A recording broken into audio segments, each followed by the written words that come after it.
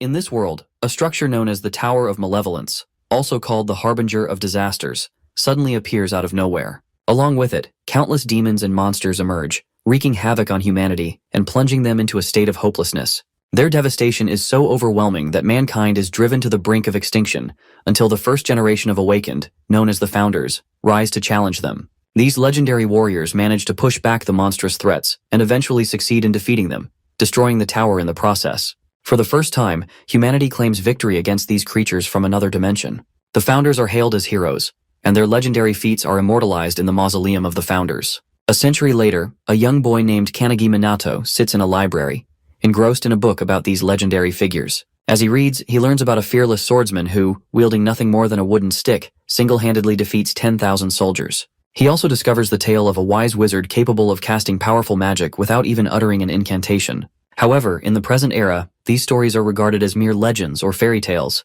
a far cry from the reality they once were. Despite this, Kanagi dreams of engraving his name in history, just as the Founders did. He bears the seal of the Chosen Ones, a mysterious mark that has appeared on his body, and he vows to prove himself worthy of the title. However, reality hits hard. As his classmates celebrate passing their class, Kanagi remains seated, his gaze fixed on his phone screen. The message staring back at him confirms his worst fear. He has failed the hunter's qualification exam. While laughter and cheers fill the air, his eyes well up with tears. To make matters worse, his classmates begin mocking him, joking about throwing a party while sarcastically suggesting that he should clean up the trash instead. As someone who has awakened, he understands the simple rule: writing down a name would secure success in the test. Yet despite this knowledge, he has failed 3 consecutive years, earning nothing but ridicule and the label of disgrace. This is his final opportunity, and with it slipping through his fingers, he resigns himself to the idea that becoming a hunter is an impossible dream. Alone in the classroom, he silently gathers the discarded scraps of paper, his thoughts heavy with disappointment. Achieving a perfect score on the written exam and dedicating years to refining his aura has amounted to nothing. His crest, the supposed mark of strength, feels more like an empty scar than a gift. Clutching a trash can, frustration and sorrow well up within him until the words spill out. He too longs to stand among the Founders, to be acknowledged, to be more than a failure. A voice suddenly cuts through his despair, calling his name and urging him toward the school gates. Shaken back to reality, he hesitates before responding that he has completely forgotten. With a sigh, he wishes, just once, to be admired, to be celebrated just like the A-rank hunter Hizaki Kaisei. Outside, a crowd of students has already gathered, murmuring among themselves about Hizaki Kaisei and his charm. Flashing an apologetic smile, the man addresses the students, acknowledging the commotion he has caused. Meanwhile, Hizaki's followers turn their attention to Kanagi, berating him for arriving late and keeping their leader waiting. Stammering, he can do nothing but offer a weak apology. However, before this can escalate, Hizaki himself intervenes, casually instructing his subordinates to back down. One of his followers scrambles to explain, but Hizaki, forcefully smiling, gestures toward the press stationed nearby. The presence of reporters silences any further objections, and his subordinates hastily apologize. One of the reporters approaches Hizaki, eagerly showing him a photograph meant for the cover of an upcoming documentary. The image captures the precise moment he vanquished a dragon with a single stroke of his sword. When asked for his thoughts, Hizaki responds with a mix of pride and embarrassment, admitting that while it is a great picture, it still feels slightly uncomfortable to see himself glorified in such a way. Kanagi and Hizaki entered the academy together 3 years prior, but their paths have always been drastically different. Hizaki has been a prodigy, effortlessly securing top marks in every subject, while Kanagi has been nothing more than an afterthought, a convenient target for Hizaki's constant torment. Now, forced to spend an entire day alongside Hizaki for the documentary, Kanagi can't help but question why he has even been summoned in the first place. Curiosity sparks among the reporters as one of them points at Kanagi, inquiring about his identity. Without hesitation, Hizaki turns, as if ready to make an introduction, only to pause mid-sentence. Leaning slightly toward one of his followers, he whispers a quick question, asking for the boy's name. They reveal that it is Kanagi Minato. With a smooth nod, Hizaki repeats the name aloud, feigning familiarity. He then adds that while Kanagi's grades aren't particularly impressive, he has a habit of constantly seeking Hizaki's help, so much so that it often interferes with his own training. This statement leaves Kanagi bewildered. His confusion only deepens when Hizaki goes on to inform the reporters that Kanagi often seeks financial assistance. Kanagi knows the truth. Hizaki has always been the one taking from him, never the other way around. It is a year unlike any he has ever endured, filled with humiliation and helplessness. The reporters, captivated by Hizaki's narrative, praise him as a flawless role model. As if to cement this image, Hizaki suddenly takes hold of Kanagi and proclaims to the cameras that he will soon rise as an awakened one, destined to leave his mark on history. The reporters turn their attention to Kanagi, assuming he must feel honored by such generosity. They press him for a response, eager to hear his gratitude. Kanagi, ready to refute such nonsense, is halted when Hizaki leans in and murmurs that he has failed the test and he is worthless. He presses Kanagi, saying it is best to accept this outcome and avoid further trouble. A sharp squeeze on his shoulder sends Kanagi's mind spiraling back to the torment he has endured before. Fear twists his expression, and when he finally speaks, it is with a forced smile, claiming there are no words to express his appreciation. With that, Hizaki moves forward, commanding the conversation's direction. Time is limited, he says, and the discussion needs to move on. He gestures toward his trophies, a display that leaves Kanagi trembling. From behind him, he catches the hushed exchange between two reporters, one questioning whether Kanagi's name is even worth mentioning, the other dismissing the idea entirely, saying that nobody will care. It is at that moment Kanagi fully grasps a cruel reality. That power alone dictates who is remembered. Morality has no weight in the equation. He struggles to suppress the tears threatening to spill as he attempts to speak his own name. Before he can gather himself, a voice calls out, shaking him from his thoughts. Turning, he sees Hizaki approaching with his usual entourage. Without explanation, Hizaki orders him to appear at the founder's mausoleum after school. Kanagi, still disoriented, questions why. Hizaki, however, merely smiles before suggesting something unexpected.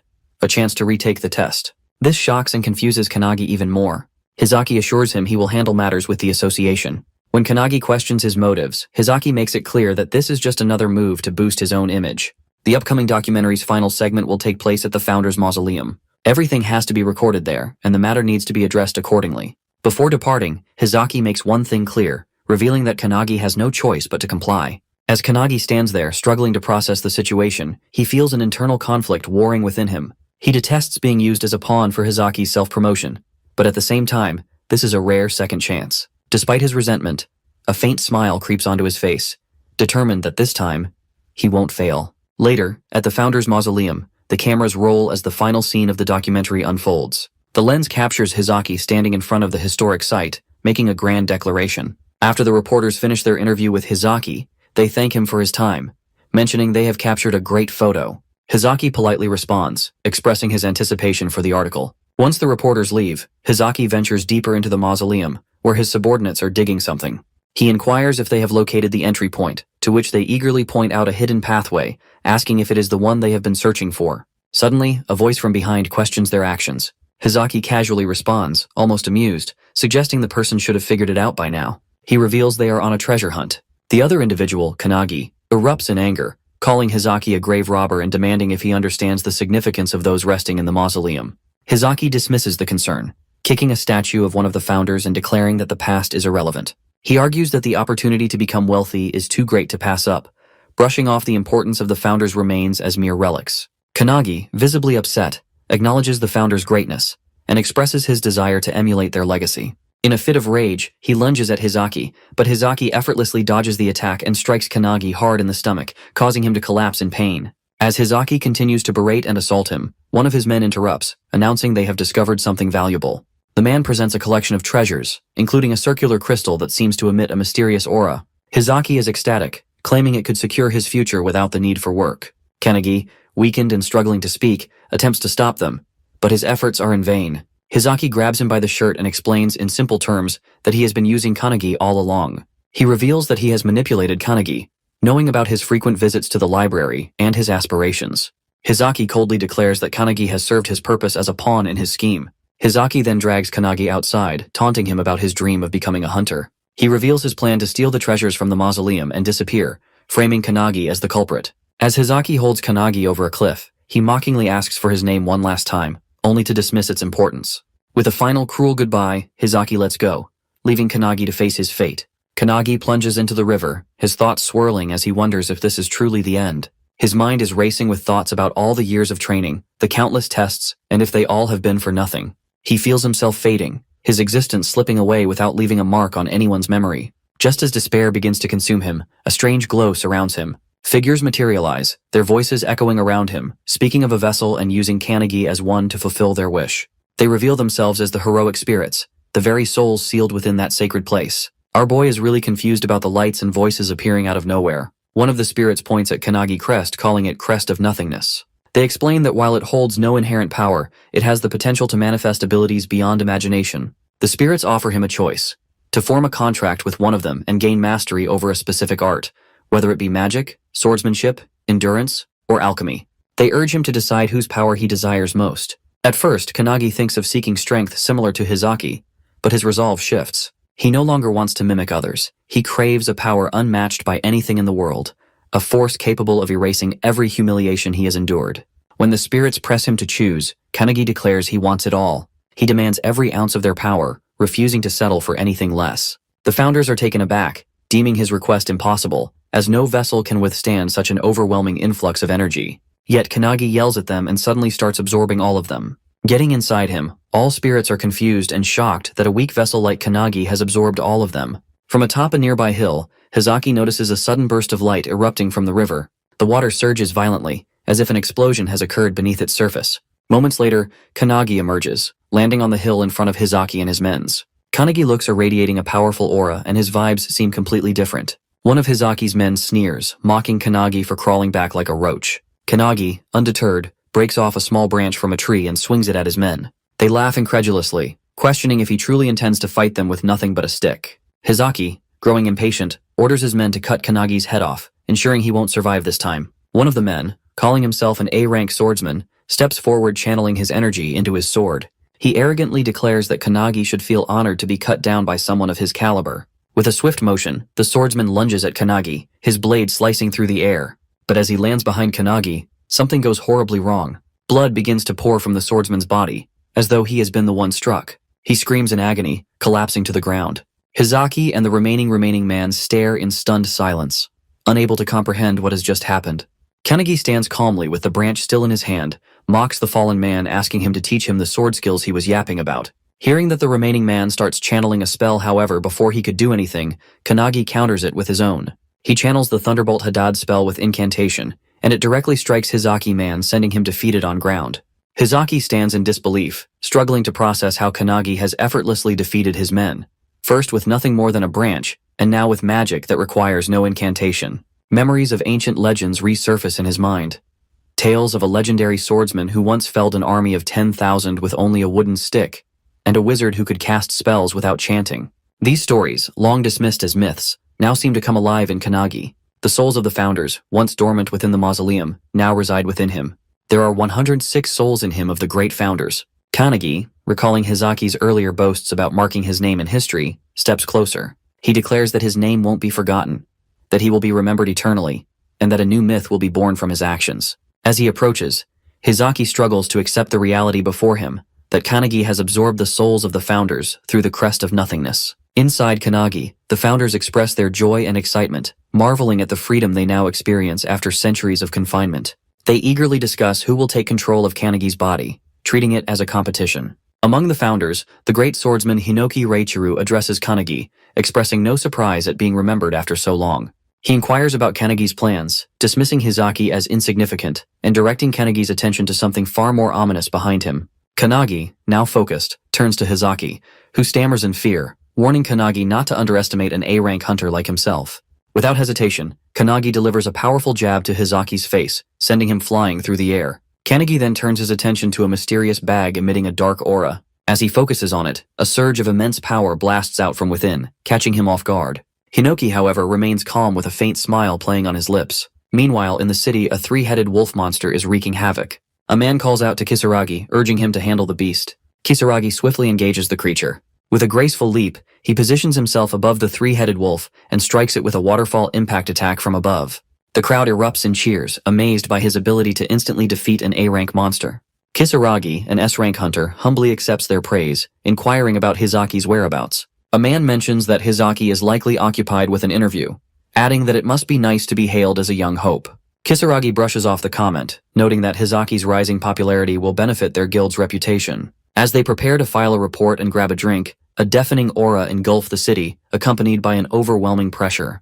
Panic spreads as people collapse, and even hunters struggle to withstand the force. Kisaragi turns to see his team in distress, realizing that A-rank and B-rank hunters are unable to stand against the source of the pressure. It is clear that an S-rank monster has arrived. On the streets, people collapse under the immense pressure that is emanating from the mausoleum of the founders. In the jungle, Hizaki, trembling and struggling to sit up, stares in shock as a massive monster emerges from the bag before them. He mutters in disbelief, questioning if it is a demon and what it could possibly be. Kanagi explains that Hizaki's actions have undone the seal, releasing one of the boss monsters from the tower that has been sealed away. Hizaki, observing the unfolding disaster, understands immediately what has transpired. The act of removing the relics has undone a powerful seal, allowing one of the tower's dormant monstrosities to break free. Hinoki, analyzing the beast with precision, recognizes it instantly. It is the embodiment of emptiness, classified well above S-rank danger. According to Hinoki, it can kill numerous humans within a few kilometers with its poisonous aura and was quite common during their era. Panic takes hold of Hizaki, who abandons reason and flees in desperation, convinced that staying means certain death. Kanagi, however, understands the predator's instincts and warns that movement will only invite disaster. The warning comes too late. The moment Hizaki breaks into a run, the monster reacts with predatory precision. It attacks Hizaki with its massive tentacles. Hizaki barely has time to raise his blade in defense before the tentacle strikes, piercing his chest with ease. Though he once slew a dragon with that very sword, it proves utterly useless against this ancient beast. The creature wastes no time spreading onto Hizaki's body and draining his very essence. His agonized screams echo through the streets. But Kanagi, having foreseen the inevitable, merely observes. Hinoki, standing beside Kanagi, takes advantage of the moment to place a hand on his shoulder. He proposes that he seeks complete control over Kanagi's body. He asks if Kanagi wants to see his one-handed sword style. But before the offer can be fully entertained, other founders intervene, grabbing Hinoki by his hair, accusing Hinoki of attempting to claim such a powerful vessel for himself. Caught in the act, Hinoki seeks to defuse the situation, though it doesn't help. It is Kanagi who disrupts the dispute, presenting his own terms. He will not grant control to a single individual. His body will be shared among them all. According to him, he will surpass them all and ascend to their level, proving his worth through strength alone. If they seek to use his body, they will need to show him what true power looks like. Hinoki, bewildered by Kanagi's audacity, readies his blade. Then, seizing the opportunity, he takes the first step in merging with Kanagi's body, rallying the other founders to do the same. As Hinoki lifts his sword, shadowing him, Kanagi does the same and targets the limbs of the monster. Hinoki's blade, guided by the expertise of another founder, severs one of the demon's arms in a single decisive strike. The beast retaliates with another violent swing, but Kanagi, now infused with yet another founder's mastery, evades with inhuman agility. Strength upon strength layers within him, each founder taking turns in controlling his movements. The old master's influence grants him the ability to seize the creature's own tentacles, using sheer force to slam the monster into the earth. The monster is sent flying by the attacks as Kanagi grabs a bow from the ground, allowing him to pierce the monster. He then uses every skill at his disposal, including whirlwind, fire breath, and ice attacks. Hinoki, seizing control once more, picks up Hizaki's broken sword from the ground. Just as the demon attempts a surprise attack from below, Kanagi's eyes glow yellow as the great wizard within him takes over, electrocuting the creature mid-strike.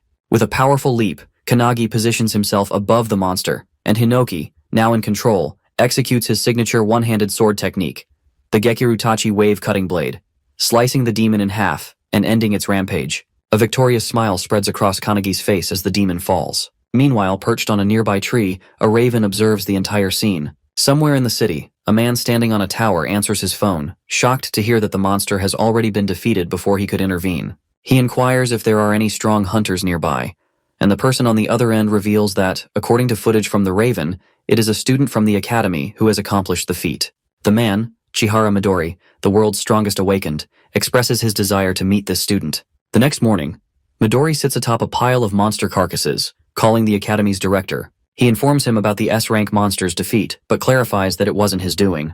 Based on the Raven's footage, it is Kanagi who has slain the creature. Midori finds it hard to believe, given Kanagi's history of failing the hunter's examination 3 times in a row. He requests a favor from the director. Back at the academy, students buzz with chatter about the previous day's events. The overwhelming aura has left many unable to move, and now they speculate about who could have defeated the monster. One student jokes with his friend, claiming he was the one who did it, but his friend dismisses the idea, pointing out that it has been a decade since the last S-rank hunter emerged. However, rumors are circulating that the Slayer is indeed a student from their academy. Kanagi, leaning on a stick for support, walks through the campus with his trembling body. He overhears the conversations, amazed that the incident has become the sole topic of discussion. Suddenly, a man bumps into him, knocking him to the ground and scoffing at the idea that someone like Kanagi could be the S-rank Slayer. Kanagi knows the truth. He has defeated the demon, but only by lending his body to the founders. Now his body aches terribly from the recoil of their power. As he struggles to his feet, a voice echoes in his mind, mocking him. It is Hinoki, who reminds him of his ambition to surpass them. Hinoki's tone is both challenging and encouraging, pushing Kanagi to regain his composure and strive for greater heights. Kanagi recalls his words from the previous night and responds with quiet confidence, affirming his determination. He forces himself to stand, ignoring the lingering pain in his body. Hinoki, residing within him, chuckles lightly, urging him to show his resolve. As Hinoki observes the students around them, he can't help but feel a sense of disappointment. The awakeners of this era seem no stronger than ordinary humans, a stark contrast to the warriors of his time. He muses that if the tower were to reappear now, the world would undoubtedly face its end. However, his thoughts are interrupted when he senses a powerful aura nearby. Kanagi notices Hinoki's sudden shift in demeanor and asks what's wrong, but Hinoki brushes it off, though he can't shake the feeling of the immense energy he just detected. At that moment, a professor calls out to Kanagi, instructing him to hurry over. Kanagi, assuming it is about his letter of resignation, so he approaches hesitantly. He is well aware that he has exhausted his 3 chances to pass the hunter's qualification test, and failing means starting over from scratch.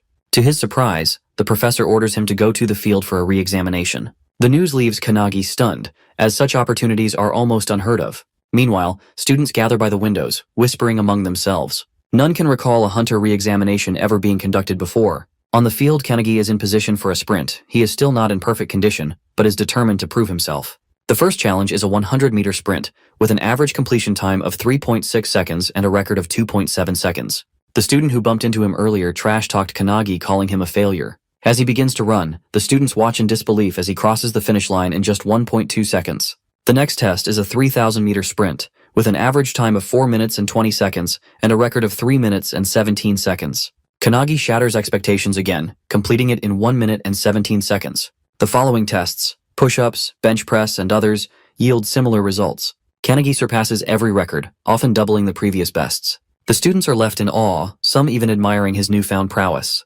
Kanagi himself wonders if the founders are still aiding him, but Hinoki assures him they have no hand in his performance. In the headmaster's office, Midori is entrusted with Kanagi Minato's complete records. As he flips through the documents, he can't help but be impressed by Kanagi's exceptional track record. The headmaster, however, expresses his initial doubts regarding the request for re-evaluation. While Kangi's physical prowess is undeniable, the real concern has always been his magical capacity. Across every assessment conducted over the past 3 years, his mana levels have remained entirely undetectable, rendering him incapable of utilizing magic. The headmaster has dismissed the possibility of Kanagi ever being worthy of the Academy's attention. Midori's secretary, seemingly unsurprised by this revelation, affirms the expected outcome. Yet, he finds amusement in the situation, hinting that things might not unfold as anticipated. Out on the training grounds, Kanagi prepares for his magic measurement test. The professor overseeing the examination details the process, revealing he will need to channel his mana into a large fan, setting it in motion within a span of 30 seconds. The number of rotations recorded will determine his score. The standard performance stands at 1,513 spins, while the highest recorded result has been 4,022. As Kanagi readies himself, memories of past failures surface. No matter how much effort he has previously exerted, the fan has never so much as trembled beneath his attempts. His inability to sense mana has always held him back, but this time is different. For the first time, he can perceive it coursing through him, originating from his right foot, spiraling through his body, and returning once more. He recognizes that his breathing can regulate and accelerate the flow, allowing him to expel the energy through his right palm. As the professor signals the start of the test, Kanagi releases his mana.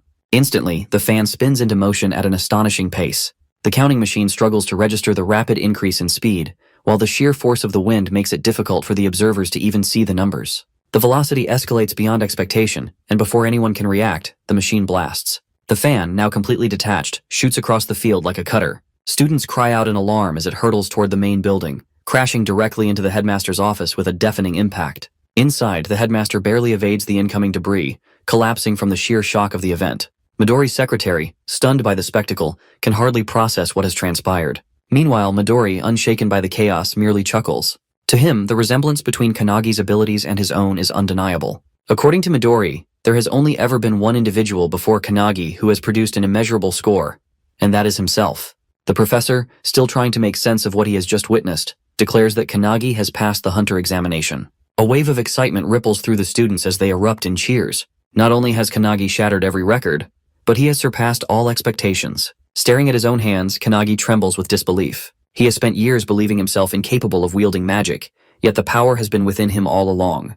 From the sidelines, Hinoki observes the scene with quiet satisfaction, having anticipated such an outcome. Meanwhile, Kanagi knows that everything has changed. By surrendering his body to the founders, he has unlocked the dormant potential that has been hidden within him all this time. Hinoki can't help but laugh, remarking internally that the one before him is far from ordinary. With the crest of nothingness marking his fate, it's as if he has been waiting for this very moment for over a century. Before he can dwell further on the thought, an overwhelming presence descends upon them, sending a shockwave through the air. The sheer force of it leaves him momentarily speechless. His mind scrambles to make sense of the explosion. But Hinoki instantly recognizes the tremendous aura as it's the same one he had sensed earlier that morning. Standing before him, seemingly materializing from the very pressure itself, is the legendary Midori. Kanagi, seeing him, is shocked as he is the strongest hunter in existence. Midori Landing starts addressing him directly. Midori acknowledges his achievements in the hunter examination, offering words of recognition, but Kanagi can barely utter a response. Midori then puts up a new challenge before him, which is an additional test. Midori wants Kanagi to land a single hit on him, the world's strongest hunter. Hearing that, Kanagi is left frozen in shock for a moment. Midori, 23 years old, a man who has earned the title of a full-fledged hunter at the mere age of 9, now stands before him. His feats are legendary, unmatched in all of history. He has turned thousands of demons to ashes in mere moments, his power so overwhelming that even other hunters dare not stand against him. 10 years ago, he single-handedly eradicated the pandemonium outbreak, and 5 years prior, he subdued the outbreak of Kyushu. He is a living singularity. As Midori explains his challenge, Kanagi is left in disbelief. However, Hinoki is excited, urging Kanagi to surrender his body to him immediately. Yet Midori explained the conditions in the simplest terms. Kanagi had 1 minute to strike him. Whether he succeeded or failed, no consequences would follow. Midori himself would only attack once every 10 seconds, ensuring that the challenge remained fair. There was no need for hesitation, no need for doubt. Any skill, any weapon was at Kanagi's disposal, while Midori would refrain from using any of his own. To prove his sincerity, Midori summoned a vast arsenal of weapons, giving Kanagi the choice of anything he desired. The sight of so many legendary weapons appearing in an instant only added to the surreal nature of the challenge. Confusion clouded Kanagi's thoughts, realizing that he was going to fight the famous Midori in a one-on-one fight. Still unsure, he hesitated before finally asking if he was truly free to use any weapon. In response, Midori casually picked up a katana, his grip light but assured. With effortless ease, he sliced the blade clean in half, as if it were nothing more than a brittle twig. He stated without the slightest hint of arrogance that his body surpassed the sharpness of any blade. Kanagi barely had time to process this display before Hinoki's impatience flared. Frustration seethed in his voice as he demanded to take over, unable to tolerate Midori's overwhelming confidence. His anger boiled over as he declared that such words from Midori were unforgivable. Kanagi could feel Hinoki's energy surging, his presence amplifying as though he was ready to unleash his full strength. It dawned on him in that moment that Midori's power was comparable to that of the founders themselves. Against that level of strength, he had no real chance of victory. Yet, even as realization settled in that there was no time to hesitate. Meanwhile, all the students gather around for the fight. Without warning, Midori initiated the countdown. A slight smile tugged at his lips as he signaled the start of the test. Kanagi grabs his sword and charges at Midori, determined to attack.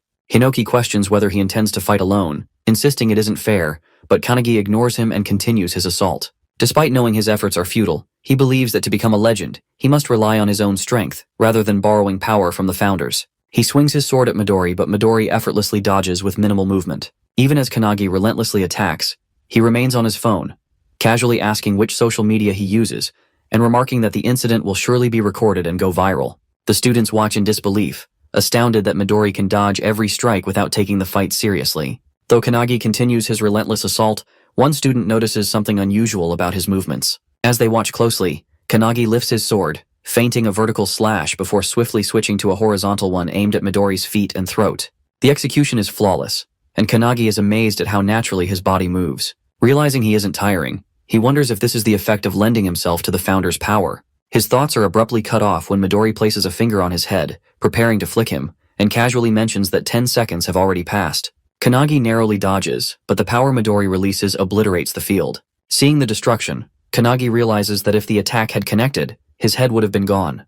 Midori glances at his hand in confusion, sensing no malice from Kanagi, and wondering if he had miscalculated his own strength. Panic grips Kanagi as he understands that he will die at this rate. Desperately, he tries to recall the sensation of his stronger self. As he focuses, a powerful aura surges from him, catching Midori off guard. Kanagi launches another attack, his speed increasing rapidly. The students are in awe, shouting that the camera can't keep up with their movements. Midori notices the shift in Kanagi's presence and wonders if there is a specific condition to activate this power, or if Kanagi is deliberately keeping it a secret. Realizing another 10 seconds had passed, Midori decides to strike Kanagi lightly this time.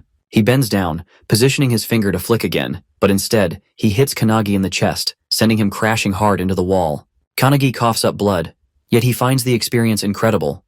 marveling at the fact that he is fighting the world's strongest awakened. He understands that if his body were the same as it was yesterday, he would already be dead from that blow.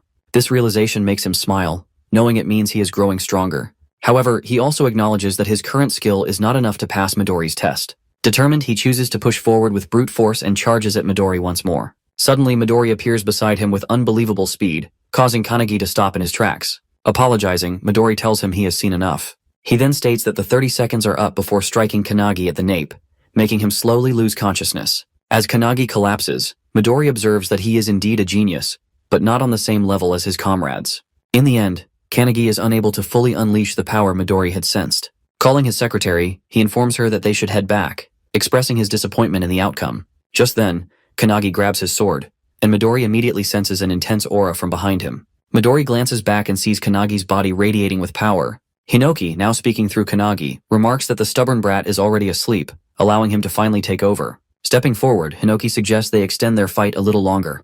Meanwhile, Kanagi's spirit, separated from his body, panics at the sight of Hinoki controlling it. Yet Midori merely smiles, recognizing the presence he had sensed earlier. He wonders if this is an entirely different person, or merely a skill at play. Regardless, he understands one thing: Kanagi is now a monster. Kanagi, under Hinoki's control, suddenly launches an attack, shouting at Midori not to space out. Midori notices immediately that his movements have changed. His speed and strength have reached another level. Suddenly, a sword nears Midori's face, and he ducks just in time to avoid it. Kanagi swings again, forcing Midori to leap away to create distance. Still in shock, Midori watches as Kanagi swiftly positions his sword for another strike. He swings once more, but Midori bends down just in time, causing the attack to land on the building behind him instead. The students inside scramble in panic, realizing the danger. Midori notices that Kanagi's slashes have become unpredictable, yet he can still anticipate the flow of his movements. It reminds him of ancient swordsmanship, like a relentless torrent of water. Raising his palm, Midori laughs and remarks that such skill is necessary to defeat an S-rank like him. He then lifts his hand again, intending to put Kanagi to sleep once more, noting that only 40 seconds have passed. However, Kanagi suddenly moves forward at an incredible speed, swinging his sword and shouting that Midori won't be able to hit him. Midori swiftly jumps back to evade the attack, laughing as he acknowledges Kanagi's impressive skill. The students can hardly believe what they are witnessing as Midori is on the defensive. Kanagi shouts that Midori is boring and insists that he shouldn't hold back. He warns Midori that if he looks down on him, he will beat him up. Without hesitation, Kanagi leaps forward to attack, but Midori only laughs and responds with confirmation. With a swift kick, Midori sends a stone flying toward the weapons behind him. Instantly, the weapons float into the air. He jumps, catching Kanagi off guard, and grabs one of the weapons hovering above them. Excitedly, Kanagi exclaims that Midori is finally going all out. They then engage in an intense mid-air battle, clashing foot against foot, stunning the students who watch in awe.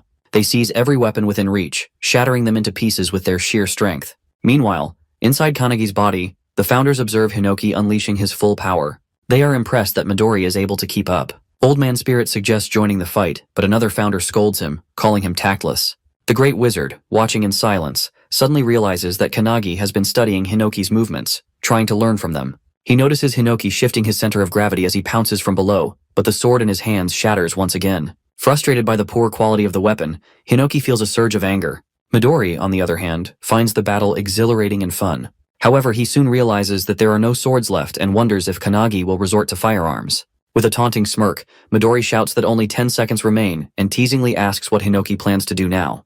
Hinoki glances toward the building behind him before leaping toward it. He heads straight for the man who had pushed Kanagi earlier and snatches his sword. Just then, Midori jumps closer, launching his fist at Hinoki. The impact causes a loud explosion against the building. Fortunately, Hinoki dodges in time and reappears in front of Midori. They resume their mid-air clash, exchanging blows. Midori shouts that the fight is fun and suggests they continue a bit longer. Meanwhile, the students notice that the building is on the verge of collapsing. As the battle reaches the rooftop, Midori's secretary watches nonchalantly. Midori then places his hand on a massive fan and grabs it, causing cracks to form on its surface. He retrieves the fan from the building and aims it at Hinoki. With a powerful throw, he sends it hurtling toward him.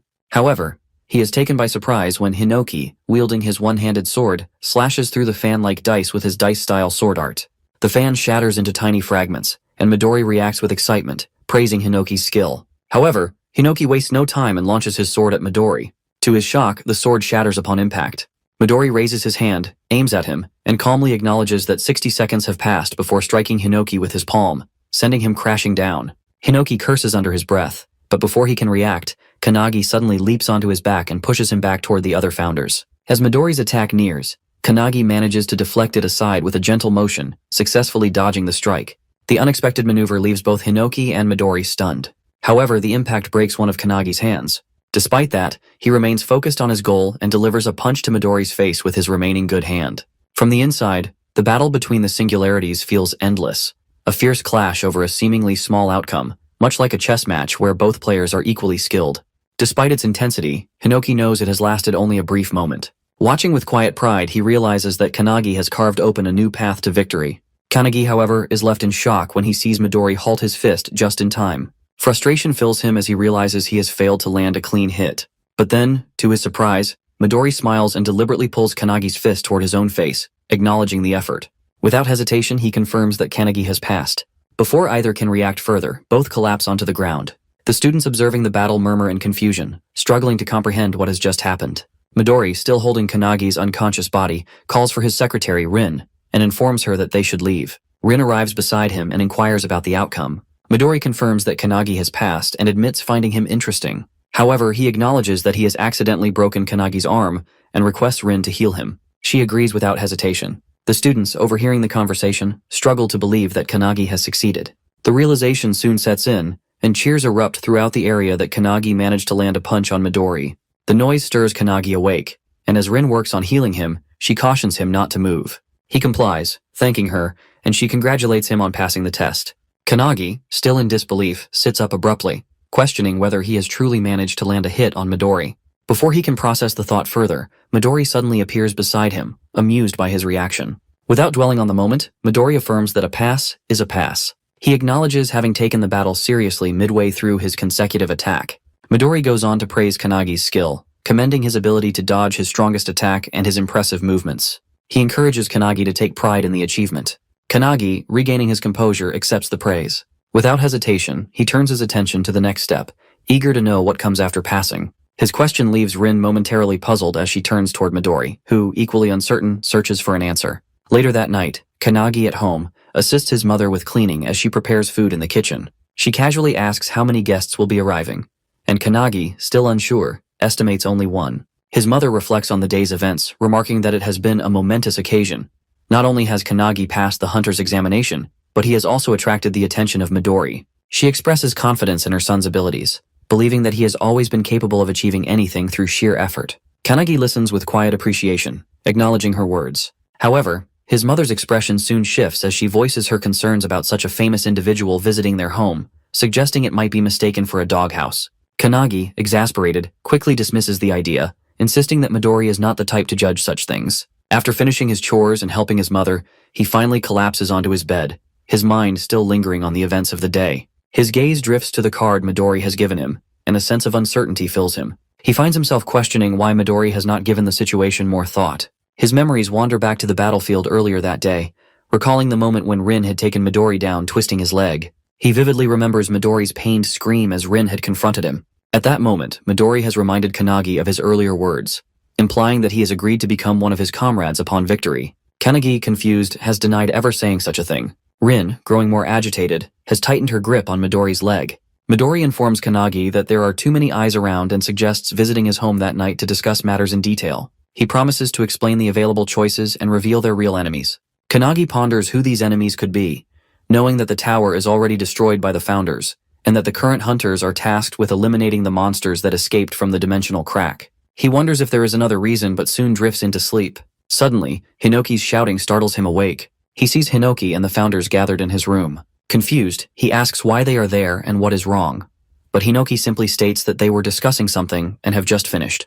Still puzzled, Kanagi instinctively covers himself and worriedly asks if they have decided who will take his body. Before Hinoki can respond, the doorbell rings. Apologizing, Kanagi assumes it is Midori and suggests discussing it later. He walks towards the door, noticing the darkness and feeling an uneasy sensation. To his shock, he finds his mother collapsed on the floor. Panic grips him as he calls out to her, rushing forward but stopping abruptly when he notices someone sitting in the kitchen. The stranger eats the food his mother has prepared, complimenting it while ignoring the mess around him. With a mocking tone, the man remarks that Kanagi should discipline his mother and insists that if he wants to impress customers, they should get better quality food. Kanagi demands to know who the man is and what he has done to his mother. The man, unfazed, shouts at him to watch his tone and introduces himself as Haitani Goru, an S-rank hunter and a comrade of Midori. Haitani then orders Kanagi to grab his luggage, announcing that they are moving to their base. Rage boils within Kanagi, and without hesitation, he launches a punch at Haitani. However, Haitani easily dodges and appears behind him, questioning if Kanagi is challenging him. Kanagi remains silent, recalling his mother's words, how she had promised to raise him alone with pride after his father passed away. He remembers the worn-out shoes she still insisted on wearing, telling him to buy himself new sneakers instead. He recalls her congratulating him earlier, promising to make his favorite tonkatsu for dinner. With determination, Kanagi glares at Haitani and demands to know what he has done to his mother. Hinoki, observing the situation, recognizes that Haitani is an S-rank hunter from the previous era. Annoyed by the sight of someone he considers a rip-off of Midori, Hinoki declares that it is time to act. The founders, having witnessed Kanagi's fight with Midori, understand how they should treat him moving forward. Haitani, amused, taunts Kanagi, calling his angry expression pretty cute. He raises his hand to slap him, but Kanagi remains still, unfazed. As the strike nears, Kanagi effortlessly catches Haitani's hand and, with surprising ease, swings him around. The Grandpa founder is stunned, recognizing this technique from their past battles against monsters. Suddenly, Haitani is hurled out the window, crashing through the backyard wall. Yet, Haitani lands on his feet before hitting the ground. Regaining his stance, Haitani approaches, processing what just happened. He wonders if he just witnessed Aikido. Recalling Kanagi's fight with Midori that afternoon, he had observed not only Kanagi's immense aura and swordsmanship, but also a peculiar power. He acknowledges Haitani's resilience, remarking that he is sturdier than Hizaki. Kanagi, his patience wearing thin, demands an answer. He presses Haitani to reveal what he has done to his mother, who remains inside, writhing in pain as poison spreads through her body. Haitani, laughing, mockingly points out that Kanagi seems unaware of the situation. Then with a grin he finally reveals the truth. His mother was in the way, so he put her to sleep with poison. Haitani smirks, adding that if she is lucky, she might only suffer minor side effects. He remains calm, asking that he don't understand, making Haitani glance at him in confusion. He then questions why they would harm the family of someone who might become their comrade. Haitani only laughs at the word comrade before suddenly appearing behind him, ready to strike. He narrowly avoids Haitani's attack, but the relentless assault continues. While attacking, Haitani declares that he will never be their comrade as he is only a puppet obeying their commands. He taunts him, saying that once his loved ones become hostages, he will have no choice but to submit, calling him naive. Before he can react, Haitani steps on his foot and slashes him, mockingly asking if he was right. He quickly creates distance, feeling the burning sensation on his cheek. As he reaches up, he realizes the poison is already spreading. Haitani grins, lifting his fingers, now coated with sharp needles laced in poison. He teases that it is already in his system. He then reveals that it allows him to produce dozens of poisons from his body called Phantom Bug's Poison. Deadly Vision. Complaining about the inconvenience of this mission, Haitani mentions that if he wished, he could release deadly toxic gas across a 5-kilometer radius, but doing so in the middle of the city is not an option. He states that the poison will kill him within a minute unless he agrees to join their organization, in which case Haitani will provide the antidote. Otherwise he will perish. He contemplates the sheer lethality of Haitani's toxin, recognizing that for an ordinary person, it would be an inescapable death sentence. Looking down at his hand, he calls upon the god of medicine Valentine, questioning whether she is present within him. The founders shift their gaze toward Valentine, who appears both confused and surprised. Apologizing for summoning her so suddenly, he asks if she can later teach him how to neutralize the poison. Stammering, she agrees. Haitani, irritated, hurls another wave of poison at him while demanding to know what nonsense he is mumbling. He swiftly dodges, explaining that the Aikido technique he used earlier was borrowed from the god of hands, Kudu Huma. The old man, residing within him, is taken aback, realizing that he has managed to replicate his move from a single moment of observation. He then calls upon the 10,000 army slasher, Hinoki, the blue spear of destruction, Shimmer Calcus, and the heavenly bow, Margit. He states that he has studied and memorized all of them from the records. Informing Haitani that the founders he once revered now reside within him, he leaves Haitani bewildered. But rather than feeling fear, Haitani becomes enraged, shouting that he will introduce him to a world of pain. Haitani charges at him with his needles out. He leaps away just in time, avoiding the attack. As Haitani's strike lands on a nearby tree, the tree withers and dies instantly. Without hesitation, Haitani launches another attack, shouting that if he kneels and begs, he might at least receive an antidote to lessen the pain. He warns that once pain consumes him, he will never return to normal. His mind will be lost to madness. But he remains silent, waiting as Haitani's hand draws closer. Just as Haitani reaches him, he swiftly slides to the side, placing his palm against Haitani's chest and activating the fist of Saint Wantak. Haitani coughs up blood from the impact, shocking Wantak within him. The force sends Haitani crashing into a streetlight. Without hesitation, he follows up with a kick using the Feet of Light, Eilerson, sending Haitani flying a great distance. Eilerson, residing within him, is stunned by the power. However, Haitani manages to stand, recovering quickly. In an instant, he appears in front of him again, attacking with both hands. He manages to slip through his attack, breaking some of his needles, and uses the sharp beak Karail attack, hitting Haitani's stomach. Kanagi then slashes Haitani with the dragon's claw, Rowan's skill, leaving Rowan stunned in surprise inside him. Haitani grabs him and activates the Flipper of Lilac, throwing Haitani around in midair. Floating, he wonders what is happening. He knows that poison should cloud judgment, and it should have already affected the nervous system, but Kanagi is still moving, strong and unharmed. Kanagi activates the Magus of Truth, Meltius Silentius, and releases it on Haitani, causing a loud energy blast that leaves everyone in shock. Hinoki asks the founders if they saw that, and tells them that just after defeating Haitani, Kanagi started copying all their moves, both physical and magical. He adds that he doesn't care whether Kanagi's power comes from the crest of nothingness, but he finds him interesting.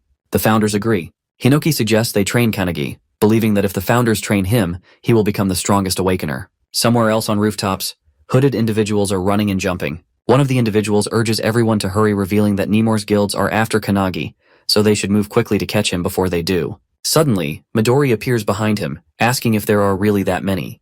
The man is shocked, and Midori calmly tells him that if there are 15, he should be the last one. He points a finger near the man's forehead, flips his head, and slams him hard onto the building's roof.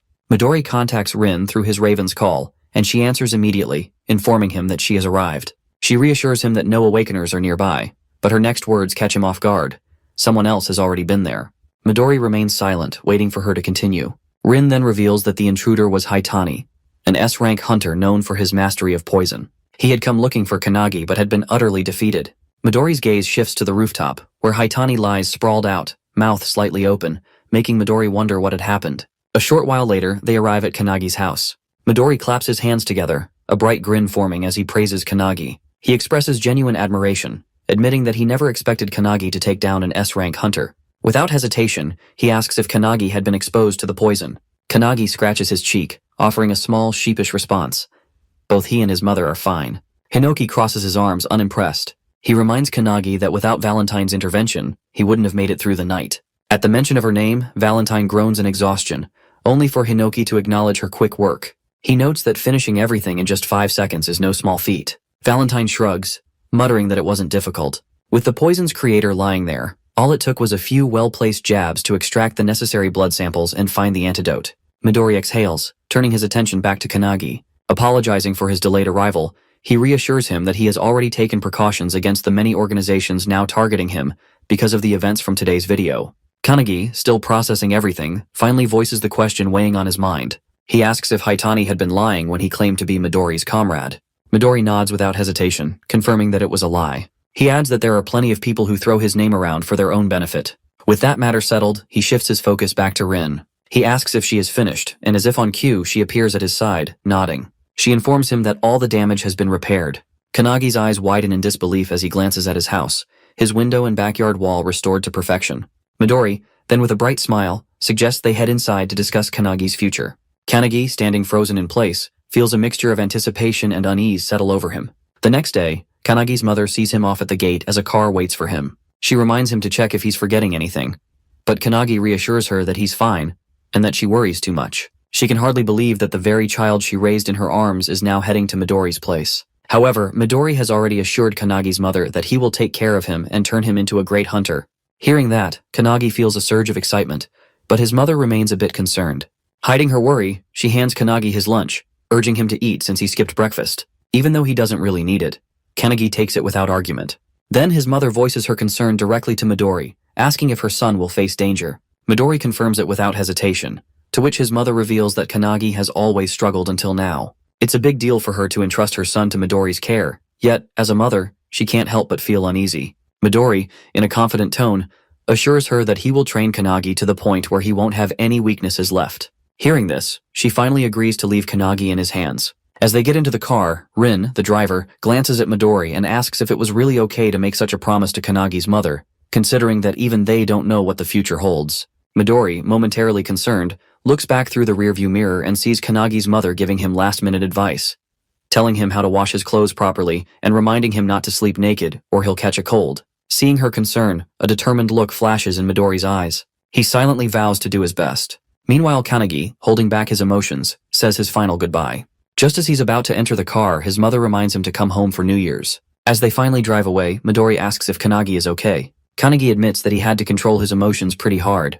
Midori leans back against the seat, telling him to do whatever he feels like, whether it's eating or resting. Looking around, Kanagi notices the lunchboxes his mother packed, sitting neatly beside him. He opens the lunchbox, his mother's words still lingering in his mind. As he lifts the lid, his eyes land on a small, good luck message carefully placed on the pork cutlet. The simple gesture strikes him deeply, stirring emotions he hadn't expected. He pauses for a moment, reflecting on all the care and sacrifices she has made for him. A quiet gratitude settles in his chest as he begins to eat, though the meal is accompanied by the sting of unshed tears. Rin and Midori, seated nearby, exchange glances but remain silent, allowing him to process the moment in his own way as the journey continues. Upon arriving at their destination, Kanagi is shocked as he takes in the sight of the impressive anti-prophecy headquarters building. Midori welcomes him, explaining that only a select few awakeners are ever permitted inside. The weight of that knowledge settles over him, and for a brief moment, he is overwhelmed by the realization of what he is about to become a part of. Inside one of the rooms, a man stands by the window, observing their arrival with a quiet intensity. Without turning, he speaks to another individual in the room, confirming that the new members have arrived. A girl, her expression unreadable, questions whether this is truly about the newcomer. A young man responds, remarking on how rare it is for them to gain a new comrade. However, another man, standing off to the side with his arms crossed, expresses skepticism, insisting that they should first determine whether the newcomer is truly worthy of joining the anti-prophecy. Meanwhile, outside the headquarters, he remains momentarily frozen, struggling to fully process his surroundings. Questions swirl in his mind about what exactly is the anti-prophecy unit, and could it have any connection to Ichihara Guild? Sensing his unease, Rin acknowledges the lack of clarity and apologizes for not explaining sooner. She states that she has been unable to reveal everything to his mother due to its classified nature, emphasizing that it is a top national secret. The words hit him harder than expected. As they move toward the building, Midori suggests taking his luggage to the dorm first. Rin offers to help, but he refuses, insisting that he can manage on his own. Just as he prepares to move forward, a sudden voice cuts through the air, calling for them to wait. The unexpected interruption startles him, and as he looks up, he spots the young man from before standing above them. Without hesitation, the man declares that he should be the one to explain everything. In the same breath, he launches forward with a powerful kick aimed directly at him. Reacting instinctively, he raises his arms to block the attack, but the sheer force behind it shatters the ground beneath his feet. The impact sends a tremor through his body, yet he remains standing, bracing himself against the shock. The man, seemingly impressed, acknowledges his resilience and offers a rare word of praise. Intrigued, he hesitates for a brief moment before asking for his identity. Without missing a beat, the man steps back, landing effortlessly on the ground before proudly introducing himself as Hanada Hikotaru, a member of the anti-prophecy unit, and his comrade. The revelation strikes him as unexpected. However, there is little time for hesitation. Hanada has been assigned to explain everything, and whether he is ready or not, the truth is about to unfold. Meanwhile, Midori remains unruffled as he asks Rin for some tea. Rin nods and pours him a cup while the two continue to spar.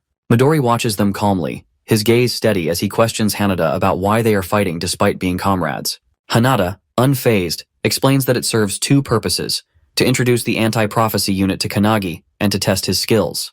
The explanation lingers in Kanagi's mind, leaving him uncertain about what kind of test this really is. Without warning, Hanada moves with swift precision, launching another kick at him. Kanagi reacts instantly, blocking the strike with both arms with his unshaken stance. Hanada, still in the midst of combat, begins explaining the origins of the anti-prophecy unit. Kanagi listens but remains skeptical, doubtful that Hanada actually intends to provide a full explanation while they are still engaged in a fight. As the exchange continues, Hanada pauses for a brief moment to ask for Kanagi's name before proceeding. Without hesitation, he introduces himself as Kanagi Minato.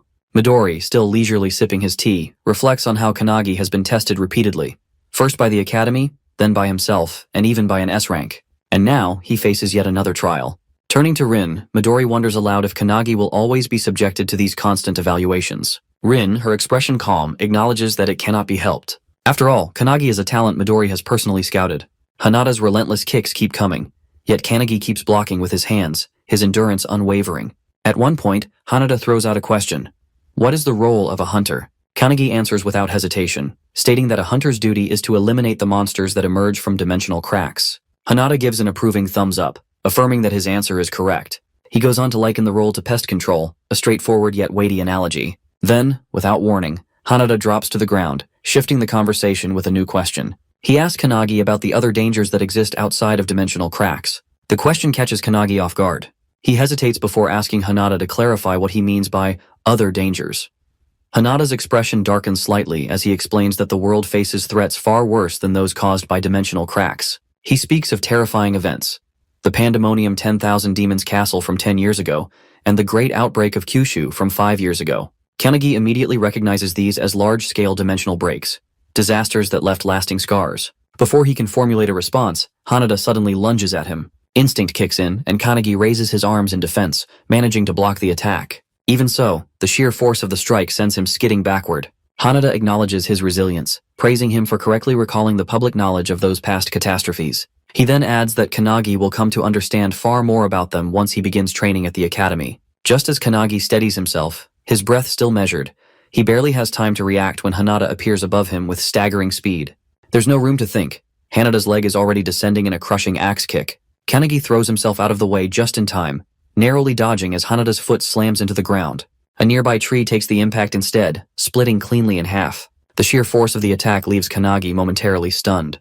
Hanada straightens, his tone shifting as he continues his explanation. The events he mentioned, like the Tower of Malevolence from 300 years ago, aren't just disasters. They are full-scale invasions, direct attacks from another dimension. Kanagi processes the weight of those words, struggling to believe what he's hearing. This isn't just history. This is happening now. Hanada steps closer, his expression serious. He admits that he doesn't understand why today's Awakeners seem weaker compared to those from the era of the Tower. There are fewer individuals who can match the strength of the original founders. A fact that troubles him. Kanagi, caught between curiosity and concern, finally voices the question that has been building within him. What should they do? Hanada's answer is firm. This is exactly why the anti-prophecy unit exists. Those with the ability to foresee these threats and predict the arrival of true catastrophes don't share their knowledge with the public. They inform only the elites, the ones capable of handling such dangers. And those elites, Hanada declares, are none other than the members of the anti-prophecy unit. Midori and Rin can't help but smile proudly at this revelation. Kanagi realizes that their purpose is to prevent these prophecies from coming true. Hanada then tells him that starting today, he is officially part of their ranks. He is the first person who has managed to block his kicks consecutively, so he welcomes him into the group. Hanada extends his hand, signaling his acceptance, and Kanagi shakes it. Midori and Rin applaud, and Hanada calls for the other Awakeners, who appear above the house in silence. Hanada asks them what they will do, but they simply stare at him and disappear, which catches Kanagi off guard. Midori remarks that they vanish as if they are villains, but Hanada just shakes his head, suggesting that they want to see everything for themselves. Hanada turns to Midori, asking him to leave it to him, and Midori does just that, heading off. Hanada then helps Kanagi with his stuff, offering to show him to his room in the dormitory, which Kanagi thanks him for. That night, as he settles into his room, Kanagi can't help but ponder the significance of the organization he has just joined, an organization focused on handling prophecies in their world.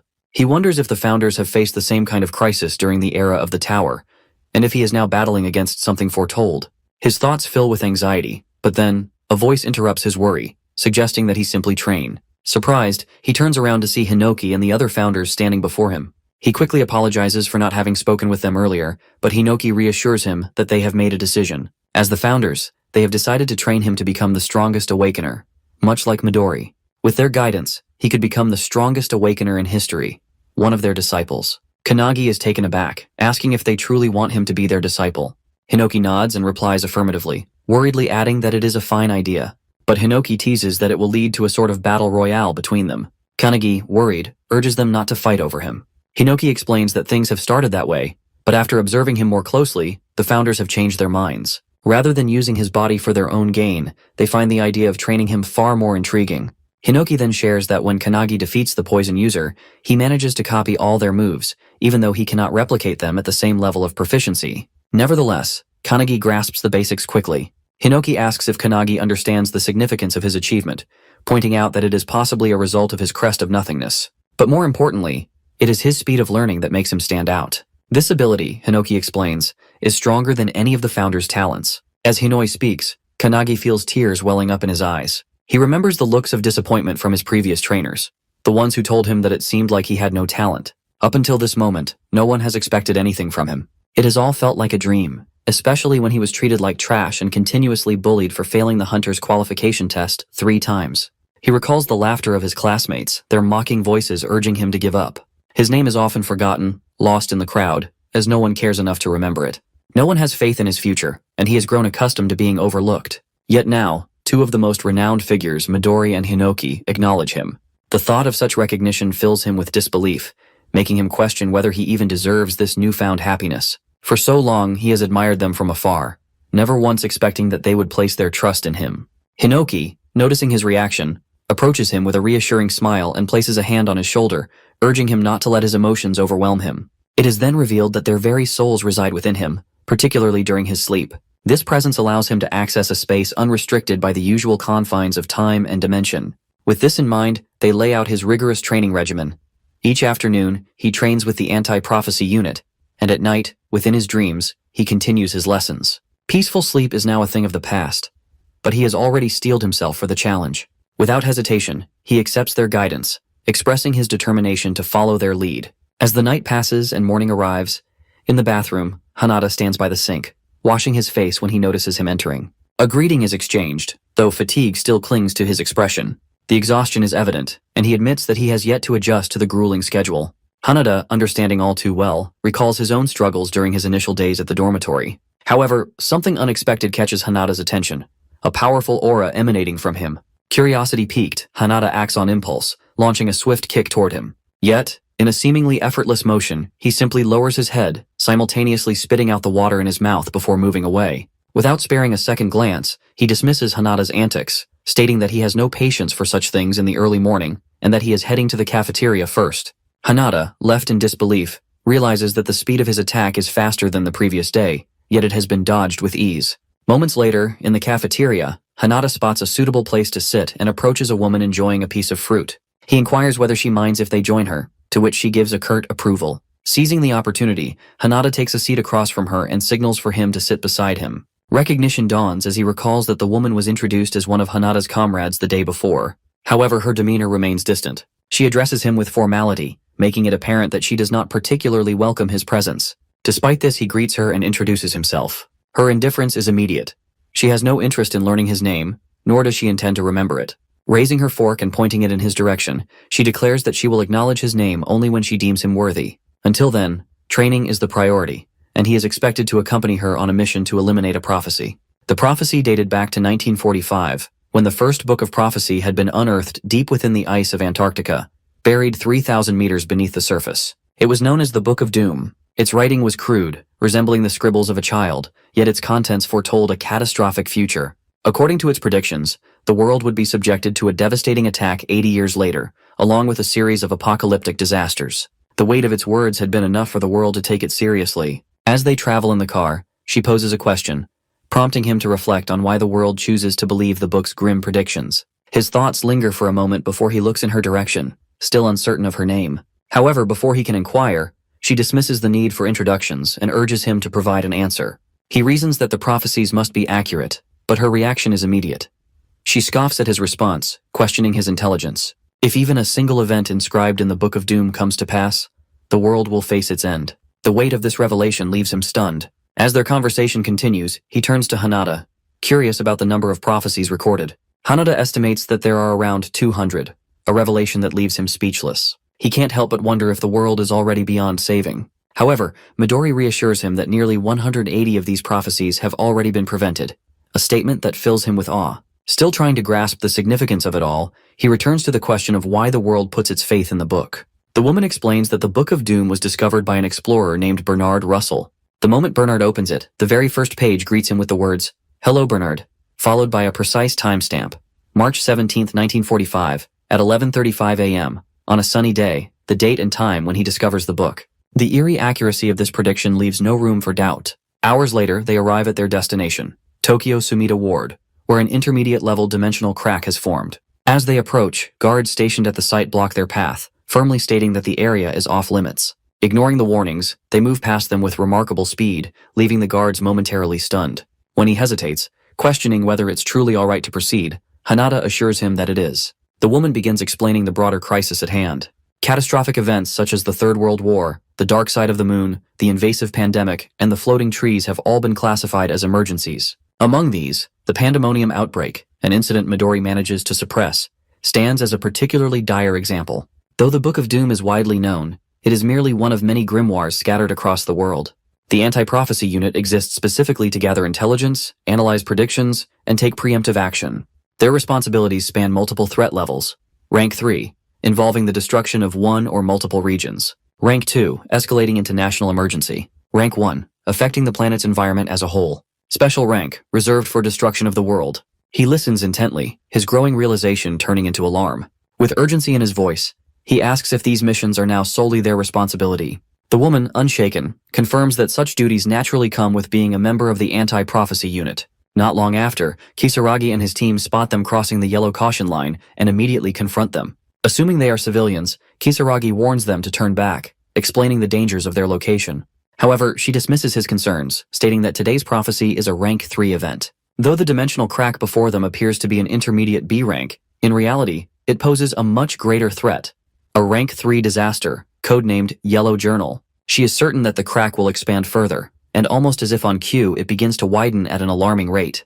Kisaragi turns, eyes widening in horror as the fissure tears open completely. A wave of creatures begins pouring out, each one more monstrous than the last. With a sharp command, he orders his squad to prepare for battle. But the response is immediate and brutal. The creatures overwhelm his forces within moments, cutting them down with little resistance. Panic sets in as he curses under his breath, realizing that even B and C rank hunters are struggling to hold their ground. Then, his attention shifts to an even greater danger.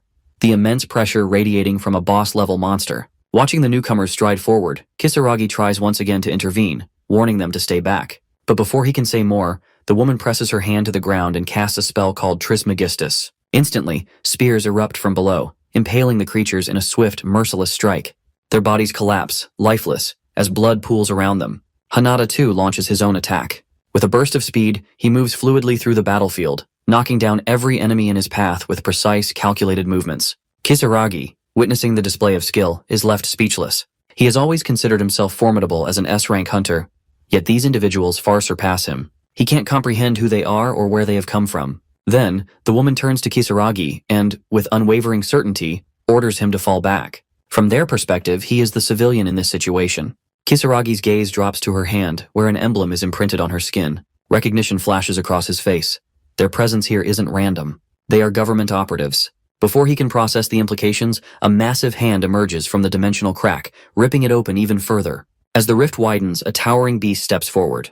Gelia Ulnir, a being far beyond S-rank, looms over them, its monstrous form radiating an overwhelming presence. Without hesitation, the woman lunges forward, preparing to strike. Kisaragi shouts, warning her against a reckless attack, but his words fall on deaf ears. Together, they launch their assault, unflinching in the face of the threat before them. Hanada swiftly unleashes a series of kicks at the beastman, only to realize with shock that his attacks have no effect. The creature's anti-physical armor renders his strikes useless, forcing him to retreat just as it lunges toward the woman. Without hesitation, she gathers energy in front of her, preparing a counterattack. However, before she can react, Kanagi appears between them, stopping the beastman's assault with nothing but his bare hand. The impact causes the beastman to explode in a burst of energy, leaving everyone momentarily stunned. As the dust settles, Hanada recognizes the attack as a penetration shock. What truly shocks him, however, is that he has taken down an S+ rank monster with a single blow. The realization strikes him that Kanagi's strength has increased significantly overnight. Though the woman calls out, stating that such force was unnecessary, he knows that when facing an enemy with high physical resistance, striking from within is the most effective approach. He learned this from Wantak, the Fist Saint, who taught him the basics of penetration attacks just the night before. With that, Kanagi turns towards the girl and asks her name, noting that he saved her, so at least he deserves that. She excitedly reveals that her name is Akane.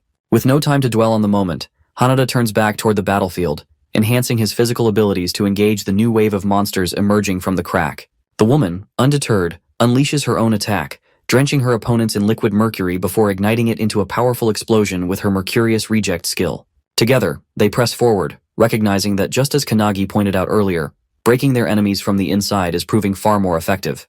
Determined to move forward, she signals to Hanada, and without hesitation, they both advance toward the dimensional crack.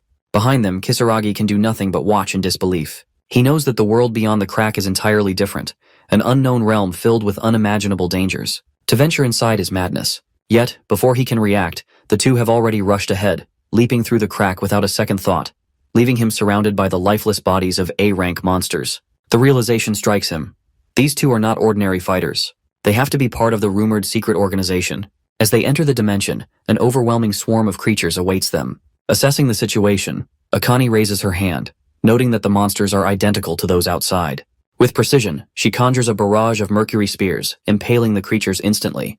Kanagi, while running, observes her technique, acknowledging her immense power. He understands now why she is regarded as the strongest area of effect fighter within the anti-prophecy unit. Defeating the other enemies, Akane now stands in front of a massive bear monster. However, just as she is about to attack, Hanada leaps toward it first. Seeing him, the bear swings its claws. But Hanada dodges by, jumping onto the roof, and then follows up with a barrage of kicks all around the beast. Kanagi watches in amazement as Hanada effortlessly moves and simply giggles. However, to his shock, Kanagi suddenly rushes toward the bear and unleashes a barrage of kicks just like he did, asking Hanada if it looked similar to his own technique. Hanada is taken aback but smiles in amazement. After defeating the monster, they venture ahead. Akane notices that as they go deeper, the number of enemies decreases. They finally reach a huge open space that resembles an arena. Suddenly, they feel a powerful aura around them, realizing that something is coming. To their shock, a massive Minotaur warrior monster jumps in front of them, completely enraged. It is a boss-blind Minotaur with a triple S rank power level. While Hanada and Kanagi are taken aback by its towering presence, Akane stands nonchalantly before it, questioning if this is really the boss. Numerous spears emerge from the portal as Akane yells at the others to unleash their strongest attacks. She will handle the final blow. Hearing this, Hanada begins channeling his energy while Kanagi stands in the background, amazed by both of their attacks. However, deep down, he knows it might not be enough to defeat the beast. When Hanada hears this, he is taken aback that Kanagi doubts their strongest attacks. Despite being bombarded by magic attacks, the beast swings its massive weapon, creating a crater in the ground and sending powerful shockwaves throughout the arena. As the dust settles, they are shocked to see that the beast remains completely unscathed, even after their most powerful strikes. The group braces themselves for battle once more. As Kanagi prepares himself, he suddenly hears someone praising Akane's talent. He recognizes this voice. It belongs to his founder's spirit, Kilik. Kilik, an alchemist, expresses concern that Akane, despite her purity, agility, and incredible strength, may have her talent wasted by dying at such a young age in this battle. According to Kilik, Akane tried her best, but this Minotaur is on an entirely different level of power. She underestimated the monster's physical resistance, which is at a full 100%. Growing concerned, Kanagi asks what he should do, to which Kilik simply laughs. Meanwhile, Hanada and Akane struggle against the beast, realizing they should have brought someone skilled in magic. As Akane glances at Kanagi, she is taken aback by the strange energy radiating from his body. Kanagi has surrendered control of his body to Kilik, who casts his powerful spell, Mercurius, on the beast's legs. The spell freezes its lower body, leaving Akane completely stunned. She is shocked not only that Kanagi used the same type of skill as her, but also that he executed it in a way that effectively immobilized the beast. Kilik, now controlling Kanagi's body, looks at Akane with a serious expression and calls her a fool. He then scolds her for lacking flexibility in her expertise, telling her that she still needs to learn how to manipulate substances in 3 different forms to truly become an alchemist. As Kilik speaks, he simultaneously fills the Minotaur's entire body with mercury. As the liquid metal begins to seep from the monster's mouth, he casts a boiling spell. The mercury inside the beast rapidly heats up, boiling from within, while its toxic fumes spread throughout the arena, making it difficult for the others to breathe. Akane watches in amazement, realizing that instead of relying on brute force, Kilik used extreme temperatures to subdue the monster. Meanwhile, the Minotaur writhes in agony, its body overheating from the inside. While executing the spell, Kilik casually mentions to Kanagi that he wants to take Akane as his disciple. Kanagi, however, brushes it off as a joke. The boiling mercury ultimately overwhelms the Minotaur, reducing it to a lifeless heap on the ground. With that, the mission for the day, defeating the boss, which was classified as a level 3 prophecy, ends in victory. Akane watches in disbelief, unable to comprehend what she just witnessed. The skill Kanagi used should only be accessible to an awakener residing within a crest. She knows that Kanagi must be in the same class as Hiko, yet he managed to wield alchemy at her level. Still in shock, she demands to know who Kanagi really is. With a confident smile, Kanagi extends his hand and introduces himself. Annoyed yet intrigued, Akane reluctantly shakes his hand, declaring that she will definitely remember him. Seeing Kanagi earn Akane's recognition, Hanada beams with happiness. Meanwhile, outside, Kisaragi and his men continue waiting. To their shock, the dimensional crack begins closing. Just as it's about to seal completely, the trio leaps out in time. Kanagi asks if the mission is officially over, to which he is told that they only need to report back to headquarters. As they discuss their next steps, Kisaragi approaches them, expressing his gratitude for saving his team. He assures them that he has no intention of prying into their identities or what transpired inside. Akane thanks him for his understanding and advises him to include details about the emblem in his report, as it will explain everything to the authorities. As the trio walks away, Kisaragi offers his help if they ever find themselves in danger. However, Akane turns back and reveals that they will likely never meet again, suggesting he return to his daily life. Hearing this, Kisaragi realizes that, in the end, they are just civilians, people who exist in a world beyond his reach. On May 11th in N Prefecture Village, a red flash streaks through the streets. A guard catches sight of it but is left bewildered, unable to determine what it is. Suddenly, a deafening, sky-piercing roar echoes through the village. At the anti-prophecy headquarters, the trio steps out of the car, and Akane reminds them to write their report for headquarters. However, Hanada receives a message on his phone, informing them that they are being summoned to the laboratory, an unusual request so soon after their mission. Curious, they proceed to the anti-prophecy HQ lab, where two individuals are already waiting for them. One stands on the stage, while the other sits in the stands and, in an authoritative tone, remarks that Akane took quite a long time to take down a rank 3 disaster. Kanagi immediately recognizes him as the red-haired guy from before. Akane, however, is enraged by his condescending attitude, irritated that he speaks as if he is a leader when he is not. Hanada quickly steps in, trying to defuse the tension, and asks what Director Kurihara needs from them. The man standing on the stage is none other than the director. As everyone settles down, he plays a video sent by the analysis team. The footage reveals a glowing red-hot charcoal piece, which, according to the director, is a prophecy grimoire. He explains that it was discovered in a volcanic region and has been under analysis ever since. Kanagi wonders if it's even possible to decipher a grimoire in such a state. However, the director, adjusting his glasses, reveals that with the help of AI and X-ray technology, they managed to extract some information, though the contents remain unclear. But what they did decipher was a single prophecy that explicitly mentions Japan. Everyone in the room is taken aback, especially Akane, as this is an entirely new prophecy, one they have never encountered before. The director further explains that anti-prophecy research is highly advanced, gathering information from across the globe, making the discovery of an unknown prophecy highly unusual. But in this case, the situation is different. The red-haired man immediately understands what this means. The four of them must investigate the matter. The director praises his insight and reveals that this mission would typically be assigned to the usual members, but they are currently unavailable. Hearing this, Kanagi realizes that this must be why Midori wasn't present when they returned. The director then orders them to depart immediately and assures them that further details will be sent via email. Kanagi is stunned that they received another mission so quickly, but the red-haired man simply tells him that he'll get used to it. Feeling a wave of unease, Kanagi grips his fists, a creeping realization settling in. This time, the fate of the world might truly be at stake. Suo slams his hand on the table and stands up, announcing in an authoritative voice that he and his three subordinates will be taking on the mission. Akane, seeing him act like a boss again, is visibly annoyed.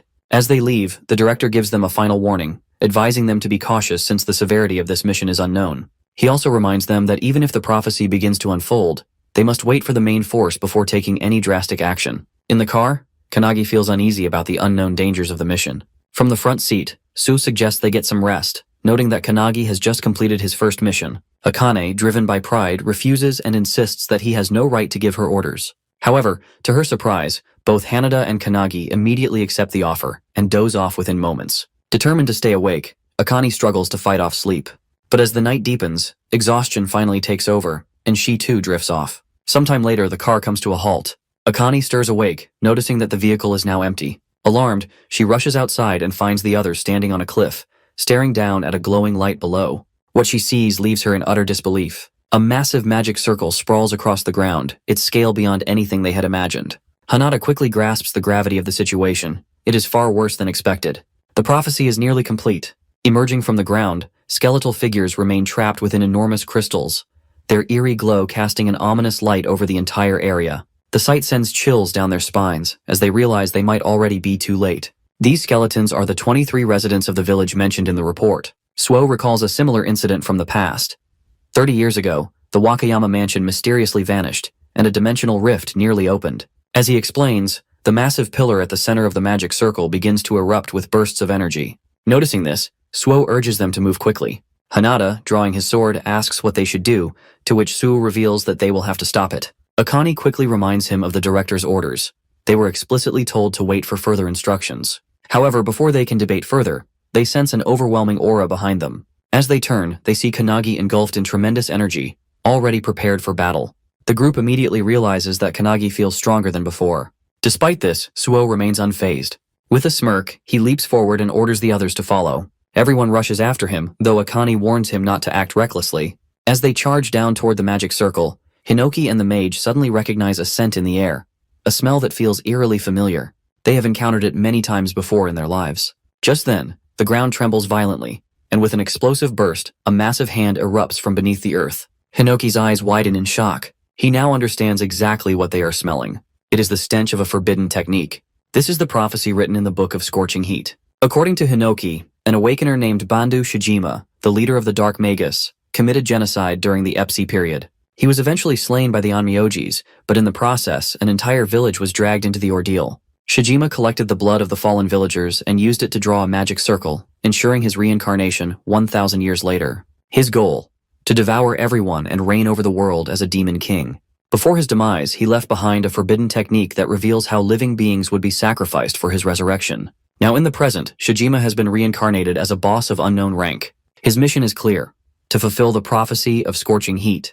Looking down at his hands, he scowls, realizing he has been revived with far less power than expected. He wonders if there weren't enough sacrifices for the ritual. As he surveys his surroundings, he notes with amusement that, even after a millennium, the place remains unchanged.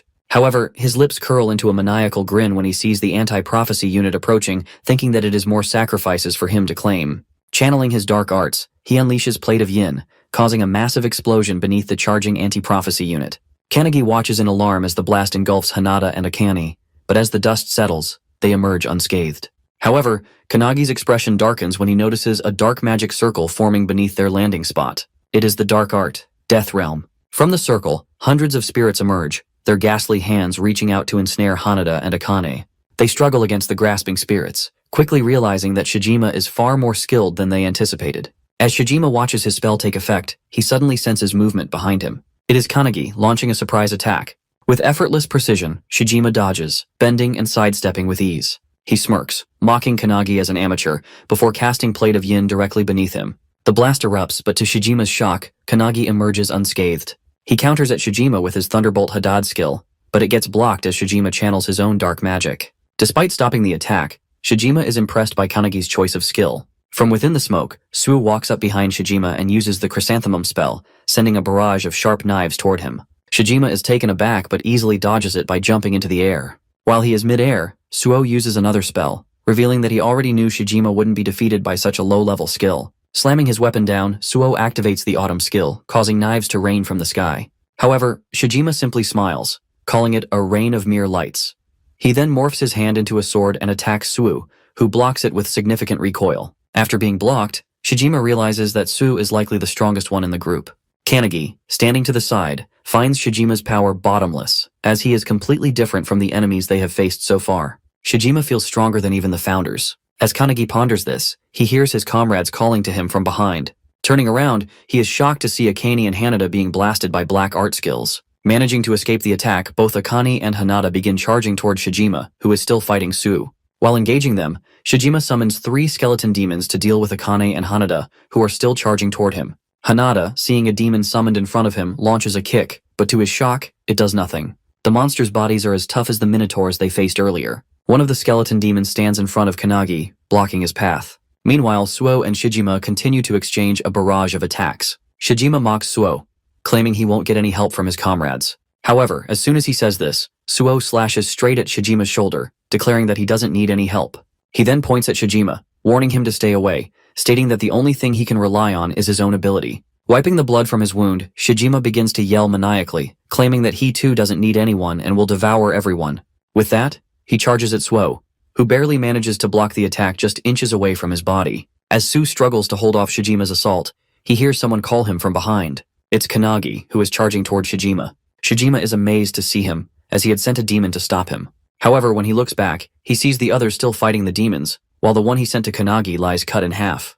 As Shijima processes this, he is struck by a powerful punch to the face from Kanagi, sending him dragging across the ground. Suo is also impressed by the attack, and Kanagi suggests that they fight together to defeat Shijima. Suo is momentarily shocked as Kanagi and Akane haven't even defeated their own opponents, yet this guy has, and now he's offering to help him. However, Suo's pride gets the better of him, and he outright rejects Kanagi's offer, declaring that he doesn't need anyone's help. He is more than enough to fight alone. Kanagi is in disbelief, but before they can argue further, Shijima suddenly closes in on them, unleashing his Magatsu's breath technique. A powerful beam blasts toward them both. Suo manages to block it, but Kanagi is sent flying, his body struck by the devastating attack.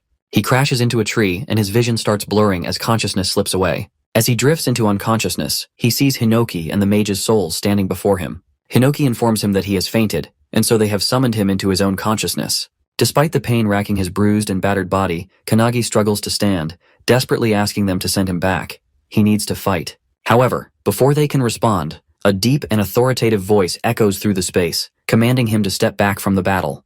Meanwhile, outside, Su is barely holding his ground against Shijima's relentless barrage of attacks. Shijima smirks, praising Su for thinking the same way he does, needing no one else to fight their battles. With a sinister grin and the insatiable urge to devour everything, Shijima channels his power into his next attack, striking down with such force that Su's sword shatters in half. Stunned but quick to react, Su immediately summons another blade and swings at Shijima, but the enemy dodges effortlessly, bending backward with unnatural flexibility. Shijima seems to be enjoying himself more and more as Suo continues to struggle. Back in the spiritual realm, Kanagi's spirit form watches as the battle unfolds. Shijima is stronger than anyone there.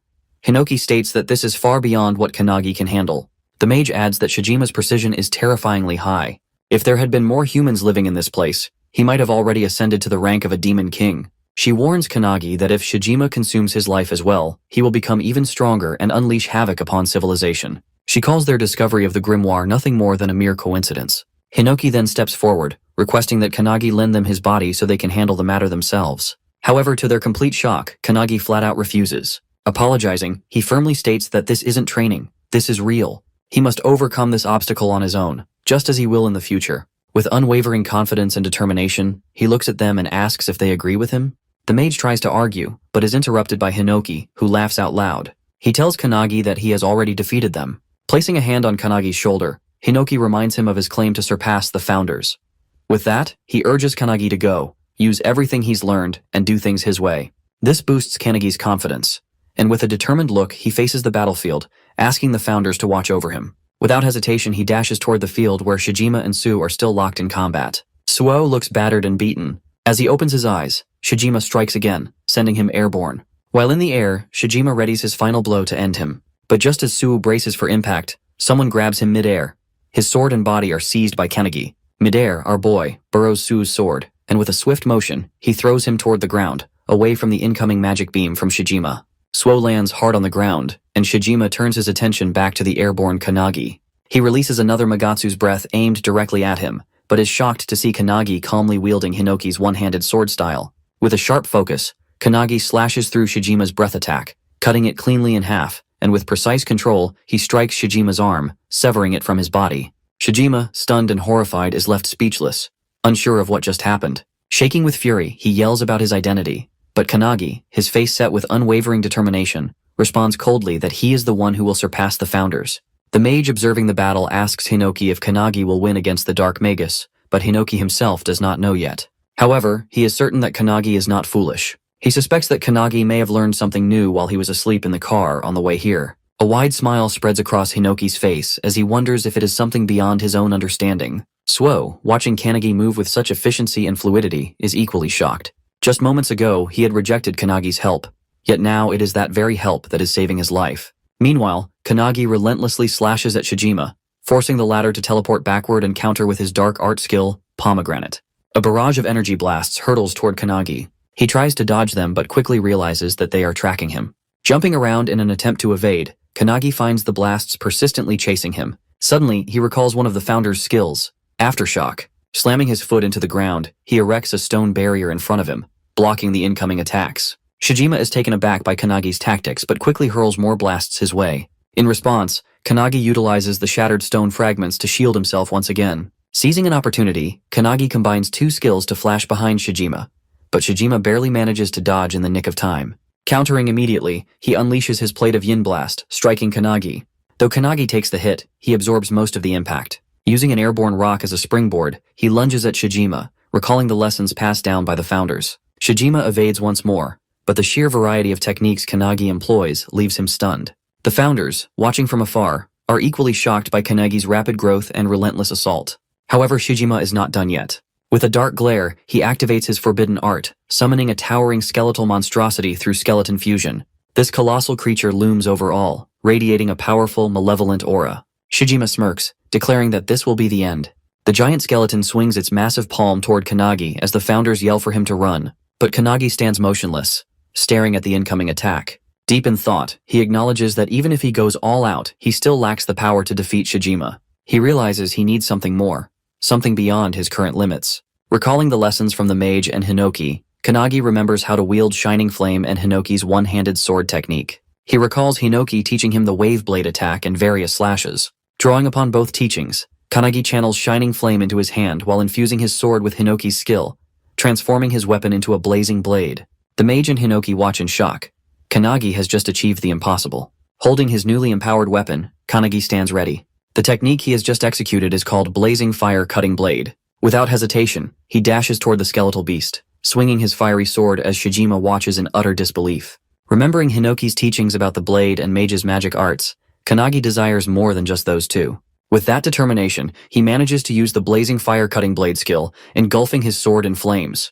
With a swift swing, he cleaves through the skeleton, splitting it from head to toe, while also slashing Shijima in half. Everyone is shocked by this feat, combining two magic skills in such a way. The alchemist founder is particularly amazed, calling Kanagi an irregular for his ability to switch and combine all kinds of skills. He never expected Kanagi to be capable of merging techniques so effortlessly, and he suspects there may be even more to his potential. Suddenly, the alchemist vanishes, leaving Hinoki confused. Mage, overhearing his words, agrees, realizing they may have underestimated Kanagi's abilities. She now feels a twinge of concern, wondering if it's wise to raise someone like him. However, Hinoki is thrilled by Kanagi's power and eager to see just how far he can grow. As Kanagi lands on the ground, exhausted, he is shocked to see Shijima, who had been cut in half, beginning to regenerate from his own blood. Furious, Shijima snarls that if the attack had hit his head, he might have died. Channeling a dark energy, he forms a death ball, vowing to end things himself. But just as he speaks, Su suddenly slashes his throat from behind. Shijima is decapitated, caught completely off guard. As his body collapses, Suo grabs Kanagi, who has fallen unconscious. Holding him, Su recalls a distant memory. His older brother once carried him in the same way. It had been a freezing night under a bridge, with snow covering the ground. His brother had promised to get food for him in the morning. As Su drifted off to sleep, they had heard the sounds of a grand parade above the bridge, others celebrating while they shivered in the cold, stomachs empty. This memory reminds Suo why he chose solitude. Shijima had tried to manipulate him by preying on his loneliness. But now, looking at Kanagi, he realizes something. He is not truly alone, and even if he is, he can endure it. As he ponders this, the barrier around them begins to crack. Akane and Hanada rush in, immediately worried upon seeing Kanagi unconscious. Once they confirm he's only passed out, Hanada notices the barrier is collapsing from the inside. She warns that they need to act quickly. Hanada asks what would happen if the energy within the barrier explodes outward. Suo grips his sword tightly, revealing that if that happens, they will all be crushed to death. Their only option is to hit it with their strongest attack and try to deflect it. Though Su says this with confidence, deep inside, he isn't sure if they are capable of it in their current state. But they have no choice. As they brace themselves, Kanagi, still unconscious, suddenly lifts his sword, channeling energy into it. Suo notices this in shock. Inside Kanagi's mind, Hinoki takes control, guiding his body. As the barrier explodes, everyone unleashes their full power, while Hinoki executes his one-handed style's splitting cloud attack. Outside the barrier, a red-haired man rushes toward the scene, accompanied by two men. His subordinates warn him that the barrier is about to collapse. Suddenly it bursts open. The men fear they might be too late, but to their astonishment, a brilliant beam of blue light shoots into the sky from Kanagi's sword. The red-haired man watches in awe, recognizing the light as a flawless sword technique, free of hesitation. His name is Su Makoto, the captain of the anti-prophecy unit. Observing the spectacle before him, he wonders whose work this could be. A while later, on a plane flying over Peru, Midori is on a call with Makoto, amazed that the new member has just stopped the unknown prophecy. Meanwhile, in Japan, Makoto, still on the call, is facing a rank 1 prophecy, one that, according to him, is on a much higher level than what they encountered before. Midori, instead of boarding the plane, sits on top of it, smiling as he reflects on how much the anti-prophecy unit has grown, even though he isn't there to witness it firsthand. However, his amusement is short-lived when Makoto reveals that the core member who stopped the prophecy was none other than Kanagi, the same Kanagi who had only joined the team 2 days ago. Shocked, Makoto desperately demands to know who he really is. Without hesitation, Midori confidently declares that Kanagi is the one who will bring an end to all prophecies. They had been anticipating his arrival for quite some time. There was a lingering sense of expectation surrounding him, as if he was the one they had been waiting for. Makoto, skeptical of such high hopes, questions whether their faith in him is truly justified. Instead of arguing, he is simply told to see for himself. Changing the topic, Makoto urges Midori to return. His presence is needed, as facing an opponent of equal strength without him is proving to be a challenge. Midori chuckles, offering a brief apology before shifting focus. Meanwhile, Rin reaches out, his voice carrying urgency as he speaks of a grand prophecy unfolding before them. It is a colossal enemy, a super-rank prophecy, the boss of suicidal infection, Ishtam. As the monstrous being charges toward him, Midori tells Makoto to hold on, assuring him that he will finish up soon. Without hesitation, he extends his hand and unleashes divine wind turbulence. At that very moment, in a hospital ward, Kanagi's eyes snap open. A startled cry escapes his lips as he abruptly sits up. A nurse, noticing his sudden movement, leans over to reassure him. She informs him that he has finally regained consciousness. He has been in the anti-prophecy infirmary, asleep since the end of his mission. Hearing this, Kanagi wonders if he had merely lost consciousness. His sleep had been so deep that he hadn't even entered the spatial realm to train with the founders. The nurse assures him that he is fine, drawing back the curtain before reminding him to call if he needs anything. As the curtain lifts, Kanagi notices Suo sitting nearby, arms crossed, silently watching him. Seeing him, Kanagi wonders if he had been watching over him the entire time he was unconscious. Kanagi looks around and notices that Hanada and Akane are missing. Curious, he asks about them, to which Suo reveals that they are training, frustrated by their perceived uselessness in the last fight. With an accepting tone, Su calmly states that Kanagi's power was overwhelming. Hearing this compliment from a man like Suo shocks the overpowered boy, but before he can fully process it, Suo suddenly stands and aggressively demands to know who he really is. In less than 2 days after his arrival, Kanagi has already defeated a rank 3 and a potential rank 1 boss, while using a rare fusion spell that Su has never seen before. Pressing the question again, Suo demands to know Kanagi's true identity and how he too can become like him. As Su insists on getting answers, Makoto suddenly arrives, asking if Kanagi is the one he's looking for. Kanagi confirms, but Suo is taken aback by his older brother's unexpected arrival. Makoto walks past Suo, barely glancing at him, while Kanagi hesitantly asks if he really is Suo's big brother. The moment the question leaves his lips, Makoto suddenly draws his sword and swings it inches away from everyone in the room. Both Su and Kanagi are caught off guard. Dodging the attack, Kanagi wonders if it's some kind of test, while Makoto, equally surprised, marvels at how a mere trainee managed to evade his strike. Makoto confirms that it was, indeed, a test, and Kanagi has passed. Without hesitation, he introduces himself as the captain of Suo's squad, Su Makoto. The realization hits Kanagi hard. Makoto truly is Suo's older brother. After a brief pause, Makoto announces that due to Kanagi's extraordinary performance against the rank 1 disaster, he will be joining his squad temporarily. The announcement stuns Kanagi, but Suo is even more shocked. A tinge of jealousy creeps into him. Despite being Makoto's younger brother, even he is not allowed to join his squad. Wasting no time, Makoto orders Kanagi to follow him for a briefing, while in the background, Suo clenches his fist so tightly in frustration that his knuckles begin to bleed. Meanwhile, in the training area, the anti-prophecy unit duo is training hard. Akane wields multiple weapons while Hanada focuses on blocking her attacks. However, no matter how much they push themselves, they know that reaching Kanagi's level is nearly impossible. As they continue practicing, Midori suddenly walks in, announcing his arrival with chocolates from Peru. To his shock, they completely ignore the chocolates and rush toward him, eagerly asking how long he will be staying in Japan. When Midori reveals he will be there for a week, the duo immediately insists on training under him during that time. They refuse to let Kanagi surpass them without a fight. Taken aback, Midori hadn't expected them to be this determined. He agrees to train them but then asks about Su, wondering if he wants to join. Just as he finishes speaking, Su arrives, his expression filled with sheer determination as he confirms that he will be joining as well. Meanwhile, in the hall, Kanagi keeps pace with Makoto's fast strides as he leads the way.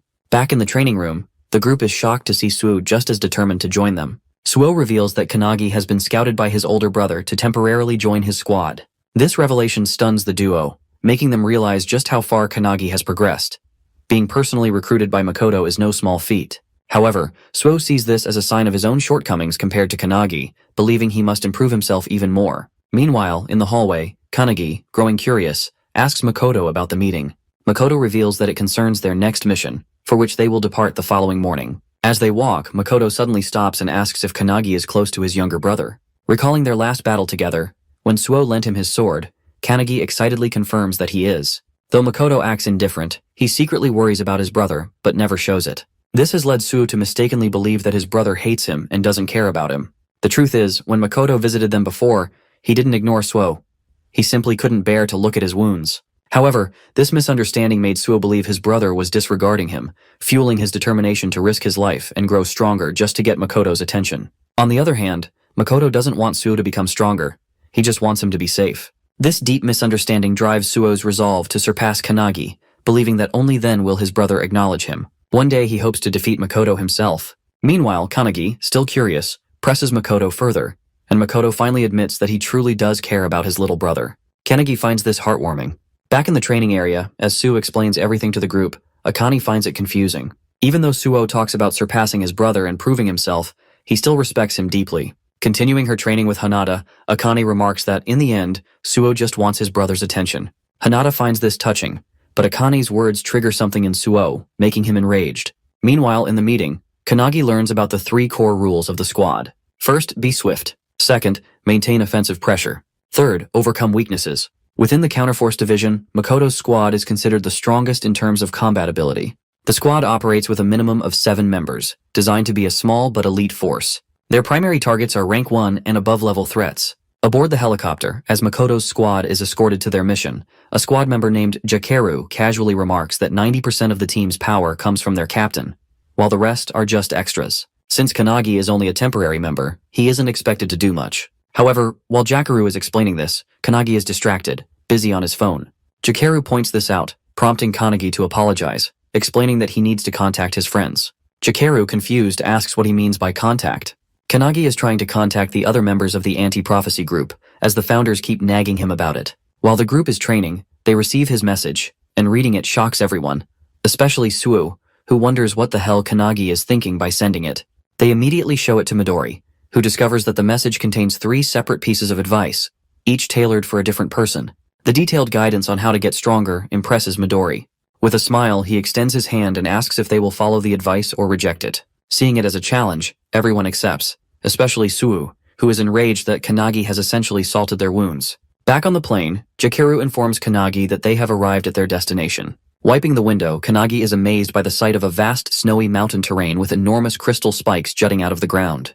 Their mission is to deal with a rank 1 prophecy, Frozen Earth. This disaster threatens to freeze the entire planet, as the affected areas are expanding at an alarming rate. If left unchecked, the whole Earth could be consumed, ending all life. This phenomenon is occurring simultaneously in 17 different locations across multiple countries, many of them in urban areas, which only worsens the crisis. Vice Captain Kashi briefs the squad on the situation, stressing that they cannot afford any delays, as reports indicate the freezing effect is spreading faster than anticipated. Leading the mission, Makoto orders the squad to jump from the helicopter's back hatch, as it can no longer proceed safely. Before they jump, he reminds them that no human lives should be harmed. To motivate everyone, he commands them to chant the 3 squad rules, and they all shout them in unison. Standing at the back, Kanagi reflects on his last battle, where he once again relied on Hinoki in the end. Determined to grow stronger during this temporary mission, he sees this as a valuable opportunity to learn from the other members. As everyone leaps from the helicopter, Kanagi resolves to complete this mission on his own. This is his first rank 1 prophecy.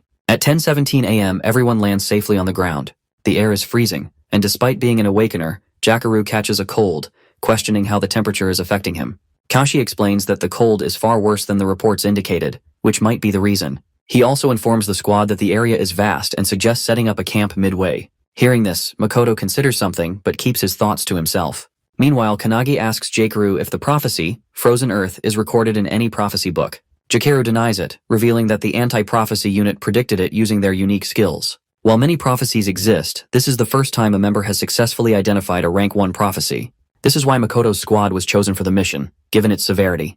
Kanagi's question is answered, but Kashi notices that he seems slightly nervous. Kashi reassures him that nervousness is better than letting his guard down, but he shouldn't let it become a burden. Jakeru places a hand on Kanagi's shoulder, repeating Kashi's words and reminding him that he is moving with the best crew of the anti-prophecy unit. Kashi yells at Jakeru for being too relaxed, prompting Jakeru to apologize instantly. Suddenly, Jakeru raises his hand, reporting that his radar has detected enemies at 2 o'clock, approximately 200 meters away. Kashi acknowledges the report and vanishes in an instant, only to reappear moments later. She confirms that she scouted ahead and saw 30 monsters with an estimated rank of S++. These creatures belong to the ice gargoyle race of the Tice tribe. Hearing this, Makoto immediately orders his unit to annihilate the enemy. The squad charges toward the incoming monsters in a highly coordinated manner, their teamwork and situational awareness leaving Kanagi in awe. They operate on an entirely different level compared to trainees, making him realize that these are elite warriors, far beyond the regular members. Eager to join the fight, Kanagi asks for permission, which Makoto grants, dismissing the enemies as nothing more than S++ rank. With permission secured, Kanagi launches forward and kicks a monster in the head. However, to his shock, the creature explodes, sending shards flying in all directions. Kashi, skillfully evading a flashy monster's attack, warns everyone that some extremely powerful monsters are mixed in with the rest. Meanwhile, Kanagi activates his fire-cutting blade and completely obliterates a monster with a fiery attack, sending it flying. Witnessing this, Jakeru is stunned that someone like Kanagi used a Fury Sword skill. Kashi is impressed, while Makoto, with just a few swings of his sword, effortlessly slices through the remaining monsters. He also takes note of Kanagi's fiery sword and realizes that the blue light beam he saw earlier must have come from it. With the monsters defeated, the squad sets up camp in the mountains and begins eating. During their meal, Kashi asks Jakeru what else he saw on his radar. Jakeru reports that there are no boss-level threats within a 10-kilometer range. Hearing this, Kashi sighs in relief, confirming that they can spend the night there. However, she soon wonders, where have Kanagi and the captain gone? On the other side, Kanagi sits by his own campfire, attempting to fuse his spells together just as he did before. However, as he focuses on the process, the captain suddenly arrives from behind and calls him out for his enthusiasm about training. Caught off guard, Kanagi nearly jumps out of his skin as Makoto scared the hell out of him by approaching so silently. After calming him down, Makoto sits beside Kanagi and asks if this is his first time camping and whether he finds it difficult. Kanagi enthusiastically claims that he's fine, but to his surprise, Makoto casually states that he just wants to go home and smoke. Kanagi is taken aback. He never expected someone like the captain to talk about smoking. However, to Kanagi's shock, Makoto then reveals that he's desperate to smoke his cat. Confused and alarmed, Kanagi misinterprets his words, thinking he's talking about drugs. He immediately questions the captain about his cat, to which Makoto, getting uncomfortably close, pulls out his phone and shows him a picture. Kanagi asks for the cat's name, and Makoto reveals it's Oribe. As Kanagi examines the picture, he notices the cat's ferocious gaze, but instead asks if Makoto really misses him. To his surprise, Makoto denies it, revealing that Oribe is a complete menace, always scratching his stuff, vomiting everywhere, and being an overall nightmare. Yet despite all of that, Makoto admits that the cat is still adorable, just like his younger brother Suo. Kanagi finds it strange that Makoto is talking this way, but he listens as the captain, in a hopeful voice, expresses his wish to one day talk with Suo the same way he's talking with Kanagi now. Kanagi, being an only child, admits he can't relate, but he offers a suggestion. Perhaps Makoto should treat Suo the same way he treats his cat.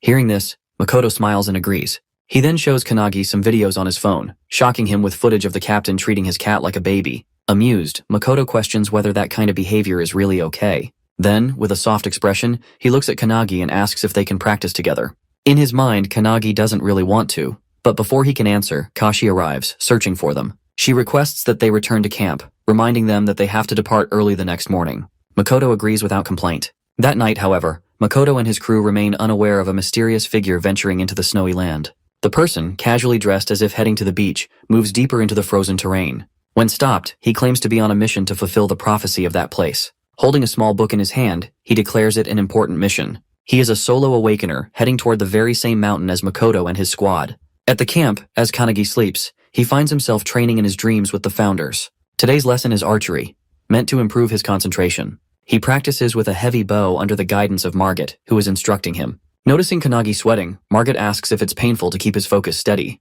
As they train, Hinoki loudly complains about why it isn't a sword training day, but the mage quickly silences him, reminding him that it was his turn the previous day. Despite the noise, Margit is impressed that Kanagi remains undisturbed, showing significant improvement in maintaining his concentration compared to their first session.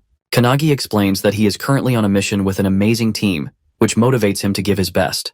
With his focus locked on the target, he releases the arrow, hitting the bullseye with perfect accuracy. Margit is amazed by the precision, while Kanagi drops to the ground, sighing in relief.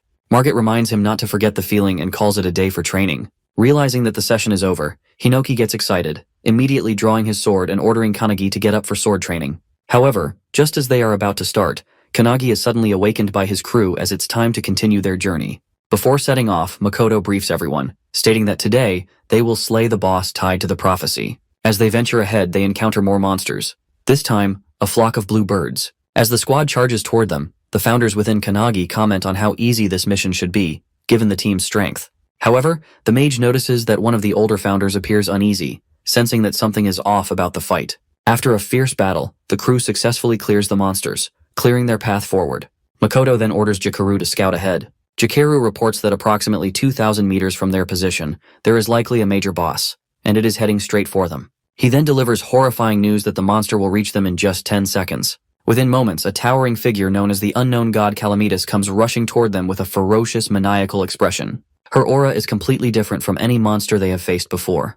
Makoto immediately orders his crew to engage, and they all flash toward the boss in perfect coordination. Jakeru uses his abilities to shackle the creature while Kashi slashes at it from all angles. However, to their shock, their attacks leave no visible damage.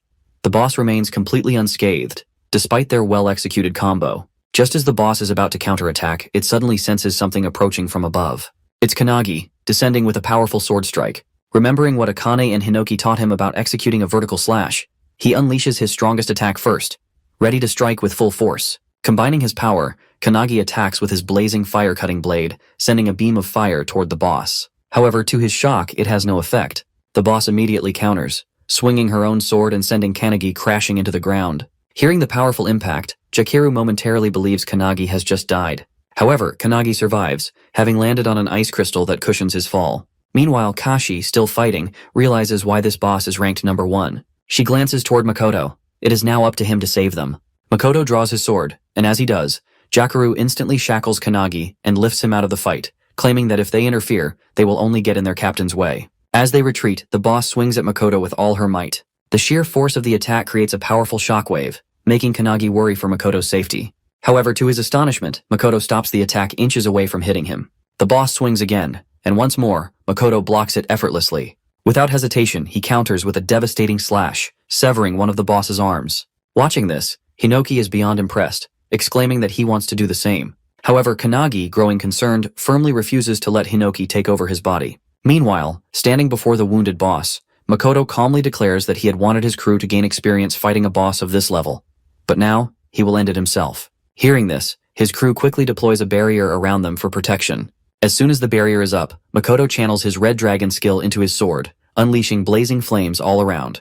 He then combines it with crimson light, sending a massive inferno straight at the boss, which obliterates nearly half of her body. Kannagi, witnessing this, is utterly shocked. Makoto used a sword flame technique similar to his own, but it was far stronger. Without the protective barrier, they all might have been reduced to ashes. Kannagi quietly apologizes to the boss, saying it was his duty to protect the world. Then, out of nowhere, he meows like a cat, causing an unbearable wave of second-hand embarrassment to wash over everyone. Observing the battle closely, Kannagi realizes that Makoto's technique is vastly different from Hinoki's. His skills are truly on another level. Amazed, Kannagi now deeply desires to learn from him. Meanwhile, Makoto delivers a final follow-up slash, cutting the boss completely in half. However, in an instant, a flash of light streaks through the battlefield. Makoto's arm is suddenly severed. In disbelief, he turns, only to see a gaping hole in Jakeru's body. Kannagi frantically looks around, horror gripping him as he realizes what just happened. One by one, his comrades' bodies are being torn apart, blood spilling onto the ground. They are all dropping dead before his eyes. Kannagi, seeing Jakeru falling, rushes to help him, but with the last of his strength, Jakeru pushes him away. Stumbling backward, Kannagi watches in disbelief as the comrades he fought alongside just seconds ago are now collapsing before his eyes. Despite being on the brink of death, Jakeru is filled with regret. His radar failed to detect the incoming attack, leading to this devastating loss. As he falls, he apologizes to his captain and crashes onto the ground, hoping his team has at least seen where the attack came from. Kashi is safe, but several other members are struck by the same beam, piercing straight through them. Makoto, clutching his severed arm, yells at his team to take cover in the terrain, calling it a skill attack. Without hesitation, everyone obeys and runs for their lives. While fleeing, Kashi calls out to a fallen comrade, urging him to follow. However, he hesitates, worried about their captain, who is severely wounded. The attack that severed Makoto's arm cannot be blocked, not even by a barrier, because its properties allow it to annihilate everything it touches. Suddenly, another beam hurtles toward Makoto, but he narrowly dodges it by leaping into the air. Kashi watches in growing fear as the boss unleashes a relentless barrage of attacks while simultaneously regenerating. Realizing they must take down the boss in one decisive burst, she turns to Kannagi, only to find him kneeling on the ground, frozen in shock. Kannagi stares at the bodies of his fallen comrades, his voice barely above a whisper as he pleads with the founder Valentine, asking if she can resurrect them. However, with an embarrassed expression, Valentine apologizes. She cannot bring back the dead. Kannagi falls silent for a moment, then takes a deep breath. He calls upon all the founders, admitting that while he wanted to handle everything himself this time, he now realizes he may need their help once again. Without hesitation, Hinoki steps forward and takes control of his body. Meanwhile, Makoto, analyzing the attack, realizes that it completely bypassed Jakeru's radar. Since Jakeru's radar can only detect threats within a 3-kilometer range, the attack must have originated from beyond that distance. This single strike not only killed Jakeru but also severed Makoto's arm, proof that their hidden enemy is at least as strong as he is. Determined not to let his fallen comrades' sacrifices be in vain, Makoto pushes beyond his current limits, channeling power far beyond his normal capacity. He focuses his energy, using his heightened senses to pinpoint a location over 3 kilometers away, despite the obstacles concealing the enemy. Clenching his sword, he remembers those who have fallen today. Their deaths fuel his resolve. With unwavering determination, Makoto charges his blade with crimson light and unleashes a devastating blaze of fire. The scorching inferno rips through the ground, obliterating everything in its path, until, at last, it reveals the enemy who cast the deadly spell. It is the same boy who arrived there alone, casually dressed. He is impressed that Makoto managed to track him down after his attack, just as expected from the captain of the strongest squad. However, Makoto is shocked. His attack was completely consumed by this man. The boy claims that if Makoto still had his left arm intact, that attack would have killed him. He is using a spell called Darkness to channel dark orbs around him. As he walks toward Makoto, he launches one of the orbs with the intent to kill. In response, Makoto swings his sword, conjuring an ice barrier. He then counters in an instant, vanishing and reappearing behind the boy, slashing at his neck. But before Makoto can process what just happened, the same devastating beam attack strikes again, tearing a chunk off his torso. The boy remains unharmed, calmly stating that he had anticipated Makoto's attack. However, he adds that Makoto is the one truly close to death. That comment ignites Makoto's rage. With what little strength he has left, he lunges forward, swinging his sword. But the boy effortlessly sidesteps and counters with a powerful kick, landing a direct hit on Makoto's open wound. However, Makoto is one step ahead. Using the opening, he strikes with the back of his sword, sending the boy crashing into the ground. As Makoto watches, he becomes curious. Why did the boy stop using his beam attack after only a few shots? Despite its overwhelming power, it seems he cannot sustain it indefinitely. Realization dawns on him. The boy cannot use his spell continuously. In terms of endurance, they are evenly matched. The boy, after crashing, manages to land on his feet, confirming Makoto's suspicion, but pointing out that they are not in the same condition. Makoto is at a clear disadvantage, one arm severed, half his body missing. However, our Chad Makoto refuses to acknowledge the concept of a disadvantage. He recalls the 3 rules of the Makoto squad, drawing strength from them. Determination floods his body as he readies himself to fight until his last breath.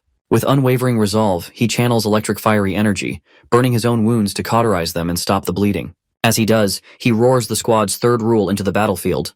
Overcome your weakness. With those words, he unleashes Scarlet Blaze.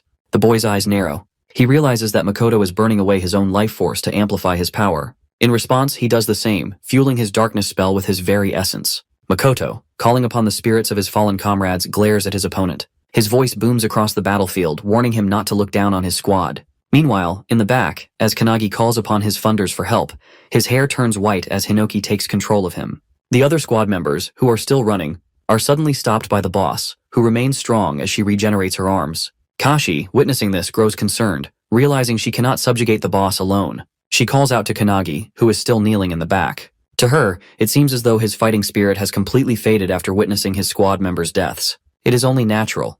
He was just an ordinary person who recently joined the squad. However, to her shock, Kanagi rises from the ground. In a blinding flash, he dashes forward and lands a devastating kick on the boss, sending her flying. On the other side of the battlefield, Makoto and his opponent continue their fierce exchange, trading blow after blow. Makoto, wielding only half of his sword, unleashes Scarlet Light. The opponent barely dodges by leaning to the side. Despite evading the attack, he grows uneasy. It is getting harder. Makoto's flames, which should have been erased by his darkness spell, are re-emerging and striking him again. Furthermore, there is a limit to how much he can control his darkness manually, and that limit is approaching. Realizing this, he sends a barrage of darkness orbs at Makoto. But Makoto swiftly dodges, seizing an opening to lunge forward and slash his opponent's arm clean off. Now their positions are reversed. However, despite losing his arm, the opponent leaps forward and drives his knee into Makoto's wounded arm. Makoto collapses to the ground in pain as the opponent slowly approaches. Looking down at him, he claims that losing an arm means nothing. After all, there is still a hole in Makoto's stomach. He then reveals something chilling. He had already anticipated Makoto's strategy. From the very first attack, he knew Makoto would engage in close combat. He acknowledges Makoto's strength, admitting that he always makes the best decisions and never wastes time. However, he also points out Makoto's flaw. He is too predictable. That, he declares, is the reason why Makoto will lose. Reaching into his bag, he pulls out a book. Holding it up, he claims that Makoto's defeat has already been decided by its contents. Makoto's eyes widen in shock as he recognizes it as the Book of Doom. The opponent opens the book, revealing a startling truth. The guy claims that if there is an organization that exists to stop prophecies, then it is only natural that another exists to fulfill them. Makoto is stunned as he never knew such an organization existed. The opponent then makes his final revelation that he is one of the 12 apostles of the apocalypse. He introduces himself as the 12th of darkness, the one destined to fulfill the prophecy. Makoto, still in disbelief, questions the reason behind his obsession with bringing about destruction. The opponent, flipping through the pages of the book, smirks and asks if he reveals will Makoto forgive him. Makoto is enraged by the mockery. Without hesitation, he swings his sword with all his might, nearly severing the opponent's shoulder. Makoto is confident that he can win this battle, as his opponent appears to be out of mana, and his body seems to be reaching its limit. Makoto channels the red dragon form, convinced that it will secure his victory. On the other hand, the guy, with his shoulder nearly severed, is still standing, declaring that this is Makoto's end. With that, he takes out a potion and drinks it, unleashing a flashy burst of light. The light blinds Makoto, and suddenly, within that brilliance, a powerful fist strikes Makoto's face, sending him crashing to the ground. As the dust settles, Makoto is in disbelief, seeing that all the damage he inflicted on the guy has been healed, and his opponent is back to full strength. The guy claims that the potion he used is an artifact, which allowed him to heal completely. With one arm, Makoto uses his scarlet light blade again, sending a sword wave toward the guy. However, the guy disperses it with his darkness orbs and counters with a barrage of attacks. Makoto is left in shock, as the artifact the guy used is supposed to be controlled by countries due to how overpowered it is, and no ordinary organization should be able to possess one. The guy kicks Makoto in his gut wound, sending him to the ground, where he takes his final breaths. Seeing Makoto beaten, the guy lets out a sigh of relief, believing he has finally defeated him. Meanwhile, Makoto, remembering his childhood and his comrades, tries to reach for his sword. He also recalls Kanagi's words about treating his brother like his cat, which brings a smile to his bloodied face. With renewed determination, he picks up his sword, but as he is about to swing it, a darkness beam hits him, completely severing the hand holding the sword. The guy, with a confident tone, bids Makoto his final goodbye. However, just as he is about to deliver the finishing blow, someone arrives, parting the crystal behind him. It's Kanagi, backed up by all the founders, ready to get their revenge on the guy who made their disciple cry. Makoto notices Kanagi's presence and is initially worried, but soon realizes that it's not just Kanagi. Something else is emanating from him. The guy also notices the abnormality and the aura radiating from Kanagi. The boy in front of him no longer appears as a vulnerable target, but as an existence that will fiercely defend himself. Growing worried, the guy warns Kanagi not to move, threatening to kill Makoto if he does. However, as he speaks, his arm is severed from his body in a flash. The guy is shocked, unable to comprehend how it happened so quickly. Meanwhile, Kanagi simply swings his sword from a distance, the force of the strike even dulling his blade. The founders notice this, surprised that the sword dulled after just one strike. The alchemist founder steps in, transmuting multiple weapons for Kanagi to use in the fight. With pure vengeance in his eyes, Kanagi orders every founder to unleash hell on the guy. Meanwhile, the guy completely regenerates his arm, which shocks Hinoki. The mage founder explains it as reversal, a skill she didn't expect a modern awakener to possess. She speculates that the artifact he used continuously heals his wounds until its effect wears off. As she speaks, Kanagi launches an arrow that strikes the guy directly in the head.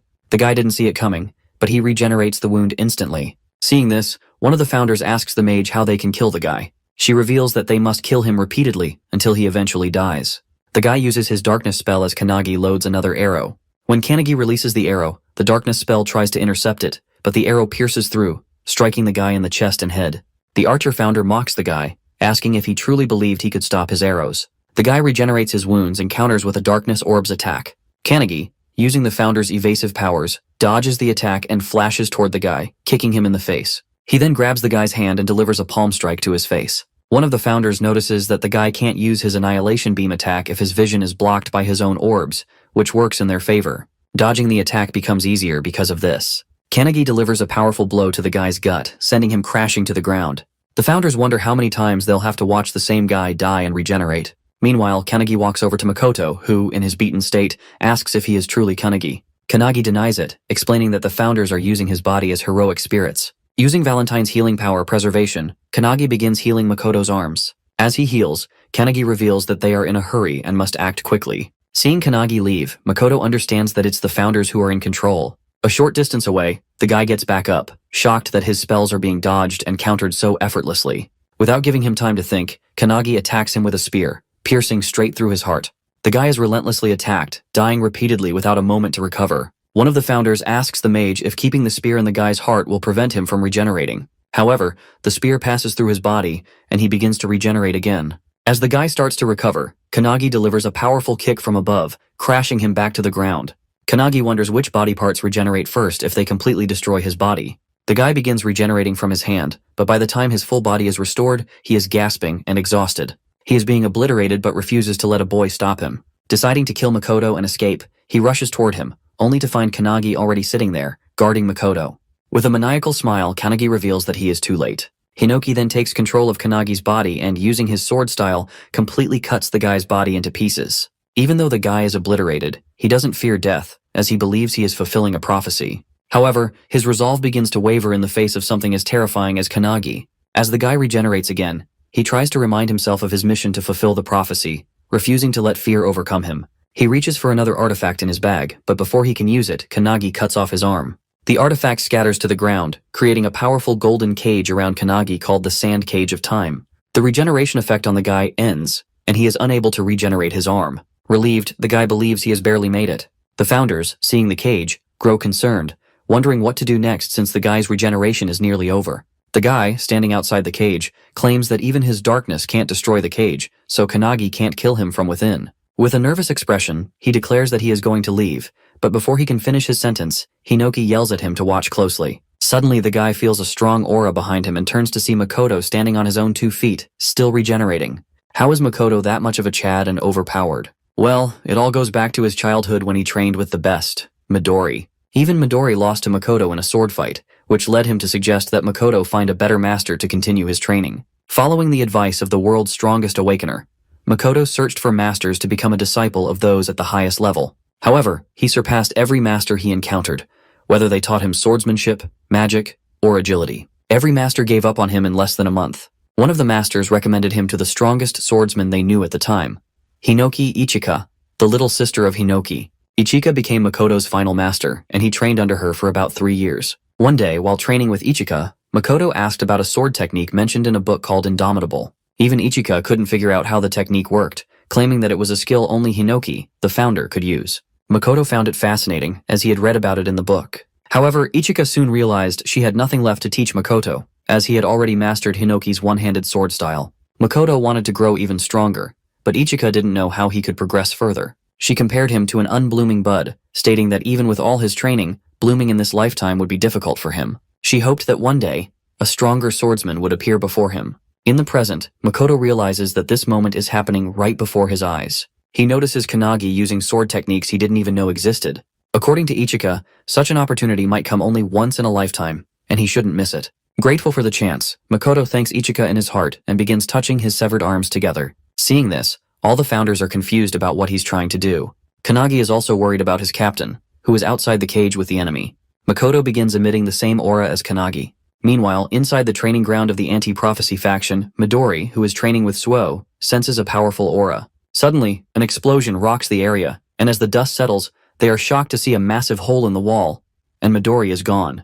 Back on the battlefield, the guy is confused, seeing Makoto able to perform such a feat despite his condition. He is certain that he will be cut down. Witnessing this, Hinoki explains to Kanagi that people are like flowers, blooming at their true potential when they reach their peak, whether physically, spiritually, or through mastering an ultimate technique.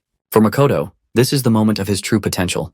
Hinoki, standing behind Kanagi, advises him to engrave what he sees deep in his mind. Kanagi realizes what Hinoki is trying to say. Like a blooming flower, Makoto lifts his arms as if holding a sword and, with unwavering determination, manages to use Hinoki's one-handed sword style's lost technique, Indomitable, the very technique he read about in the book. Even though the guy's darkness defenses are flawlessly activated, his body is cut in half without Makoto even wielding a physical sword. The guy wonders if this is the time and place where he will meet his end. As his body falls apart, Hinoki praises Makoto for materializing a sword that existed only in his mind. Meanwhile, Makoto, though standing in a state of confusion, feels that he has finally become the swordsman he always aspired to be. He considers it a blessing to have spent time with his family, friends, comrades, and subordinates. Every experience he's had has made him stronger. Even if this is his end, he remembers his little brother and his cat, apologizing to them in his heart. As he is about to lose consciousness, he sees Kanagi walking toward him, lending a hand with a smile. Seeing this, Makoto realizes that this death might not be the end,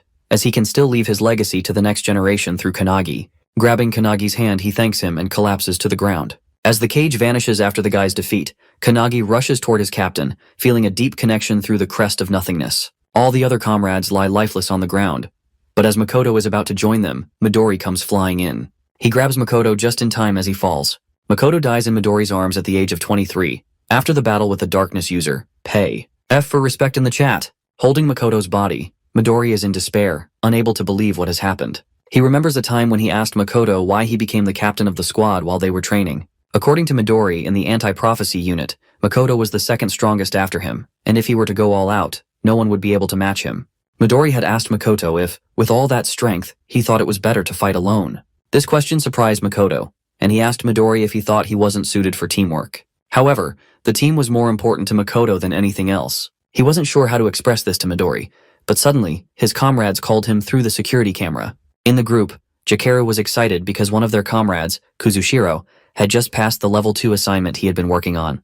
Kuzushiro was also happy, saying he wanted to tell the captain first. Jakeru, thrilled about the news, suggested they all go out for lunch. Seeing their camaraderie, Midori was taken aback. As Midori listened, Makoto revealed that he was fond of his comrades and that even if he fell wounded in battle, he would be happy knowing he had his comrades by his side.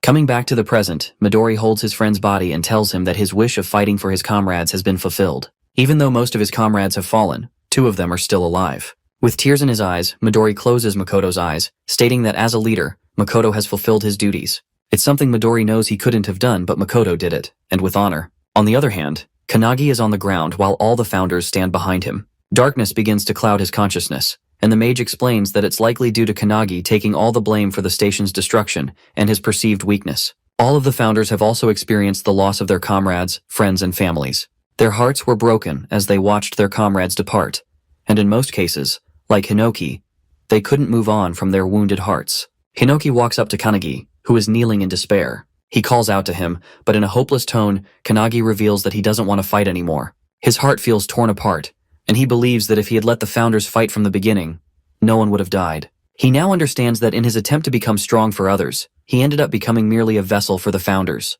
Hinoki, hearing Kanagi's words, tries to say something, but Kanagi is too overwhelmed by his thoughts. He feels the hand he shook with Makoto in his consciousness burning like fire. Kanagi knows that Makoto entrusted him to carry forward his legacy. This brings tears to the founders' eyes, but what Kanagi says next shocks them. He declares that he now not only wants to surpass the founders, but to surpass them with every moment he has. Suddenly, a beam of bright light hits Kanagi as he declares his determination. From now on, he will not let anyone else die. Bro is now 1,000 levels mentally strong. 1 month later, in Nagano Prefecture at Mitake Mountain, Suo is practicing hand-to-hand combat with Kanagi. He sends blow after blow toward Kanagi, who dodges them all. Kanagi then counters with a penetration attack, which Suo blocks. But the attack creates a shockwave behind him.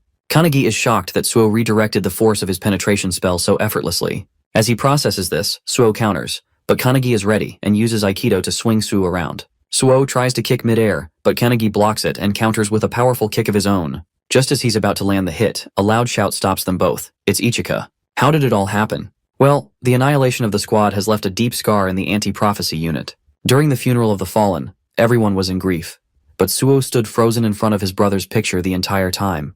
Later, as Kanagi was heading to his room, he saw Suo coming out of Makoto's room, holding some books and a cat. Kanagi recognized the cat as Oribe, the one Makoto often talked about. Suo was shocked that Kanagi knew about his brother's cat, something even he hadn't been aware of. Before entering his brother's room, Suo didn't know about the cute cat, the books, the clothes, the food, or even the thoughts his brother had. He only discovered these things when he went through Makoto's belongings. Kanagi noticed that Suo had a bunch of diaries with him, which he planned to take. These diaries were left by Makoto, so that his brother could read them in case he lost his life. All of Makoto's daily training and missions were recorded inside. However, Suo noticed something else. Every sentence in the diaries ended with Makoto worrying about Suo. He wrote about how Suo was doing, how the weather was cold, and even about Suo's achievements and life events. Reading this alone in his room, Suo broke down in tears, curling up on the floor as he realized that everything his brother wrote was about him.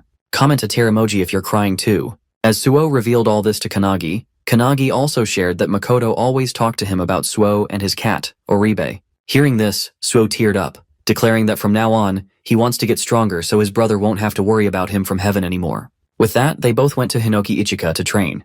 At first, she was cautious of them until they revealed that Suo was Makoto's brother and that Makoto had fallen in battle. This shocked Ichika, but she kept her composure. In sync, both Suo and Kanagi requested her to train them to become stronger. Coming back to the present, Ichika is amazed at how much they've both improved, especially Suo, who has progressed remarkably.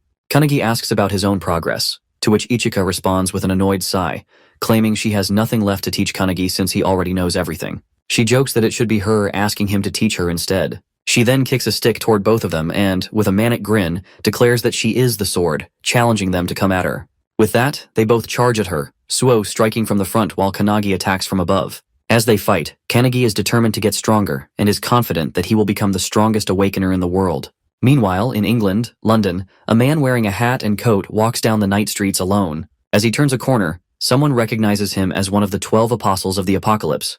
Quatre. Quatre also recognizes the person approaching him. It's Midori. Midori straight up demands that Quatre reveal the location of his base and comrades, warning him that if he says anything else, he will die. Hearing this, Quatre instantly summons his weapon, a strange heart-shaped pike, and challenges Midori to come at him. Suddenly, a burst of blood sprays from the alleyway, followed by Midori walking out unscathed. Outside, other members of the anti-prophecy group are waiting. Midori hands them the book, turns and leaves, stating that 7 people are left. They now have 5 books, meaning they've killed 5 members of the 12 apostles of the apocalypse, and Midori is now heading to the next target. Inside the anti-prophecy's top-secret facility, the Hunt of Everlasting Secrets, someone presents the book that Midori collected to an old lady. Her name is Io, the superintendent of the anti-prophecy unit. The man who brought the book confirms that it's from Midori, and reveals that these are prophecy books belonging to the 12 apostles of the apocalypse. This man is Jengen, the assistant to the superintendent. Another assistant, a lady named Shiki, is also present. She suggests that the books might be parts of a single, larger book that has been dismembered. Io opens the book and remarks that eliminating the apostles and retrieving the books aren't the main problems. The real issue is that Midori is acting on his own, and it seems like Makoto's death has left a deep scar on him. Shiki, hearing this, wonders what they should do. Io, with a smile, orders them to leave Midori to her, assuring them that once he returns, she will prepare tea for him. Jengen and Shiki then propose that since Makoto's squad has been eliminated, leaving a gap in the anti-prophecy unit, they are willing to form a new squad under their leadership. Hearing this, Io falls into deep thought. Meanwhile, somewhere around Tokyo, a Rank 2 prophecy, the Rebellion, is unfolding. The boss of this prophecy is the God of Down. Members of the anti-prophecy unit are fighting the troops of the prophecy, but are struggling to defeat even a few of them. In their nervousness, they call out for their captain, Hibiki. Hibiki, the captain of the Hibiki Setsuna squad, steps forward. To her, the troops are boring and easy to defeat. She then looks back at Akane, who has joined her squad, and asks if she can handle it. Akane uses her Trismegistus spell, creating a massive blob of mercury. She warns everyone to stand back as she flows the mercury onto the ground toward the troops. Once every troop has their feet submerged in the mercury, Akane uses her gasification spell, converting the mercury into gas. The troops begin coughing and suffocating. Akane then follows up by converting the gas back into liquid mercury, which is now inside the troops' bodies. She uses crimson heat to boil the mercury within them, and finally she solidifies the mercury, instantly killing all the troops by forming spikes inside their bodies. The entire squad is shocked, as Akane has just wiped out all the troops in a matter of seconds. Akane snaps her fingers and turns toward the group, announcing that she's finished. Hibiki walks toward her, clapping, and praises Akane for using all 3 states of matter and executing 4 attacks in a single skill. She holds Akane's chin and remarks that it's a shame Akane is only a temporary member of their group. Hibiki proposes that once Akane finishes her training, she should join their squad permanently. Akane, excited, replies that she'll think about it.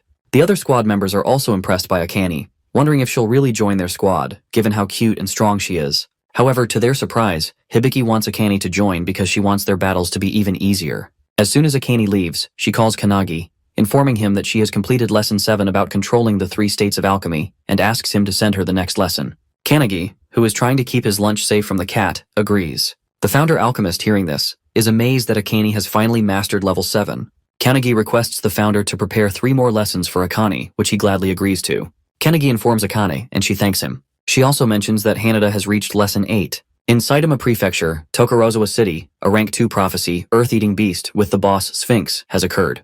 Hanada, sent to eliminate the boss, uses his lightning kick and completely destroys the boss with a single strike.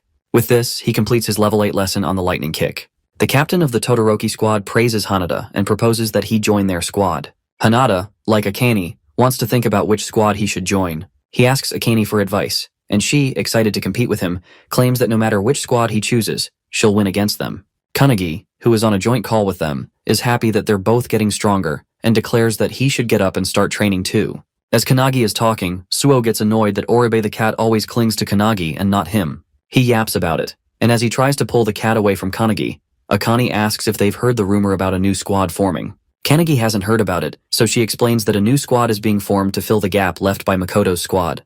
The captain of this new squad will be selected from the member with the highest achievements. Kannagi takes the news lightly, but Akane has something else on her mind. She reveals that the real question isn't who will become the captain, it's whether Kanagi wants to form his own squad. At first, Kanagi brushes it off as a joke, but then he freezes, realizing the weight of what she's saying. Kanagi asks Akane why she said that. She reveals that there is a certain desire within the anti-prophecy, as there exists a force in the world capable of eliminating all prophecies. Kanagi is taken aback by this revelation, and Akane adds that she too desires such a force. She explains that everyone in the squad is searching for a strong-willed leader, and she believes Kanagi has the qualities to be a capable squad captain. Just then, Akane's squad captain calls for her, prompting her to excuse herself from Kanagi and say goodbye. This conversation leaves Kanagi deep in thought about the possibility of becoming a squad captain. Meanwhile, Ichika asks Suo about Kanagi, to which he reveals the discussion about him potentially becoming a captain. Ichika also believes that if Kanagi wants to, he could easily take on the role, and Suo agrees with her. Lost in thought, Kanagi seeks answers from the founders, who appear just as uncertain about what to advise him. Since they had all devoted their lives to following a master, they lack experience in leadership. The mage founder, realizing this, calls them useless teachers for being unable to guide Kanagi in this situation.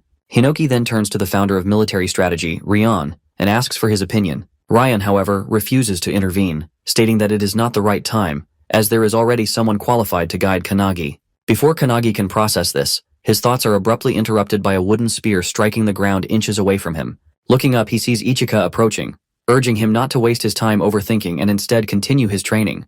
With a maniacal grin, she challenges him to use his flash step against her. Kanagi agrees, leaping down from the rock and using flash step in combination with ripple step to land softly.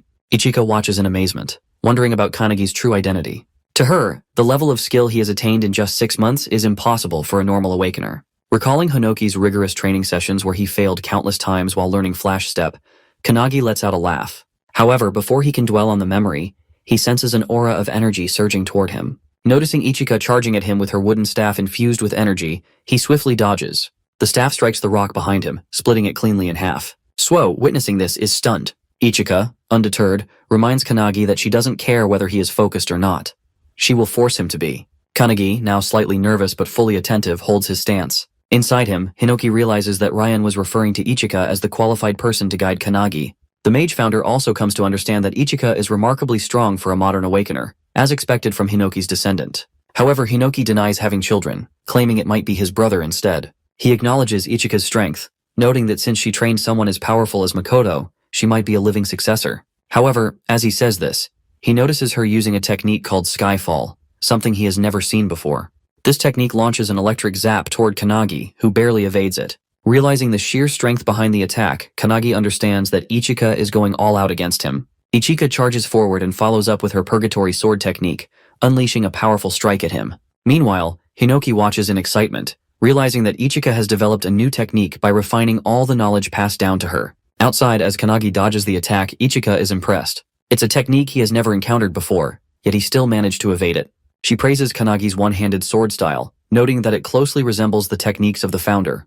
This comment shocks Kanagi, and before he can respond, Ichika adds that he might be worrying about whether he could ever become as strong as Makoto. Kanagi is stunned, as this is exactly what has been weighing on his mind. Suo, overhearing this, is also taken aback.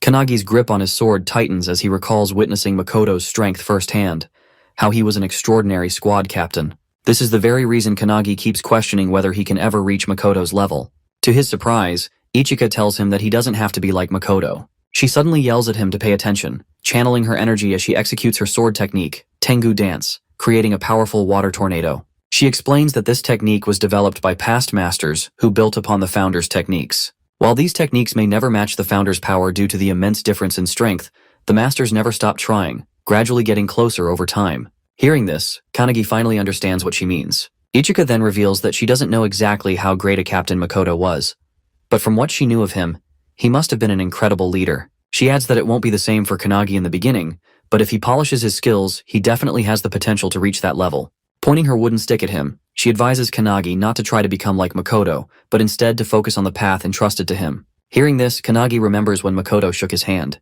Thinking back on that moment, he realizes he must look toward the future instead of dwelling on comparisons. A smile appears on Ichika's face as she declares that, for the sake of that future, she will train him herself.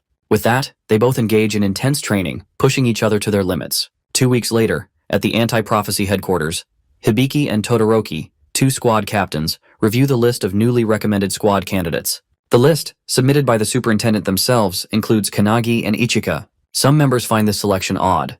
Meanwhile, outside the HQ building, a dark figure speaks on a cell phone, informing someone that they have successfully infiltrated the facility and that the new squad captain exam will take place in 3 days. This figure carries the Book of Doom and boldly declares that they will soon become the new squad leader of the anti-prophecy. This figure is none other than Eva, a member of the 12 Apostles of Apocalypse. Eva possesses a skill called Heavenly Demon, which allows her to replace the existence of anyone she kills. Her goal is to become the captain of the newly formed squad of the anti-prophecy and destroy the organization from the inside. As Midori continues his killing spree against the 12 Apostles, more than half of them have already fallen. Since they cannot defeat Midori head-on, they have decided to sabotage the anti-prophecy from within. Their motto is that they will do anything to fulfill the prophecy. 3 days later, at the grand training field of the anti-prophecy, the selection examination for the captain of the new squad is underway. As all participants gather, the instructor announces that there will be 4 tests, with only 4 people advancing to the final stage. The exam follows a point system. First place in each test earns 3 points, second place earns 2, and third place earns 1. In the end, the candidate with the highest score will be elected as the captain of the newly formed squad. The superintendent watches as the instructor urges all participants to give their best effort. In unison, they yell, "Yes!" Among them, Kanagi feels the weight of everyone's gaze.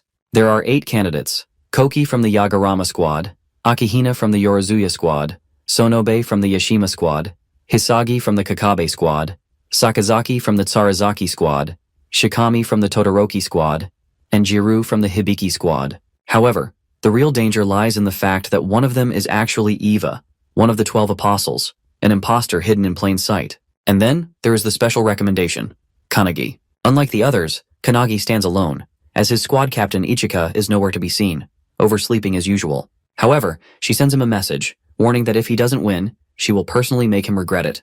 Determined to avoid elimination before Ichika arrives, Kanagi steels himself for the competition. Meanwhile, Ichika rushes toward the training ground, riding on Suo's back. She yells at him to go faster, knowing that if they don't hurry, they might miss the crucial moments. She has complete faith that Kanagi will win and refuses to miss his victory. Back at the training field, the first test begins, which is mana measurement. To everyone's shock, Kanagi releases an immense amount of energy, shattering the measurement device and securing first place. Akihina from the Yorozuya squad, who ranks 5th in the test, is stunned by Kanagi's overwhelming power. Sakazaki takes 3rd place, while Sonobe secures 2nd, both realizing that Kanagi is an anomaly. Sakazaki remarks that such irregularities occasionally occur when a genius in either physical strength or mana appears in the exam. He speculates that Kanagi is a mana prodigy, much like another participant, Shikami, who ranks 7th. On the points table, Kanagi takes the lead with 3 points. As the instructor announces the second test, hand-to-hand combat, the real battle begins. Each participant must face an opponent, and a victory will earn them 2 points. As the instructor announces the first participant, Shikami voluntarily raises his hand, requesting to face Kanagi. Shikami is the strongest regular member in hand-to-hand combat and is also considered an irregular. When he was just 2 years old, he was caught in the emergence of monsters from another dimension. However, even as a baby in a cart, he single-handedly killed all the monsters, shocking his own mother. He protected her and became a legend. In the audience, Hibiki accuses Todoroki of cheating by sending Shikami into the hand-to-hand combat test. Todoroki argues that there is nothing wrong with choosing his strongest member, as Shikami is blessed with both magical talent and immense physical strength. He boasts that he has been training Shikami since he joined his squad, and to this day, no one has ever beaten him in hand-to-hand combat.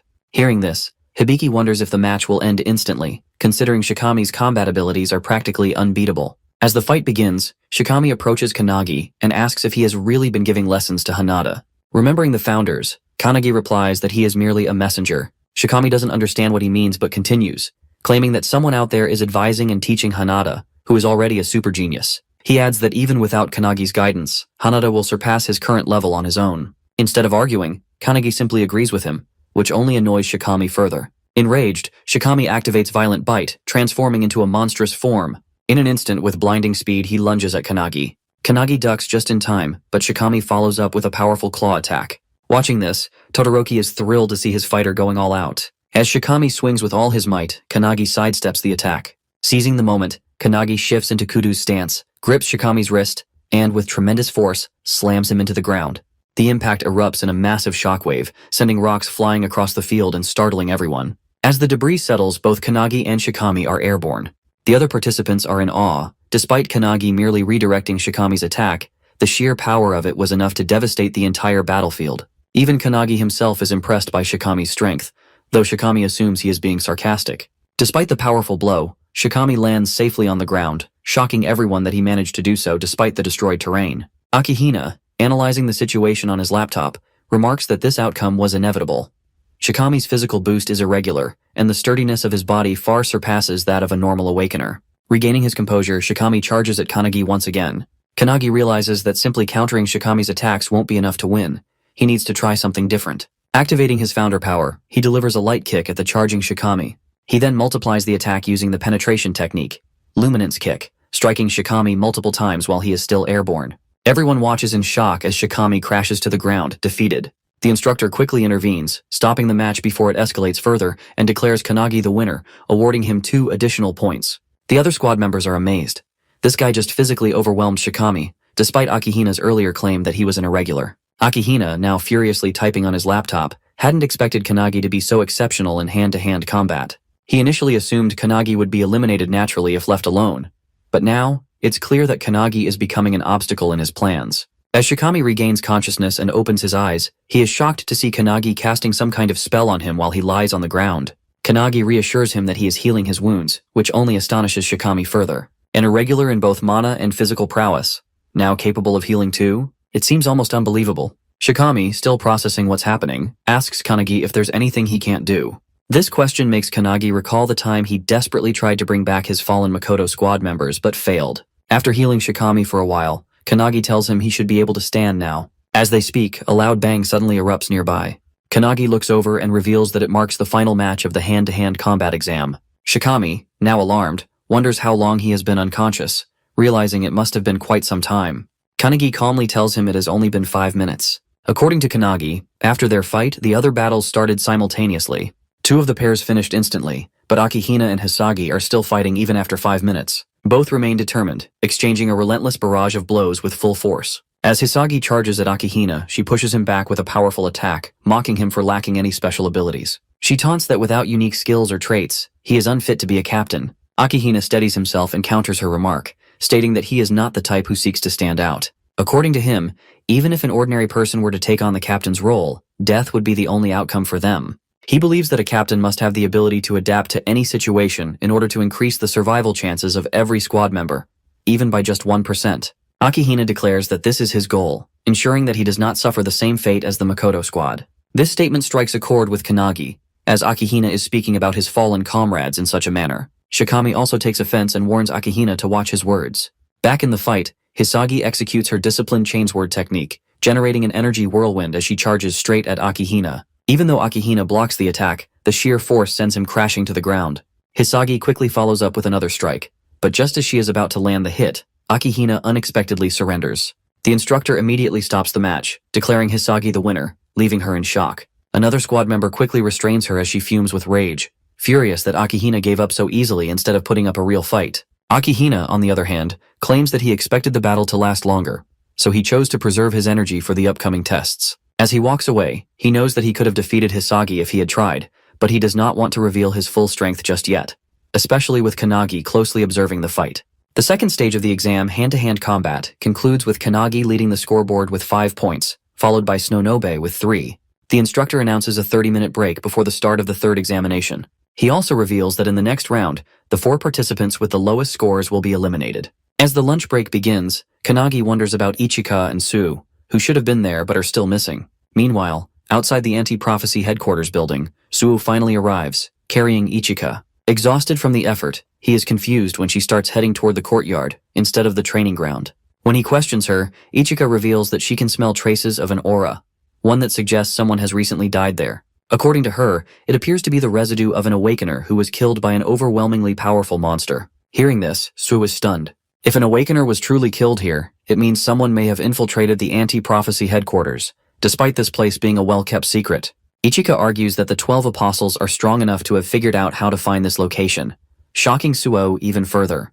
When he asks about their possible motive, she ignores the question and instead suggests they head to the training venue. In her mind, however, she knows that whoever died was likely at the level of a squad captain. But with no official reports of such an incident, the situation is becoming more intriguing. Now, not only Midori but also Ichika, Suo, and, most notably, Kanagi are all working toward the same goal, avenging Captain Makoto's death. During the lunch break, as everyone patches up their wounds, eats their meals, and casually converses, Akihina sits alone, focused on his laptop. Meanwhile, Kanagi, who is sitting with Shikami, becomes excited when he notices his comrades, Ichika and Suo, arriving. The atmosphere shifts as others grow nervous upon recognizing Ichika, one of the 5 elite members of the Anti-Prophecy Special Task Force, alongside Midori. Suo, observing the gathered captains, feels uneasy. Ichika had claimed that a captain had been killed, yet all 7 captains are present on the training ground. Hearing this, Ichika smirks and calls Kanagi over to share something important. She tells him everything, shocking him with the revelation that one of the captains might actually be a member of the 12 Apostles in disguise. According to Ichika, the probability is high based on the aura residue she sensed in the courtyard. The individual who died was undoubtedly at a captain's level, yet all captains are accounted for, making the situation highly suspicious. Logically, it should be impossible. But if someone is disguising themselves as the victim, then there is an imposter among them. Realizing the potential danger, Kanagi grows tense, and Suo agrees. The person who just killed a captain-level individual is standing among them. I know it's an Among Us reference. Cheeky. Suo fears that if they don't solve this problem soon, there may be more victims. If they leave it as it is, there's a possibility that a prophecy at a level where human extinction is inevitable might appear. However, Ichika, with an evil grin, suggests a far more ruthless approach, killing everyone there to eliminate the threat entirely. Suo and Kanagi immediately oppose the idea, arguing that they only need to find and eliminate the one member of the 12 Apostles lurking among them. Ichika, now excited, points out that if they are dealing with the 12 Apostles, this might be their chance to avenge Makoto. After all, they are the ones responsible for his death. She asks Kanagi if he feels the same, and as he recalls what happened to Makoto and their squad, he confirms. Suo, clenching his fists, also remembers everything that happened to his brother. Kanagi then turns to Azure, the founder of the detectives, for his opinion. Azure suggests that he should first examine the crime scene, but given that they are in the middle of an examination, he knows that isn't possible. Kanagi considers hurrying there since there's still some time left before the lunch break ends. However, Azure warns that this might alert the culprit. If the apostle they are dealing with is as strong as the one they faced at the Snowy Mountain, he could easily wipe out everyone here if he wished. They need to be prepared if that happens. Taking this into account, Kanagi decides to head to the training ground after today's test, but asks if there's a possibility that even the founders wouldn't be able to detect any aura residue at the crime scene. Hinoki then reveals that they have been near a volcano for the past month, where he trained and mastered his one-handed sword technique. He explains that the volcano might be interfering with the flow of their chi, potentially making it difficult to sense any residual energy. Mage also reveals that if the aura can only be sensed at close range, it is almost certainly from a 12 Apostles class enemy. Azure, annoyed that they are taking over his detective work, is about to protest, but Hinoki shuts him down, suggesting they focus on catching the culprit so he can kill him. Returning to the interrogation, Azure tells Kanagi to ask Ichika a question. Kanagi then asks if there is a possibility that the apostle infiltrated as a candidate rather than as a captain. This catches Ichika off guard, but after a moment, she confirms that it's possible, if they are talking about the captain candidates. However, she insists they cannot rule out suspicion on the squad captains either. Kanagi understands but quickly forms an idea that he plans to use in the next test, assuming it involves combat abilities. However, just a few minutes later, the instructor announces the start of the 3rd stage of the examination, revealing that it is a written test, completely shocking Kanagi. The candidates are seated in private chambers where no phones are allowed, making it impossible for Kanagi to gather any information about the infiltrator. The test focuses on the rules of the anti-prophecy, something Kanagi doesn't understand at all. However, he refuses to give up, determined to push through. When the test ends, the instructor announces the results. Kanagi fails to earn any points, while Akihina jumps to 2nd place with 3 points. The last 4 candidates, including Shikami, are eliminated. Kanagi feels embarrassed about getting the lowest score in the writing exam, but as he stands there frustrated, Shikami walks up to him and encourages him, telling him that he did well. Both Kanagi and Shikami receive 0 scores in the writing test, but Shikami is especially frustrated about Akihina earning full marks. Despite this, he praises Kanagi for maintaining 1st place, and assures him that he will be cheering for him in the second half of the exam. He wonders who will be selected as the new captain, and adds that after the captain is chosen, the superintendent will also evaluate whether the newly formed squad will function properly. Shikami explains that the minimum number of members in a squad is 7, meaning the captain must recruit at least 6 more members. He advises Kanagi to start considering which candidates he will recruit once he becomes a captain. Placing a hand on Kanagi's shoulder, Shikami offers himself as a squad member, emphasizing his strong physical abilities. Then with a grin, he walks away, wishing Kanagi the best for the rest of the exam. As Shikami leaves, Azure approaches Kanagi and tells him to visit the crime scene. However, something in Azure's confident tone makes Kanagi realize that he has already identified the culprit. Azure confirms this, but states that he still needs solid evidence to make an official deduction. He then declares that they will now go on the offensive against the 12 apostles. The mage explains everything that has happened so far, and mentions that Detective Azure assists Kanagi with his deductions and methods. This annoys Hinoki, as the mage speaks in a roundabout manner, but she does so intentionally to lighten the mood with her narration. They are at the crime scene, where Azure takes over for Kanagi and begins examining the area. As expected, everything aligns with his suspicions. With the victim's identity confirmed, he now also knows who the culprit is. Hearing this, Hinoki realizes that their opponent is indeed one of the 12 apostles, which means he might have obtained the Book of Doom, the same one the last apostle possessed. The mage then asks what they should do next. Just as Kanagi is about to respond, he suddenly feels a surge of energy and is transported into a cloudy realm. There, he encounters an old lady who, when asked, simply claims to be a random granny passing by. She inquires about his investigation, and Kanagi reveals that a murder has been committed. The culprit has taken on someone else's form and appears to be highly skilled. Upon hearing this, the granny asks if they should find the culprit now. However, Kanagi explains that they already know who it is, not by mere guesswork, but with solid proof. Despite this, he admits that he cannot expose the truth just yet. The granny is confused, as she believes that revealing the culprit and eliminating them immediately would be the best course of action. However, Kanagi argues that while it may seem that way, there are actually 2 culprits instead of 1. He insists that it would be better to take them both down at once when they are in the same place. He decides to deal with it in the morning, but requests that the old lady, who is actually the superintendent, refrain from interfering and simply observe. She smiles, wishes him luck, and reiterates that she is just a passing granny who will not interfere. As she is about to leave, Kanagi reveals his name to her, prompting another smile from the old lady. Suddenly, a strong surge of energy rushes through him, and he regains control of his body. In a top-secret location, the assistant questions the superintendent, asking if it was wise to leave things as they are. The granny, however, assures her that she doesn't mind, as Kanagi seems close to the truth and appears to have a plan. She claims that she is merely interested in seeing what he will do next. She then orders the assistant to instruct the other officers to provide backup for Kanagi if anything happens. The assistant agrees but admits that even after walking near the residual traces, she didn't find anything particularly interesting. Still, the superintendent places her trust in Kanagi's words. The assistant is puzzled as to why the superintendent has so much faith in him. In response, the granny reveals that it is because of the confidence and determination she saw in his eyes. The next day, as Kanagi walks through the woods, Shikami joins him, explaining the details of the next test. This test will evaluate their performance based on how well they would function as a squad captain. Shikami already expects Akihina to rely on his strategic skills, but he expresses his support for Kanagi instead. Kanagi thanks him, but suddenly, out of nowhere, asks why Shikami deliberately dropped out of the examination. After a brief yet sinister pause, Shikami turns to him and claims that he changed his strategy midway. Instead of becoming a captain himself, he now prefers to operate in his own way under the command of a strong captain. Kanagi narrows his eyes in suspicion and accuses Shikami of doing it so he could eliminate all the promising members of the squad. Ichika is also present, hiding in the trees just in case. Hearing Kanagi's suspicion, Shikami openly admits that he has no problem killing someone if it is necessary for a replacement.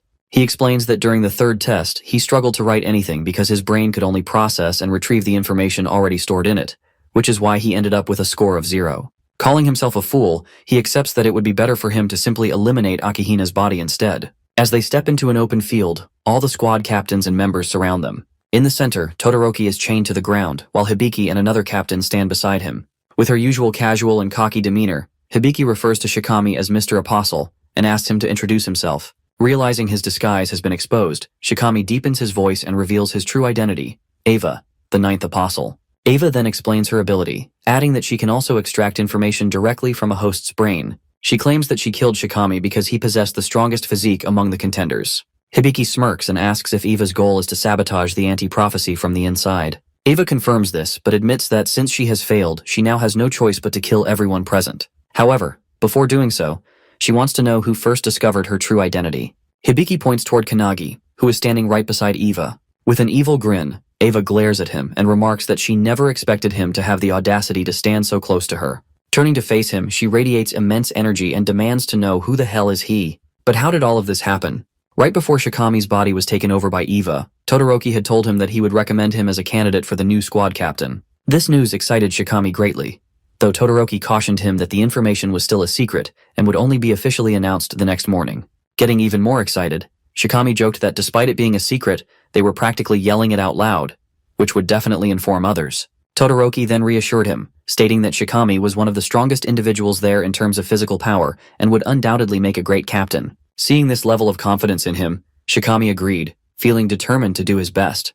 However, just as he was fist-bumping Todoroki, something slashed him into pieces. In an instant, Shikami was cut down right in front of Todoroki, leaving him utterly shocked and unable to process what had just happened. Suddenly, a deep voice echoed through the air, mocking Shikami's weakness and questioning if this was truly the standard for a squad captain candidate in the anti-prophecy unit. The figure then answered its own question, claiming that the squad had only grown strong thanks to artifacts and the one who had provided them. Stepping forward, the figure introduced herself as Eva, one of the 12 apostles, and declared that she was looking forward to their future. Walking up to Shikami's lifeless body, Eva activated her heavenly demon skill, taking complete control over it.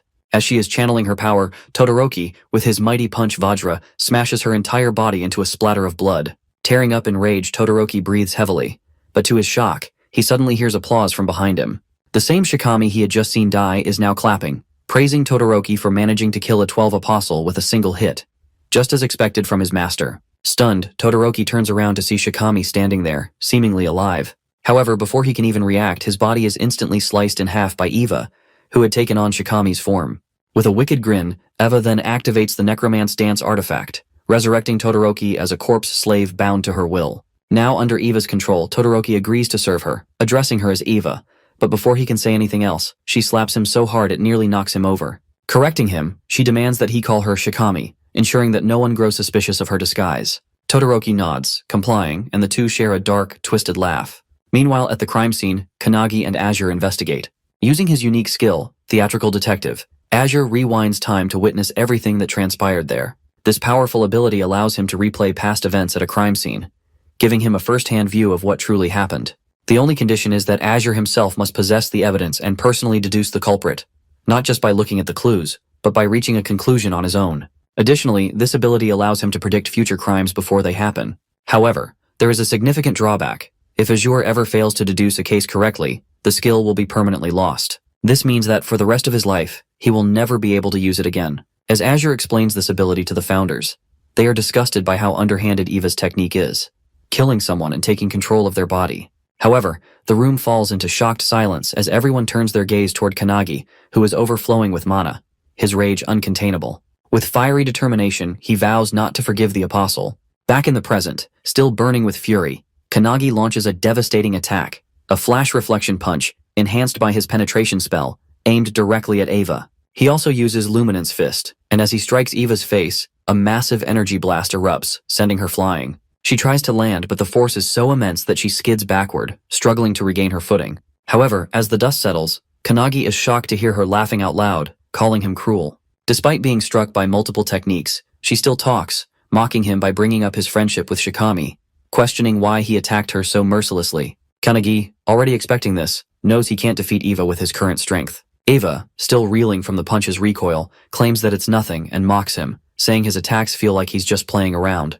As the recoil fades, Eva yells that these kinds of attacks won't do anything against her. Kanagi agrees, but reveals that he was never the one meant to defeat her. All he was doing was buying enough time for the mage founder to take over his body. As the founder takes control, she claims everything, and Kanagi's body becomes engulfed in energy. Seeing this, Eva realizes that Kanagi might be the person the satellites warned about, someone who has become completely different. But instead of feeling fear, she becomes even more excited. With a wicked grin, she summons hundreds of mummies from the sky, their terrifying screams echoing. She declares that life is boring until one faces death, so they should fight with all their heart's content. Azure, watching the mummies descend, remarks that they seem like nothing more than empty shells, controlled by Eva using the bodies she has taken before. Laughing out loud, Eva boasts that all of these mummies possess the same physical strength as Shikami and challenges them to come at her. Looking around, Hibiki notices that there are roughly 100 bodies, all on the same level as Shikami, which shocks a candidate standing nearby. Kanagi, witnessing this from his consciousness, finds it disgusting that Eva is using the bodies of those she has trampled over.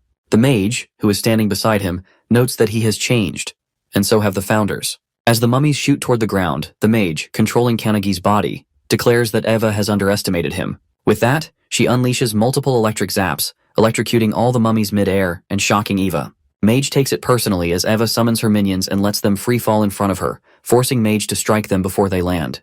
As the burning mummies rain down from the sky, Eva is left confused, wondering what Kanagi just did. There are people who master unparalleled accuracy through intense training, but Kanagi simply used his skill without batting an eye and managed to hit every single target without missing. The mage instructs Kanagi to stand beside her and study her actions, Our boy finds it amazing that even though she is using a weak body, she can still cast all of her spells efficiently. Calling him closer, Mage explains that while Kanagi was only seeking power for himself, the founders, on the other hand, were eager to use their power through his body. Kanagi is confused, unsure of what she is talking about. Mage continues, stating that even after everything, Kanagi, drunk on immense power, still felt closer to his goal, which was simply to become stronger. Meanwhile, all the founders are also drunk on Kanagi's unparalleled talent. However, after experiencing the tragedy of losing a friend, someone who trusted Kanagi with the future, Mage concludes that Kanagi is angry from the bottom of his heart. Pointing at the founders, who are all excited, Mage claims that they all like the current version of Kanagi. Eva, hearing this, is confused. She charges at Kanagi, yelling that the rule of the world is simple. The weak get trampled by the strong. Just as she is about to strike, an electric spark erupts in front of her, stopping her mid-charge. Eva, bewildered, looks around and notices the sky raining down with thunderstrikes. Mage reveals that many people think like Eva, but he remembers witnessing an existence powerful enough to destroy the tower, only to be toyed with and devoured by beasts from another dimension. Mage, who observed her comrades fall, now stands for those who were weak, vowing to avenge them. As she walks toward Eva, Mage, still in control of Kanagi's body, calls Eva frustrated, mocking her for lacking the strength to fight. Eva, on the other hand, can't get back on her feet as she is continuously blasted by the thunderstrikes. Mage knows that even though Kanagi trained in the mountains, laughing on the outside, deep inside, he wanted revenge. She ensures that all the founders share the same belief, that Kanagi will one day reach the same peak as them. Extending his hand forward, Mage assures him that if he ever needs help, they will lend it to him. And if he feels sadness, he should point to what caused it, and they will put an end to the prophecy. Without hesitation, Kanagi points at the airborne Eva, and suddenly, she is struck by lightning bolts that tear her body into pieces. Everyone is left in shock, while the instructor realizes that Kanagi resembles Midori when he was a child, a monster in the making. As Eva lies in pieces on the ground, she can't comprehend how this young boy not only destroyed all her minions, but also obliterated her body. Kanagi, walking toward her, asks if she now understands their strength and states that he has a lot of questions to ask her. He adds that he knows many people skilled in interrogation and wants to talk to Eva about everything that happened. However, in a deep voice, Eva reveals that she can't fight Kanagi in her current form and admits that her boss was right about it. Suddenly, a coffin emerges from the ground and Eva calls it her trump card. Kanagi is shocked, while Eva explains that, hundreds of years ago, one of the founders, known as the 10,000-man army slasher, was responsible for destroying the tower. To Kanagi's horror, Eva unveils the body of Hinoki Reichiro inside the coffin. All the founders, especially Hinoki's spirit, are stunned that she has possession of his corpse. Without a word, Mage casts a thunderbolt spell, striking down the coffin. This shocks Hinoki, but Mage states that this is now the real deal, as Eva has already taken control of Hinoki's body. In front of them, Hinoki's corpse stands, gripping his blade. Eva, thrilled by her newfound power, declares that she can now fight them on equal footing. Kanagi, taken aback by the overwhelming pressure filling the air, realizes that this aura is even stronger than what he felt while training with Ichika. But that's not all. With a snap of her fingers, Eva summons hundreds of minions from the ground, calling it the second wave. Kanagi begins to worry, but Mage reassures him that it's nothing. As Eva continues summoning her minions, a sudden explosion erupts behind her. Turning around, she sees Kanagi's friends arriving. Ichika, Suo, and the others, standing ready for battle. He is not alone! Eva feels annoyed, believing Kanagi to be alone in this ordeal. As she observes him speaking, Kanagi realizes that the corpse's voice and speech pattern are identical to Hinoki's. Despite their friends joining the battle, they struggle to defeat the minions, as Eva remarks that these ones are far stronger. This time, the minions possess a physical hardening skill, and even when one of the members unleashes their full power, the attack leaves the minion unscathed. To their horror, each minion possesses a unique skill, making them formidable opponents. With their overwhelming numbers, the anti-prophecy members find it increasingly difficult to fight them head-on. Hibiki, who has been closely observing the battle, activates her sound visualization release skill, summoning a sound phoenix that obliterates a group of minions in an instant. However, despite her powerful attack, she remains wary, realizing that each minion's strength is enhanced by their individual skills. As if things weren't chaotic enough, Todoroki suddenly breaks free from his chains and slam dunks one of the younger members with crushing force. However, Hibiki reacts just in time, rescuing them from certain doom. Amidst all that, Eva is reveling in the chaos, thoroughly enjoying herself. She smugly declares that in a battle like this, only the squad captains have a chance of survival. Hearing this, Kanagi turns to the other founders for their opinions, but they all remain silent. He then faces Mage and asks her to let him take control of the body for a moment. She is surprised by the request but ultimately agrees. Taking control, he confidently mocks Eva, accusing her of underestimating his friends, something she should not have done. Meanwhile, Hanada finds himself surrounded by minions, but he recalls Lesson 7 from Kanagi. Channeling his fist technique, he summons a dragon, using it as both a power source and a foundation for his attacks. With explosive force, he kicks the hell out of every minion charging at him. A while ago, founder Spirit Wantak had observed Hanada's muscular yet flexible build, noting his tendency to rely on single-point concentrated strikes paired with his agility. Another founder, Eilerson, had argued that while it was not a bad technique, it could be far more effective with their guidance. Now, in the present, Hanada flawlessly integrates all the techniques they have taught him, moving like a coiling snake, striking from every angle and obliterating the minions with precision. At the same time, Akane stands her ground, ready to face the horde of minions rushing toward her. She remembers Kanagi's advice about the transmute technique, which converts an imperfect substance into perfection. In the past, she could only produce cheap, low-quality weapons.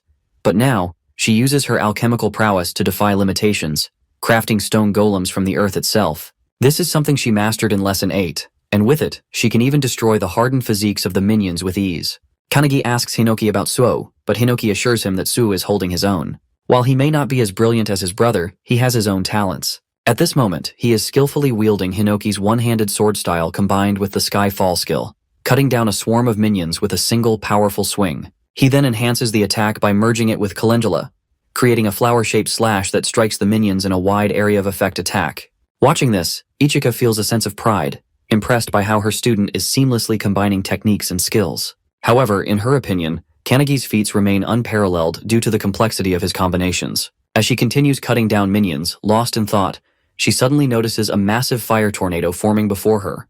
The sight startles her, as this can only mean that the battle between Kanagi and the 12 apostles has already begun. However, as she focuses on the fiery vortex, her shock intensifies when she realizes that Kanagi is fighting none other than the legendary founder, Hinoki. Eva charges at Kanagi, wielding Hinoki's one-handed blade style combined with the wave-cutting blade technique. However, our boy effortlessly sidesteps the attack with the precision of Goku in Ultra Instinct. Despite missing her target, Eva's strike completely obliterates the ground beneath them. Kanagi immediately counters with Mage's Thunderbolt attack, but it barely phases someone as powerful as Eva. She retaliates with her devastating dice slash skill, slicing the entire battlefield into countless cubes, even cutting down her own minions in the process. However, our boy survives, leaping onto one of the floating cubes and recalling that he has endured this very skill with his own body before. Meanwhile, as the battlefield is reduced to shifting cubes, the other members struggle just to stay upright. One member desperately clings to another who is about to plummet into the abyss. But before they can pull them up, the dice slash severs his arm, sending her tumbling down. As she free falls, still clutching her comrade's severed arm, Kanagi notices them just in time. Without hesitation, he casts a bubble spell, lifting them all to safety. Mage Spirit, growing increasingly worried, turns to Hinoki and asks what they should do next. However, Hinoki simply leaves the decision up to her, telling her to do whatever she wants. She agrees, and just as Eva unleashes Splitting Cloud, a powerful beam blast that engulfs the entire battlefield, even Hibiki, a squad captain, is left stunned by the sheer madness of it. Meanwhile, Eva is thrilled by the capabilities of a founder's body, marveling at how perfectly suited Hinoki's body is for battle. However, despite this, Eva feels the need to use an even stronger skill. Activating Hinoki's secret technique, Indomitable, she prepares to strike, but to her utter shock, Kanagi catches her sword with his bare hand. Hinoki's spirit watches unimpressed, while Mage mockingly claims that even though Eva is using Hinoki's body, he is still weak. Hearing this, Eva shouts in frustration, demanding to know how a founder's legendary body could possibly be considered weak. Desperate for a stronger skill, she frantically searches through Hinoki's memories, trying to extract something more powerful. As she forces his way deeper into Hinoki's mind, her eyes begin to tear up, as if she has just seen something truly terrifying. Eva's tears stem from the overwhelming memory of Hinoki's past, back when he was still alive during the time of the towers. Just witnessing this memory pushes Eva to the brink of madness. In the vision, Hinoki slices through an entire tower with a single swing of his blade. However, despite this awe-inspiring feat, he grows colder and more detached with each passing battle. Eva struggles to comprehend how a mere human's wisdom and skill could reach such an unfathomable level. Hinoki's memories are filled with countless acts of destruction, severing human bodies, cutting down monsters, slicing through the sea itself, and even wounding the planet. The sheer weight of these memories crushes Eva's spirit, leaving her crumbling under the pressure. She desperately wonders where she should go, how she can possibly grow stronger, but the weight of it all is unbearable. Her very soul begins to fracture, feeling as though it's about to shatter into nothingness. Hinoki's spirit, unbothered and relaxed, simply remarks that Eva's spirit should just break apart. However, another founder quickly warns that if it does, it will go berserk, slaughtering everything around it. And to their horror, that is exactly what happens. Eva's spirit shatters, It lets out a piercing scream, so powerful that it is felt even in the distant city of Takasaki. The force of the scream triggers an immediate evacuation, as residents check their phones and discover that the source of the aura is coming from Nagano Prefecture, a staggering 100 kilometers away. Yet despite the distance, the shockwaves still reach them. Panic spreads as people fear that the end of times has arrived, or that a monstrous entity has emerged. Back on the battlefield, as Eva's scream echoes, the very rocks begin to levitate off the ground. The overwhelming aura crushes down on everyone present, weighing heavily on their shoulders. Weaker members begin coughing violently, their bodies pinned to the ground under the sheer force of it. Kanagi, witnessing this, shouts for Hinoki, but the spirit remains unbothered, still relaxing as if nothing is happening. He simply replies that he has left everything to the mage, and Mage agrees. Meanwhile, as Eva steps toward Kanagi, Mage raises her sleeve, revealing the seal of truth on her arm. With unwavering confidence, she declares that if she must use Kanagi's body, she will end this in just one strike. As she unleashes the seal of truth, Kanagi's body begins radiating with immense energy. Witnessing this, Akane is in complete disbelief. The alchemist spirit within Kanagi speaks, telling him that he and Akane must watch carefully. He explains that whether it is magic or alchemy, they are the pursuers of truth, and in this moment, Kanagi will reach one of those truths. As he continues speaking, Kanagi's arms become marked with the same seals that Mage once bore. The alchemist spirit wonders if Kanagi's body can withstand the fragments of truth, or if it will crumble under the weight of such power. Meanwhile, Ava's soul is already shattered into pieces, and the only thing driving her body is the lingering residue of her spirit. Yet the body moves instinctively, as if guided by primal urges, just like a wild animal. Hinoki, who was once mature and composed, abandoned his body to this state long ago, and to describe that phenomenon, they call it truth ignorance. As Ava grows more enraged, she unleashes a surge of dark energy, her aura twisting and distorting the air around her. Mage, witnessing this, foresees a future where the energy becomes so overwhelmingly powerful that it destroys everyone, including Kanagi, and even affects people far across the continent. Ava could very well be the end of the world in that moment. Kanagi, realizing the severity of the situation, recognizes the danger in the vision. Mage then activates one of her skills, Magus of Truth, a technique designed to counter the skills of its target. The technique is so powerful that the world itself can hardly bear its immense force. As Eva loads dark energy into her arm and swings it at Kanagi, he effortlessly stops the attack. To her shock, he grips her hand firmly. In that moment, Mage channels a burning light attack, creating a powerful burst of light between them, engulfing the entire area. As the dust settles, Ava is reduced to nothing more than a charred skeleton, while Kanagi still grips her hand. Mage, using Kanagi's body, calls out a final goodbye to Eva's dying soul as her ashes are swept away by the wind. The other founders watch this with determination, but Hinoki rises, clearly annoyed by the fact that his soul and body are now completely separate entities. Mage smiles and turns toward Kanagi, asking if what he has just witnessed will help him in his training. As Kanagi takes control of his body again, he is shocked to see that the field is clear, with all of his comrades cheering for him, as if he had won against the monster. Ichika, however, is worried that he didn't use his sword at all, making her teachings seem to have had no impact.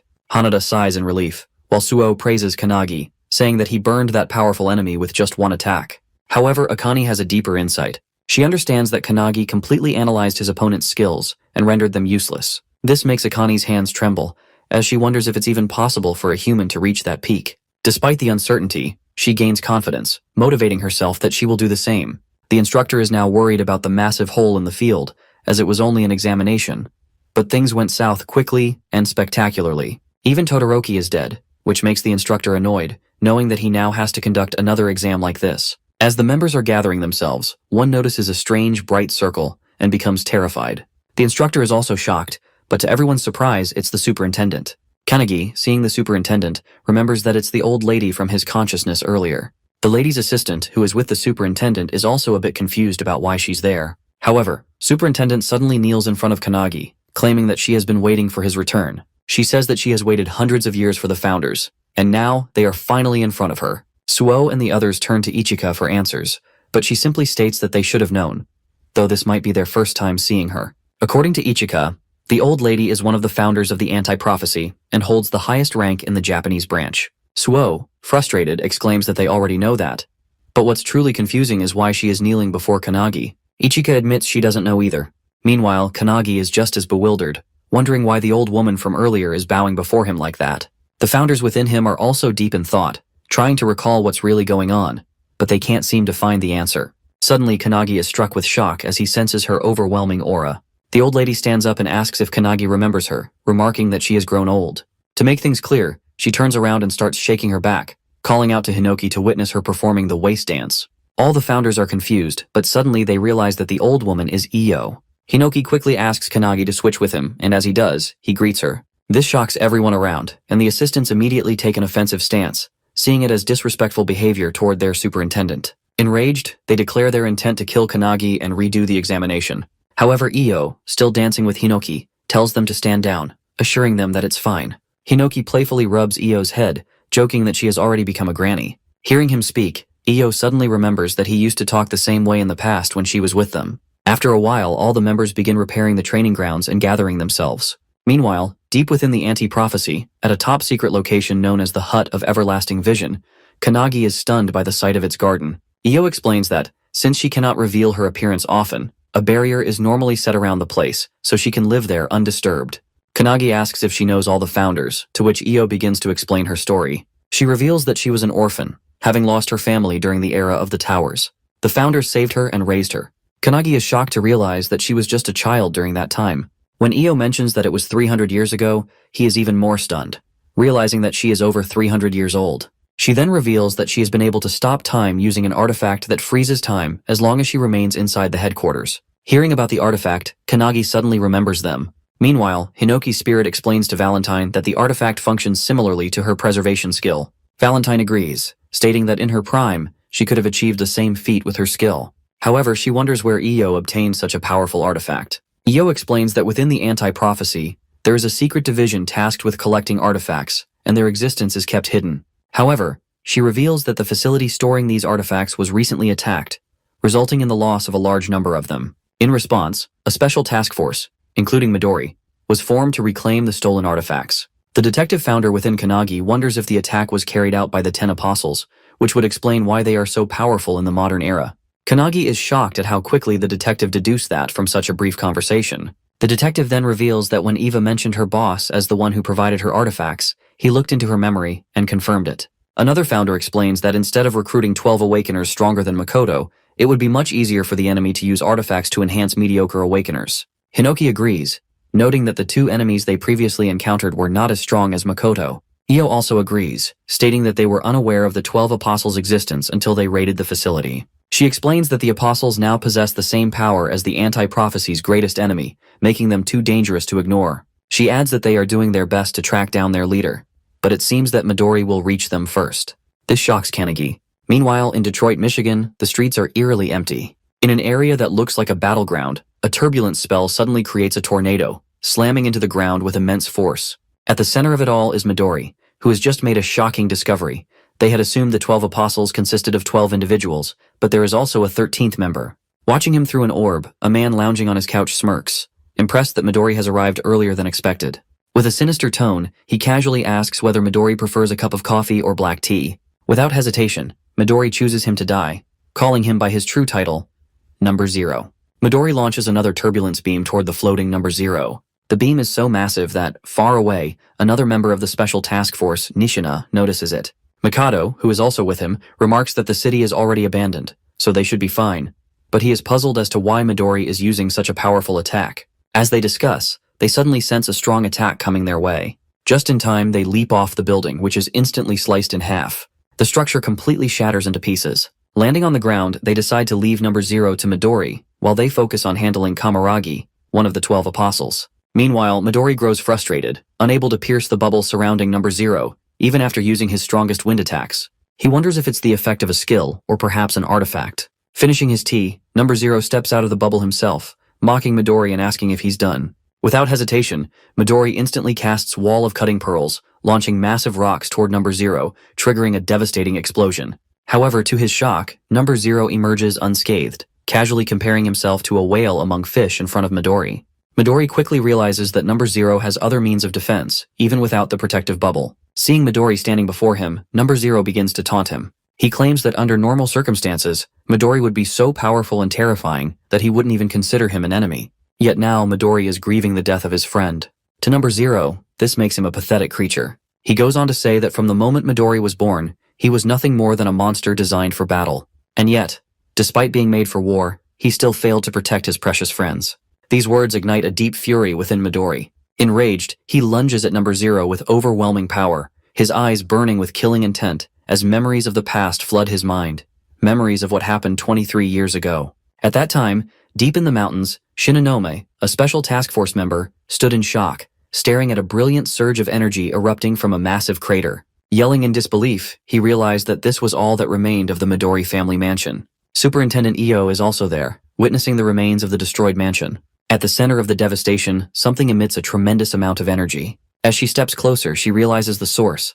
It's a baby, radiating an overwhelming aura. The intensity of the energy makes them believe that the entire disaster was caused by this child's birth. Without hesitation, Superintendent Io rushes toward the baby, enduring multiple cuts on her body due to the sheer energy pressure surrounding it.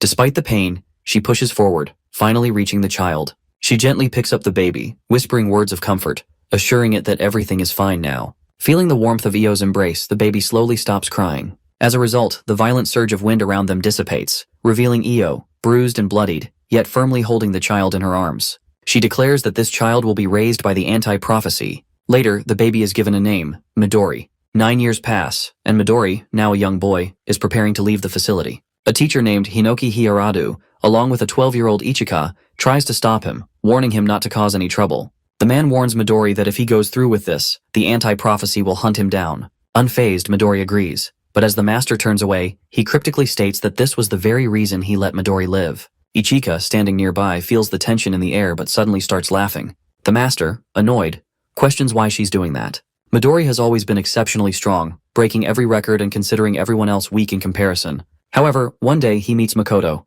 who casually tosses a wooden stick toward him and asks if he wants to be his partner for sword training.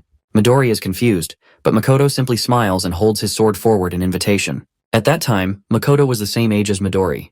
With that, they begin training together, but Midori was unable to defeat Makoto in sword fighting. It annoyed him, but he kept trying, constantly asking Makoto to spar with him one more time.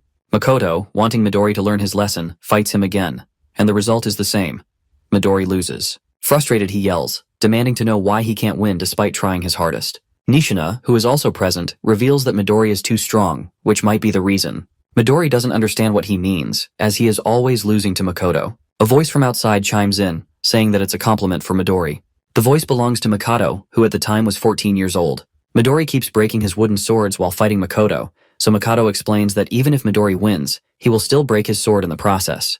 To illustrate the point, Nishina shows him an egg, explaining that when someone exerts their full power, it's difficult not to break the eggshell while holding it during a fight. Midori remains confused, so Makoto picks up the egg and throws it with full force. However, he gets shocked to see that despite hitting the ground, the eggshell doesn't even crack. Picking up the egg, Makoto explains that Midori just needs to balance his offensive aura with the aura that protects the shell, and it's not a skill, but something that comes with time. While he is explaining, Nishina throws all the eggs at the wall, and even after hitting it, none of them break. Midori is amazed, seeing that not a single eggshell shatters. Makoto hands an egg to Midori and explains that if he wants to win against Makoto in swordsmanship, he needs to adjust his aura. Once he does that, even with his overwhelming aura, he won't hurt anyone around him. As Makoto starts to leave, Makoto calls him out but is hit by an egg on the head. Makoto turns and sees it was Midori, who wants him to join him in the training for aura adjustment. Makoto, returning the favor, asks him to apologize to him first. He then kicks the egg crate and uses his power to make them levitate. However, when Midori tries the same, all the eggs explode or shatter around him. However, after trying for a while, Midori manages to create a hole in the wall with the egg, and it doesn't even break the eggshell. They both then start training in swordsmanship, and now that Midori knows how to control his aura, they can spend a whole day sending blows at each other. Seeing this, Nishina and Makoto are also excited and ask him to fight them next. 4 years later, Midori is taken into the special task force, and Makoto leaves for his own ventures. Midori is heading towards a prophecy to support the European branch, as he heard there is a special rank prophecy called the Pandemonium. Midori then asks if Makoto is still looking for a swordmaster to teach him. Makoto confirms it, reminding Midori of his own words about finding a master by himself. Makoto puts his fist forward, claiming that he wants to stand equally with him. Midori, with a smile, fist bumps him, revealing that he will be waiting for him. After that, Midori does everything for his friends. As long as they are alive, Midori has the determination to keep doing what he's doing for their sake. He just wanted friends, but the 12 apostles took that away from him. Coming back to the present, remembering all that, Midori charges toward number 0 with full-on killing intent while the guy stands there nonchalantly. However, just as he is about to strike, number 0 pulls out a golden egg artifact and breaks it in front of him. It unleashes a berserk life stampede spell, creating a massive sun-like glow between them. Other special task force members also notice it and wonder if Midori did it. As the glow lightens a bit, they see Midori emerge from it, radiating a strange yet powerful aura. Seeing Midori, Mikado asks if he has already defeated number 0. However, Midori doesn't say a word. They call out to him, but to their shock, Midori reveals that he doesn't know them. Nishina instantly realizes something worse has happened and yells at Mikado to back off. But it's already too late, as Midori has his hand on Mikado's forehead. With an evil smile, he uses the turbulence spell, creating a strong whirlwind. After the 3 members of the Special Force Japanese branch go missing, another special task force from the USA branch, including Marquise and Ashton, is sent to investigate the matter. Upon arriving, Ashton touches the ground and realizes that the residual energy in the area is extremely strong, indicating that it was the epicenter of an explosion. Marquis is amazed by the size of the crater Midori created and understands why he is called the world's strongest man. However, he is confused about why someone as powerful as Midori suddenly disappeared along with his team. Ashton also has no explanation for their disappearance. The news of Midori's disappearance reaches the Japanese branch, causing the situation to descend into chaos. At the Everlasting Vision Hut, the assistant superintendent grows nervous upon hearing the reports and struggles to believe the news. Io, equally worried, asks if there is truly no information about Midori's whereabouts. She questions Midori's assistant, Rin, but even Rin is unaware, as the artifact that connected her to Midori has been destroyed. Io finds the situation deeply unfortunate. As they discuss the matter, Kanagi arrives, now officially a squad captain, wearing the captain's cape. He feels slightly embarrassed about his new role, but the assistant superintendent reveals that his promotion came from the unanimous recommendation of all the other squad captains and the superintendent himself. Kanagi had even fought Eva, leading everyone to believe he is the only one capable of filling the gap left by Makoto. Kneeling down, Kanagi recalls his vow to surpass the founders as soon as possible and to prevent any further deaths. He thanks them for their trust and, with the founders' legacy behind him, confidently declares that he will do his best to meet the expectations of the anti-prophecy. Hearing this, Io becomes excited, claiming that she always believed he was the best-suited candidate for the captaincy. However, she suddenly grows serious and gets straight to the point, asking for his opinion on a pressing matter. A while back, Kanagi, who had been pursuing members of the anti-prophecy to offer them positions in his squad, now finds himself sitting in front of the superintendent, being asked for his opinion. The situation feels like it has escalated quickly. As the superintendent speaks, a door suddenly materializes behind Io, adorned with a tiger drawing. The sudden appearance shocks Kanagi, and as the door opens, Io introduces 2 members of the special task force, Nishina and Mikado, both in a severely beaten-up state. Io reveals that Nishina and Mikado were part of the same special task force as Midori, and are the only ones who know what truly happened. Mikado begins to explain that while in Detroit, Midori's body was taken over by the leader of the 12 apostles. This revelation leaves Kanagi utterly stunned. Mikado continues, stating that the ability used to control Midori seems similar to the one Eva had previously employed. He speculates that it is likely caused by an artifact, though the specifics of the artifact are not important at the moment. The critical point, Mikado emphasizes, is that Midori, once a protector of his friends, has now been turned into an enemy of humanity. This horrifying reality shakes Kanagi to his core. Mikado adds that Midori resisted the control as much as he could, buying time for Nishina and Mikado to escape. Before fully succumbing, Midori apologized and made a final request. He asked Kanagi to defeat number 0 on his behalf. Hearing this, Kanagi is left speechless, overwhelmed by the weight of Midori's words. The assistant superintendent places a hand on Kanagi's shoulder, expressing his high hopes for him. However, he reminds Kanagi that he still hasn't met the minimum requirement of 7 members for his squad. Currently, Kanagi has Honda, Akane, and Suo, but he needs to quickly recruit 3 more members. This, the assistant superintendent states, is Kanagi's immediate task. Hearing the urgent need to recruit more members for his squad, Kanagi rushes out to find suitable candidates. He spots a young boy from the Hibiki squad and immediately begins chasing him, pleading for him to join his team. The boy, however, is visibly nervous and runs around in a panic, shouting that he will never leave the Hibiki squad under any circumstances. Just as the boy thinks he's escaped, he comes face to face with Akane, who is standing calmly in his path, holding a permission letter signed by Hibiki himself. The boy is stunned, unable to believe that his captain, Hibiki, would allow him to leave. However, after reading the letter, his disbelief turns to shock as he realizes it's genuine. Reluctantly, he agrees to join Kanagi's squad. With this, Kanagi and Akane successfully secure their 4th member. Meanwhile, outside, Hanada is attempting to recruit Akihina for the squad. His approach, however, is anything but conventional. He performs a strange, exaggerated leg-stomping gesture as an invitation, which Akihina finds utterly bizarre. Hanada insists it's an order from the captain and declares that he wants Akihina on their team. Akihina, however, refuses outright, explaining that his goal is to participate in the next captain's exam, as a position has opened up following Todoroki's death. Undeterred by the rejection, Hanada suddenly launches a powerful kick toward Akihina, testing his reflexes. To Hanada's surprise, Akihina effortlessly dodges the attack, showcasing his unique evasion skills. Impressed but not defeated, Hanada presses on. Akihina, now intrigued, proposes a challenge. He agrees to join the squad on one condition. Hanada must land a single touch on him within 60 seconds in the courtyard. If Hanada succeeds, Akihina will gladly join their team. Hanada confirms if he can use any means necessary to achieve this. And upon receiving Akihina's approval, he summons the glowing dragon around himself, determined to win the challenge. Akihina starts the timer on his laptop. Somewhere inside the limestone cave of the anti-prophecy unit, Akihina meets Captain Tsurukai, who appears to be fishing in a 17th dimensional crack called the Underjaw. Tsurukai reveals that sometimes he catches big fish there. Noticing Akihina, he asks if he is applying for the replacement exam for the Todoroki squad. Akihina confirms it but states that he wants to be a captain who doesn't want to die. Tsurukai responds by telling him that his goal is still achievable without even becoming a captain. This shocks Akihina, who asks if the captain thinks he's not suitable. Tsurukai, reeling in a monster shark, claims that he believes Akihina is lacking something. Coming back to the present, Hanada is charging at Akihina, who is trying to avoid any physical contact. Despite getting inches close to him, Hanada isn't able to touch Akihina even once. Hanada is amazed, realizing that Akihina is using some kind of evasive skill to dodge his attacks. Akihina is using Omni-Egos, a skill he has tried to hide from everyone for a long time. His Omni-Egos allows him to teleport to a designated location within a 100-meter range. Although he needs to visit the target location at least once before the skill can be used, once it's set, he can teleport there with fast and high precision. Despite Hanada sending blow after blow, Akihina manages to dodge every single one using his skill. This proves challenging for Hanada, but he takes it as practice, knowing that in the future, he'll have to fight against Midori.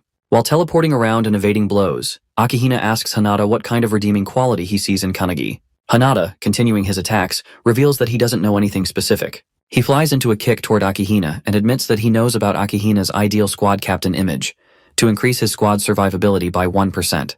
Hanada finds this admirable, but claims that he wouldn't put his life in the hands of a captain who prioritizes the chance of survival over everything else. This comment annoys Akihina, but Hanada explains that if someone always thinks about themselves, they won't be able to achieve the goals they're meant to. As he says this, Hanada recalls his childhood when he saw his family's bodies lying around, killed by a prophecy. This event instilled in him the determination to shut down all prophecies. With that motive, he finally understood that Kanagi has the capability to do just that, which is why he decided to become his subordinate. Hearing this, Akihina realizes what he's lacking to be a captain, the ability to be relied on by others. As he focuses back on dodging, he knows he's winning the fight and hopes to use this conversation as a reference in the future. With the countdown at 5 seconds, Hanada starts messaging someone on his phone, claiming that someone is just on time. Akihina is confused when suddenly Suo, using his Calendula spell combined with Skyfall, strikes from above, destroying the entire courtyard where they were standing. This completely removes Akihina's ability to teleport, and Hanada seizes the opportunity. He leaps off the building and uses a flash kick to tear off a piece of Akihina's clothing. The clock hits 0, but tearing off the cloth counts as a touch, making Hanada the victor. He lands down while Su asks if destroying the entire courtyard was worth it. Hanada brushes it off, praising Suo for his help.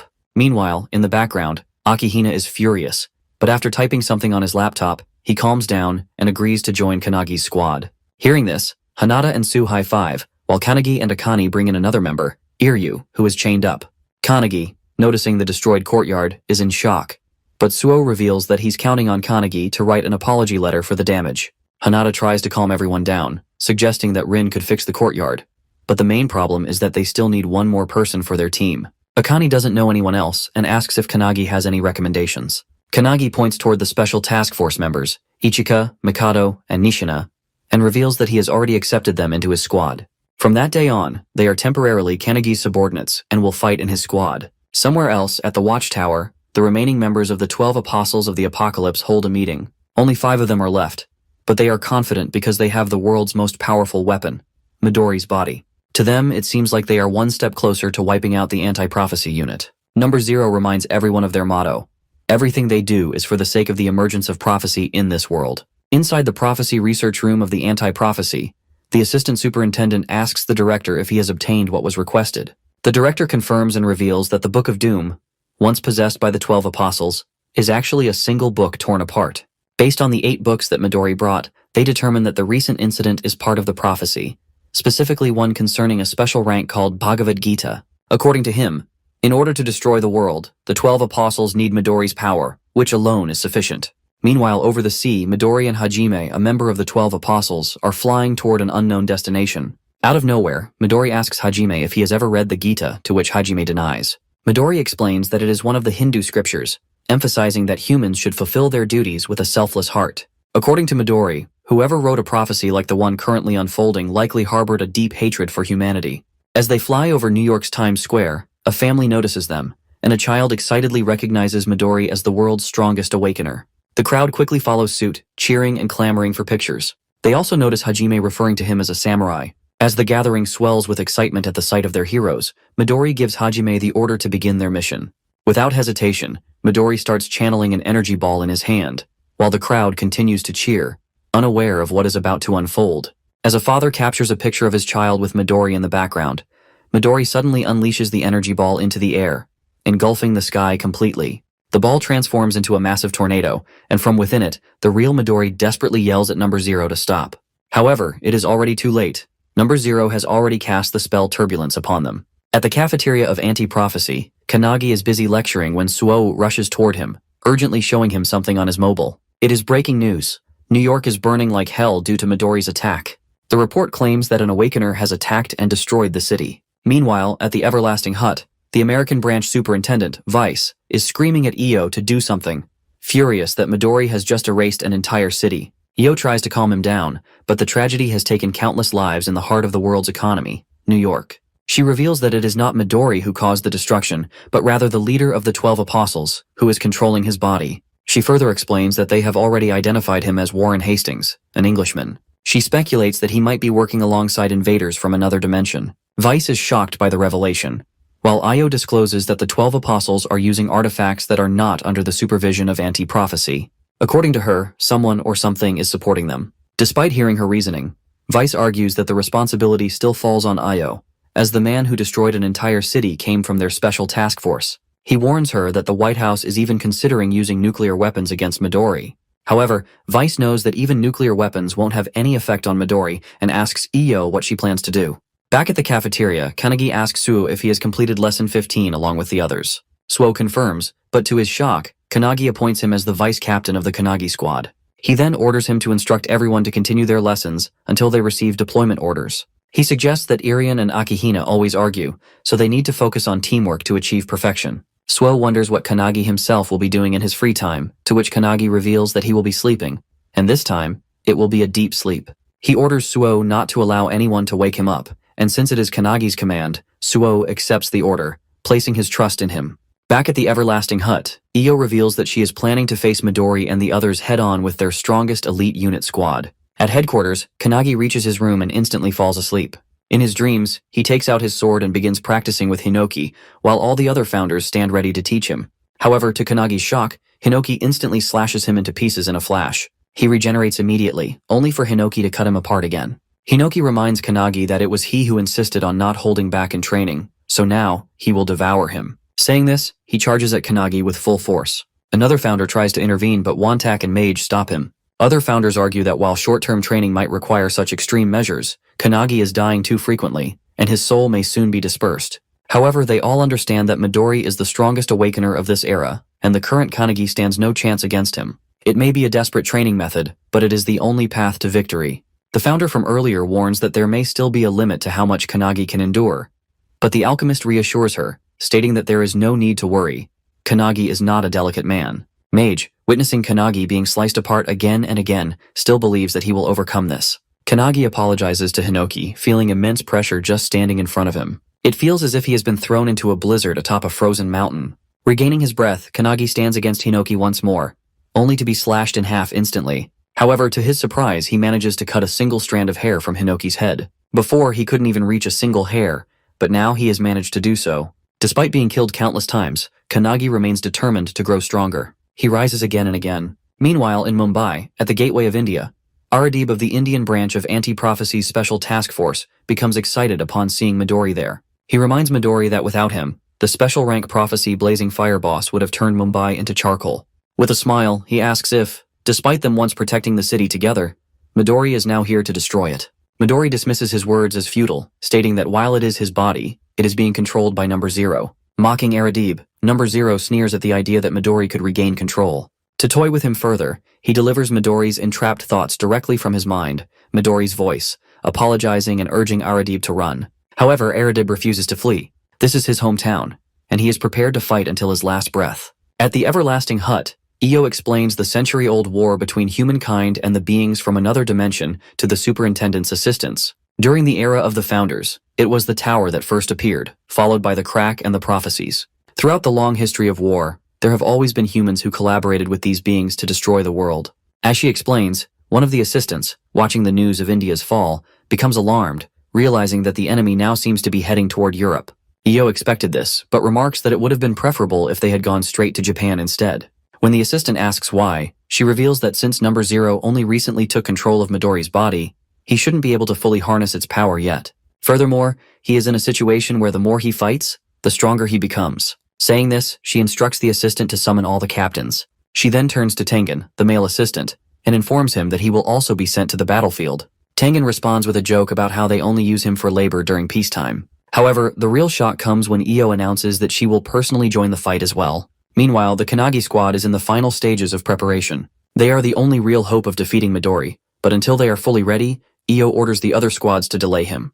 Hibiki and the other squad captains, visibly tense, ask how long the preparation will take. Io reveals that, according to Kanagi, he needs 2 days. She then declares their destination, the Pacific Ocean, where they will attempt to stop Midori. There, the entire Japanese branch of anti-prophecy gathers, preparing for battle. As Midori charges toward them, he casts his powerful turbulent spell directly at them. However, it is stopped in its tracks by Io's own defensive spell. Midori, visibly surprised, narrows his eyes, while Io smirks and mocks him not to underestimate them. A while back, as the captains were heading to the ocean to fight Midori, Hisagi and her squad members ran to their captain, pleading to be taken along to face the leader of the 12 apostles. The captain refuses, but Hisagi, tearing up, insists that even if they can't make a significant impact, they can at least serve as shields to protect the captains. The captain, along with the others, turns to face them and asks if they understand why the captains have chosen to participate in such an unreasonable battle. He explains that even though they know they won't return, as the power levels are vastly different,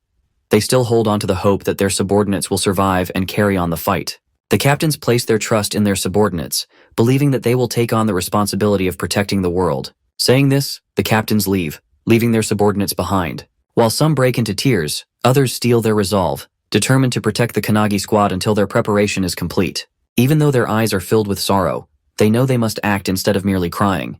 And they must act quickly. The squad captains, along with the superintendents and assistants, teleport to the ocean, where they now stand face to face with Midori. As Io effortlessly blocks Midori's turbulent spell, the other captains watch in amazement at her immense power.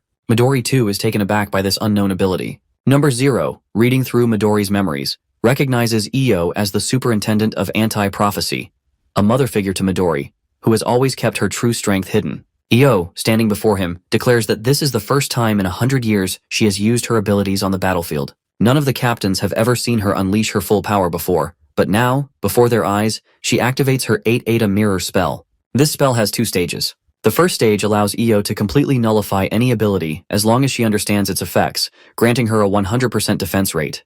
The nature of this ability is a direct countermeasure, combining perfectly with a mage's advanced analytical skills. Wasting no time, Midori follows up with his blazing turbulent spell, unleashing a barrage of powerful tornadoes toward Io. Seeing them, the captains realize that this is the same skill that burned all of India to the ground. However, to their fortune, Io knows this ability and effortlessly deflects it. The second stage of her skill allows her to copy an ability once she has reflected it in the first stage. As she sends her own tornadoes, they collide with Midori's and completely destroy them. Midori, now focusing on the battle, understands how her skill works, but grows annoyed as he senses someone trying to attack him from the side. One of the captains launches his infinite fist attack, bombarding Midori with a barrage of punches. Each time a punch lands, Midori feels his body growing numb. However, despite delivering countless blows, the captain is shocked to see that Midori remains unfazed. Suddenly, the captain grabs Midori in midair and signals the others to attack while he restrains him. Hibiki instantly activates her sound visualization release, Phoenix, while the other captains follow up with their own powerful abilities, striking Midori all at once. However, Midori counters them with his Wall of Cutting Pearls spell, generating a massive blast of tornadoes that crash into all the captains. As the smoke clears, Midori emerges unscathed, mocking Io for bringing weaklings to fight him. But just as he speaks, he senses a powerful aura above him. Looking up, he sees the superintendent's assistant summoning a massive sun-sized energy ball, preparing to unleash it upon him. Midori immediately realizes that this ability grows stronger the longer it is channeled. As he attempts to summon his own energy ball to counter it, the female assistant uses her slave maker spell, shackling his hand. Midori is stunned. He hadn't expected them to have an Awarp Awakener. Now trapped in the shackles, he is unable to cast his spells. Meanwhile, the male assistant finishes channeling and hurls the massive fiery sphere toward the immobilized Midori. Seeing the attack closing in, Midori realizes he can't dodge it. However, if he unleashes his most powerful wind-based attack at the last moment, he might be able to lessen its impact. But just as he processes this plan, he notices another identical fireball coming from the opposite side, created by Iyo using her mirror spell. Both fireballs collide, erupting in a massive explosion, engulfing Midori in the fiery blast.